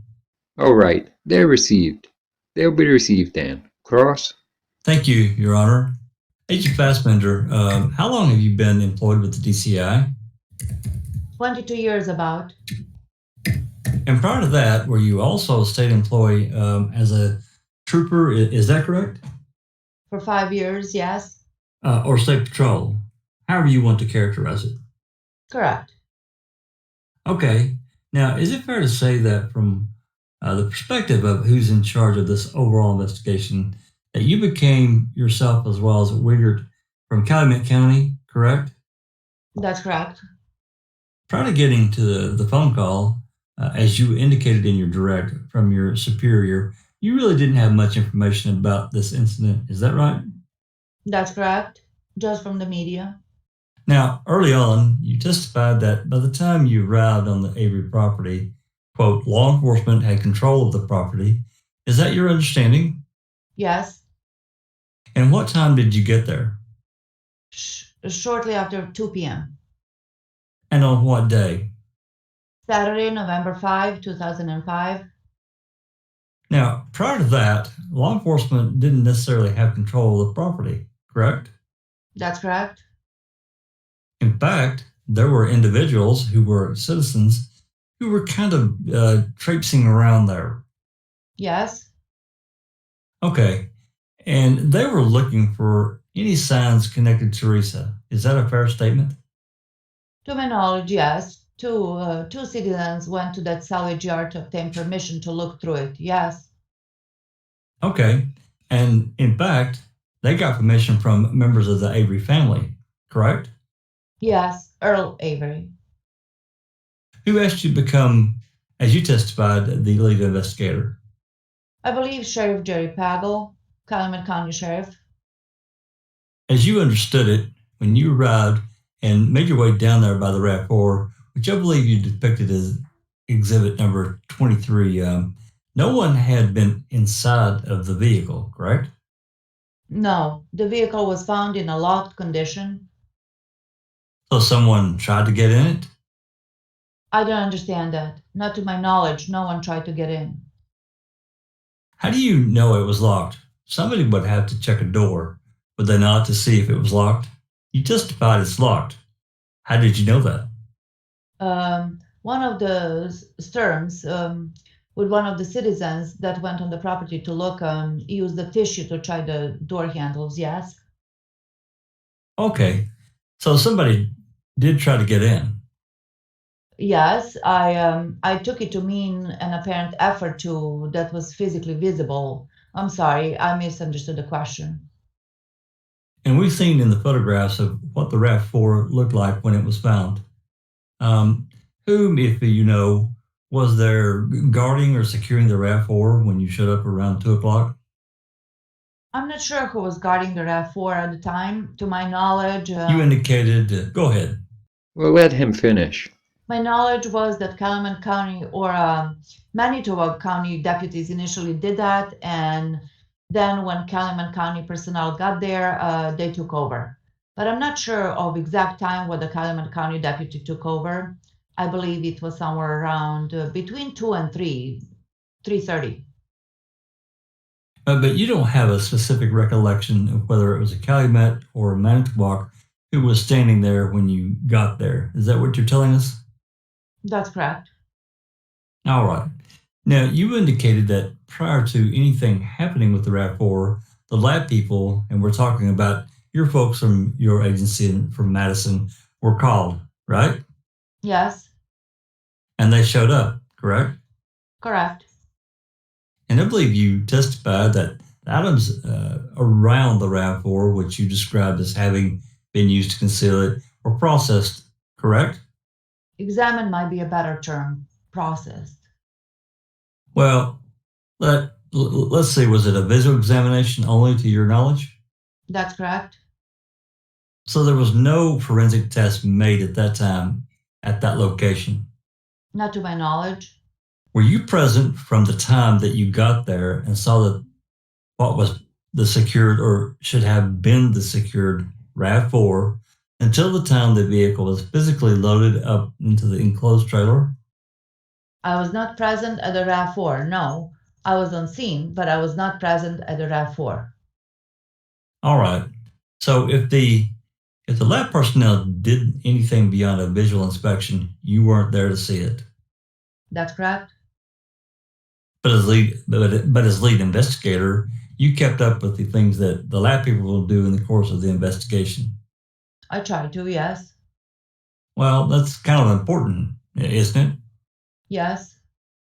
In fact, all the time you have in conjunction with others involved, the authority to make specific requests of the lab for processing for evidentiary items. Correct. Your Honor, may I approach? Again, with respect to exhibit number 26, you saw it paraded in here earlier by two different law enforcement officers, right? Yes. And this is what you describe as the hood that was laying up against the RAV4. Yes. And I believe you testified in response to Mr. Kratz's inquiry that it was pretty heavy. Yes. And would you, in your opinion, you thought it would take two people to move it? Two people to easily manage it, I think, is how he'd ask the question. Not just move it, but how to properly or easily manage it. Okay. So you're not suggesting to this jury that one person would be unable to move this about? No, I'm not. Have you ever picked it up? A couple of days ago, last week, I believe, I tried to pick it up and I can lift it. Okay. Would it surprise you if I said I could lift it? If you can get your arms around it, no, it wouldn't. Okay. You've got a little bigger wingspan than I do. Yes. All right. So you, to the extent that one individual in otherwise relatively good health could move it, you wouldn't take that argument with that, would you? No. Okay. Never weighed that, did you? No, I haven't. Never asked the lab to weigh it, did you? I didn't ask them to weigh it. I don't know if they did. Did you ask them? I'm sorry. I did not ask them to weigh it. But it was taken to the lab. They took it with the RAV4, yes. And do you know, as part of your investigation, in this case, being the lead detective and lead investigator, there are no fingerprints on that match Brendan Dassey, correct? Correct. You also know that there's no fluids of any type, no tissue of any type, no fibers of any type that are connected to Brendan Dassey, right? Related to that hood? Yes, sir. Correct. Let's go back for a second here to the RAV4. When you first got there, it's your understanding the vehicle was locked, right? Yes. And the purpose of having all these people there involved in this, and you described this as starting off as a missing persons type case, correct? Yes. Was there a reason why the RAV4 was not open at that point if you're looking for someone who you're hoping is still alive? Because law enforcement officers looked in the windows of the RAV4 and did not see Teresa in the vehicle. Now, during the course of your direct exam, you described from the aerial photos of a line of vehicles, and you testified that those were, quote, cars waiting to be crushed, right? You remember that? I remember that question being asked. I didn't necessarily agree that they were waiting to be crushed, but there's a line of vehicles along the back of the property. All right, so you don't have an opinion as to what the status of any of the particular vehicles of the 4,000 found on the property may have been on any given date during that 7-day period of time that police controlled the property. With the exception of maybe some vehicles that were being prepared to be crushed, like in the shop or around the shop, where they're getting items removed so they can be crushed, like gas tanks or whatever. It has to be removed from a vehicle. Okay, and you're aware that in this type of business, certain items do have to be removed before they could properly be placed into the crusher, including things like hose fluids, for example, gasoline tanks. Properly, yes. Now, you testified, and correct me if I'm wrong, in response to Mr. Kratz's hypothetical that if Teresa's vehicle had ended up, shall we say, as a sandwich in between other vehicles that had been processed through the crusher, that it would have been difficult to locate the vehicle. You remember testifying to that? Yes, I do. Now, you've been an officer, 27 years or so? Correct. Okay, and when you showed us the pictures of the vehicles that had, in fact, been crushed, it's fair to say that it would have been relatively easy to identify the color of the vehicle, would it not? Potentially, yes. And you tested, well, what do you mean, potentially? When I look at that, some vehicles you could clearly see the color and others maybe you couldn't. I mean, it depends on the manner it was crushed. Well, you testified that with state troopers and other volunteers, be they firemen or whoever, every single vehicle, including squashed or crushed vehicles, had been examined. Yes, they took them apart, they uncrushed them, each vehicle, and looked at them. Well, did they uncrush them or did they simply separate them? Separate them. Okay. And open them up. If you want to call it uncrushed, if you want to say separated or opened up. Okay. So obviously somebody had some equipment in which was capable of, let's say that the roof had been flattened on a vehicle. Somebody had equipment to either enlarge it or remove it so as to be able to have a peek inside. Equipment was brought in. I know they were using the jaws of life on occasion to do some of that work. Okay. In addition to, and the purpose of the course of looking inside would be to see if there's any sign of human remains, correct? Correct. Okay. But to the extent that you testified it'd be difficult to locate, assuming you were able to determine a particular color, there are other methods by which to determine the precise existence of a given vehicle besides the color, correct? Well, certainly.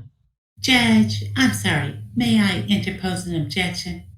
Is he talking about a law enforcement officer with jaws of life or some citizen searcher? If he could be more specific with his questions. I can do that, Judge. Okay, go ahead. Officers have access, if you will, to information to determine the identity of vehicles that the general public does not, correct or incorrect? Nowadays, I don't know if that's necessarily true, but to run identifying numbers correct. Through DOT, yes, we can do that. Okay, there's areas, be it on the frame, it might be different locations that are basically hidden intentionally by the manufacturer to assist in vehicle identification, right? Yes. Okay, so given that you have the ability to identify the hidden bins and looking at the colors, do you still stand by your assertion that this vehicle had been in the middle of a crushed sandwich, so to speak, that it would have been difficult to locate?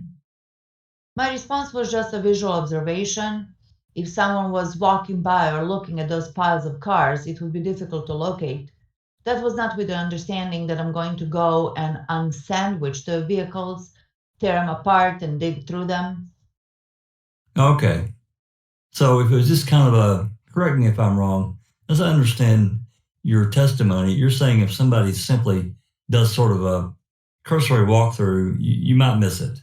It might be difficult to locate. I believe it would, yes. Okay. But if somebody takes the time to actually look carefully at each of the vehicles, including these that might be sandwiched, knowing things like color and age of the vehicle, it probably wouldn't have been that hard. It depends on the amount of work you put in. We brought a lot of equipment and tore the vehicles open apart. To do that, it took almost the whole day. Now, you testified about creating some teams to do things on the 5th, following the search warrant for protective sweep, correct? Yes. Did you decide who would be on these teams? I don't believe I was involved in the teams that went out and did the sweeps and the search for Teresa, the initial search. Where were you when that occurred? I was with the dog and the handler down by the RAV4, and then we continued searching along that line of cars and into an area in the Redount pit to the south of Avery property. Going back to, I think it's 88, the hood over here, did you make any observations in the immediate area of the RAV4 to determine whether or not the hood came from anywhere close to that location? I did not. To your knowledge, did anyone else? I don't know. So you cannot tell us where, if at all, that may have come from before it was propped up against the RAV4? That's correct. And so I take it then, you have no information relative to the whether or not there were any footprints in the mud leading up to the RAV4 that would have shown a path from the RAV4 to a location where the hood came from. Assuming there's mud and Well, on that day you were there, what was the condition of the ground? it was dry, at least most of the day, until the torrential rain started and wiped everything out.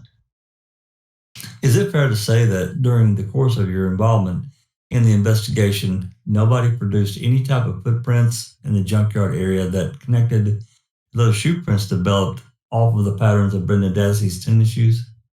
There were no footwear impressions obtained. So the answer to my question would be no. Thank you. Counsel, before you go on, just to correct the record, I think you identified the hood as Exhibit 88. As Exhibit 88, and it's really Exhibit 26. I'm sorry. It's okay. I believe you said, Mr. Fassbender, that the RAV4 was 350 feet from the crushing device. About 350. I think it was a little more than that, 360, 367, something like that. Is that a number that you personally arrived at, or is that a number you obtained from someone else? I believe that's a number obtained from Trooper Austin's measurements. Okay. Do you know, did he base that measurement as a crow flies, or based upon the distance one might have to travel from where it was, getting around the little watery depression area over by the crusher? My understanding as the crow flies, my understanding is as the crow flies. Okay, well, realistically, nobody's going to go in a straight line from where the RAV4 was over to that crusher in 350 feet, would they? Correct. So when we talk proximity, then you're talking about closeness to the crusher. It really was more than 350 feet. You testified to as a practical matter. If I were to walk it or drive it, it would be more than that. Okay. Agent Fassbender, you testified about 60 and 59, right? Yes. You identified them as handcuffs. Yes. Where did 60 come from? If those were the two that were presented to me at the same time, I wasn't sure. I said that one pair of handcuffs came out of the Dassey Yanda residence and one came out of Stephen Avery residence, I believe. All right. It is true, however, that neither one of the exhibits, be it 59 or 60, came from the bedroom area where Brendan Dassey lived or slept, correct? That's true. All right. It didn't, neither one of them came from an area that you would characterize as his area, his room. Correct. In fact, it's more accurate to say that both of them came from areas that were probably controlled or appeared to be controlled by one by Stephen Avery and one by his mother. Yes. When I speak of the mother, I'm talking about Brendan's mother, right? Yes. And that's how you understood the question? That's correct. We're not talking about Stephen Avery's mother. No, I understand it to be Bart Tidage. Okay. Again, 59 and 60, whichever came out of the Avery place, whichever one came from Bart's bedroom, they went to the lab, right? The ones out of the Yanda Dassey residence, I don't believe went to the lab. Well, not positive without seeing the paperwork or records. The ones from the Avery property, they obviously went to the lab. Yes. Not one shred of physical evidence on the handcuffs from the Stephen Avery property connected Brendan Dassey to those handcuffs. Correct or incorrect? Correct. No fingerprints. No. No DNA. There was DNA found on one of the sets of handcuffs that was male DNA, and it excluded Teresa HALBACH, but didn't exclude Stephen Avery. Did not in any way, shape, form, or form include Brendan Dassey, correct? To my knowledge, no, without looking at the lab report. Okay. I realize that there are a lot of evidence in this case, and I'm not trying to put you on the spot, but we all know that it's very important and the jury is entitled to know, right? Correct. Okay, if during the course of my exam, if there's something that you're not sure about, you need to look at your notes, by all means, let us know, and we'll take a break, and we'll let you take a look at them. Let's talk about Exhibit 61 and 62. Again, where do these come from? Are there 3 sets of those behind that hood? No, sir. Just 2 sets of leg irons. Yes, sir. Those would have come out of Miss Tadich's bedroom. Both sets? Yes. Okay. I had testified that one set came out of Stephen Avery's house because I thought, as they were being brought up, I thought I had seen 3 sets. Okay, so like any other human, any other officer, you make mistakes, right? Well, there was a pair of leg irons taken out of Stephen's house, and just the way they were brought up, I thought I had seen, because I saw 1 pair and then 2 were brought up later, so I thought I had seen 3 sets of leg irons. I understand, but so you're attempting simply to correct what you told Mr. Kratz on direct. Yes. Which you acknowledge to this jury was an error. Yes. All right. And that happens because you're human, right? Correct. Neither one of these, that being Exhibit 61 or 62, has any fingerprints on it that belong to Brendan Dassey, correct? Correct. Neither one of them has any DNA evidence connecting either one of these items to Brendan Dassey, correct? Correct. With a caution that I'm not positive they were processed. I'd have to look at the crime lab reports to make sure. Okay. Well, if we take a break, you'd certainly do that for us, wouldn't you? And we'll revisit that when we get a chance. Certainly, if you'd like. I believe you testified about, and I can't recall the exhibit number, but it was one of the Austin depictions with the Avery garage roof removed. Remember that? Yes. And I believe you testified about 2 pieces of the fragments of bullets that you believe were located within the garage, right? Yes, sir. Would you agree with me that the Austin depiction of that particular garage to the extent that it does not include a great many items that were actually physically present at the time when you first got there. That the Austin exhibit doesn't necessarily show reality. That's correct. In fact, I think you called it's cleaned up, a cleaned up version. Yes, there's a lot of debris that was not included in that depiction. Well, wasn't just debris. There are a lot of items that were not included. By debris items, I mean, I agree. I think of debris that is something that you might throw away. One at a time. Go ahead. Items are included in my definition of debris. So yes, items, debris, pieces of machinery, property. Exhibit 58. These are the jeans that you got from Brendan after he basically showed them to you, right? Yes. Okay. You testified that they appear to have bleach on them, right? Correct. Okay. These went to the lab, did they not? I believe so, yes. No human blood on there, is there? No. No blood of any kind on there, is there? I was advised that they had been cleaned. Pardon me? I was advised they had been washed. All right. But no, there was no blood of any kind there. 27 years in the business, you work closely with the lab. Are you telling me that the fact that these jeans may have been laundered once, even twice, say between October 31st and I think you picked them up on what day? The 1st? March 1st. Okay. 06. Let's say they had been laundered in between. Are you telling me that the lab would have been incapable of determining the presence of blood on those jeans? Greatly reduced, if at all possible. I understand you're not an expert, but you had occasion to have these items examined by the lab that have, in fact, been laundered, haven't you? I may have. I don't have independent knowledge right now, and in my instances, they have not found blood on those items if it's occurred. I don't recollect ever having that happen.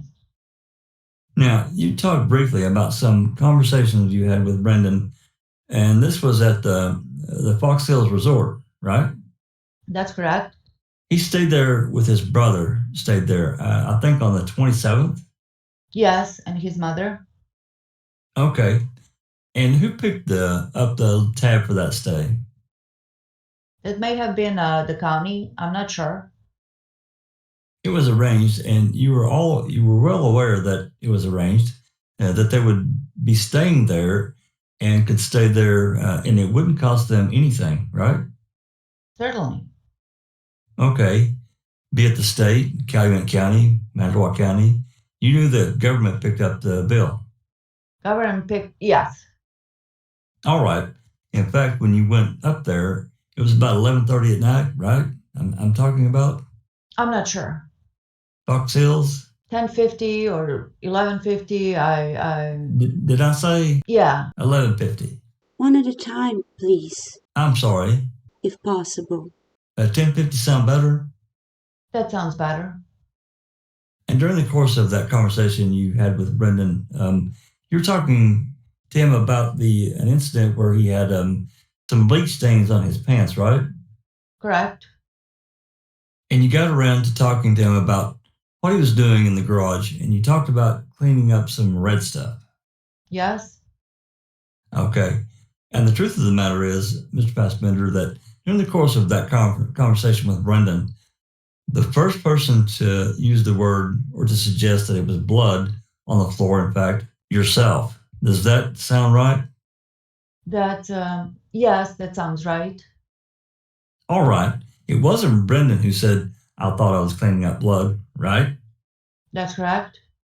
You asked him, could it have been blood? And he simply said, could have been, right? After he described the color, yes. Okay. So you asked him if it could have been blood. And he said, yes, it could have been, right? Something to that effect, yes. And then you asked him, and we're talking about February 27, 06. You gave him a question to the effect that, well, what do you think it was now? And we're talking about that present time, February 26th, right? Yes. Okay. He said it could have been blood. He said he believed it was blood. Okay. And those responses came after you indicated that it could have been blood, or you thought it was blood, correct? After my question. All right. That's all. Any redirect, counsel? Couple of questions, just so that we're clear. Investigator Fassbender, are you or do you now have an independent memory of how many sets of leg irons and how many sets of handcuffs came from the bedroom of Barbiana on the 1st of March? To the best of my memory, 2 sets of leg irons and 2 sets of handcuffs.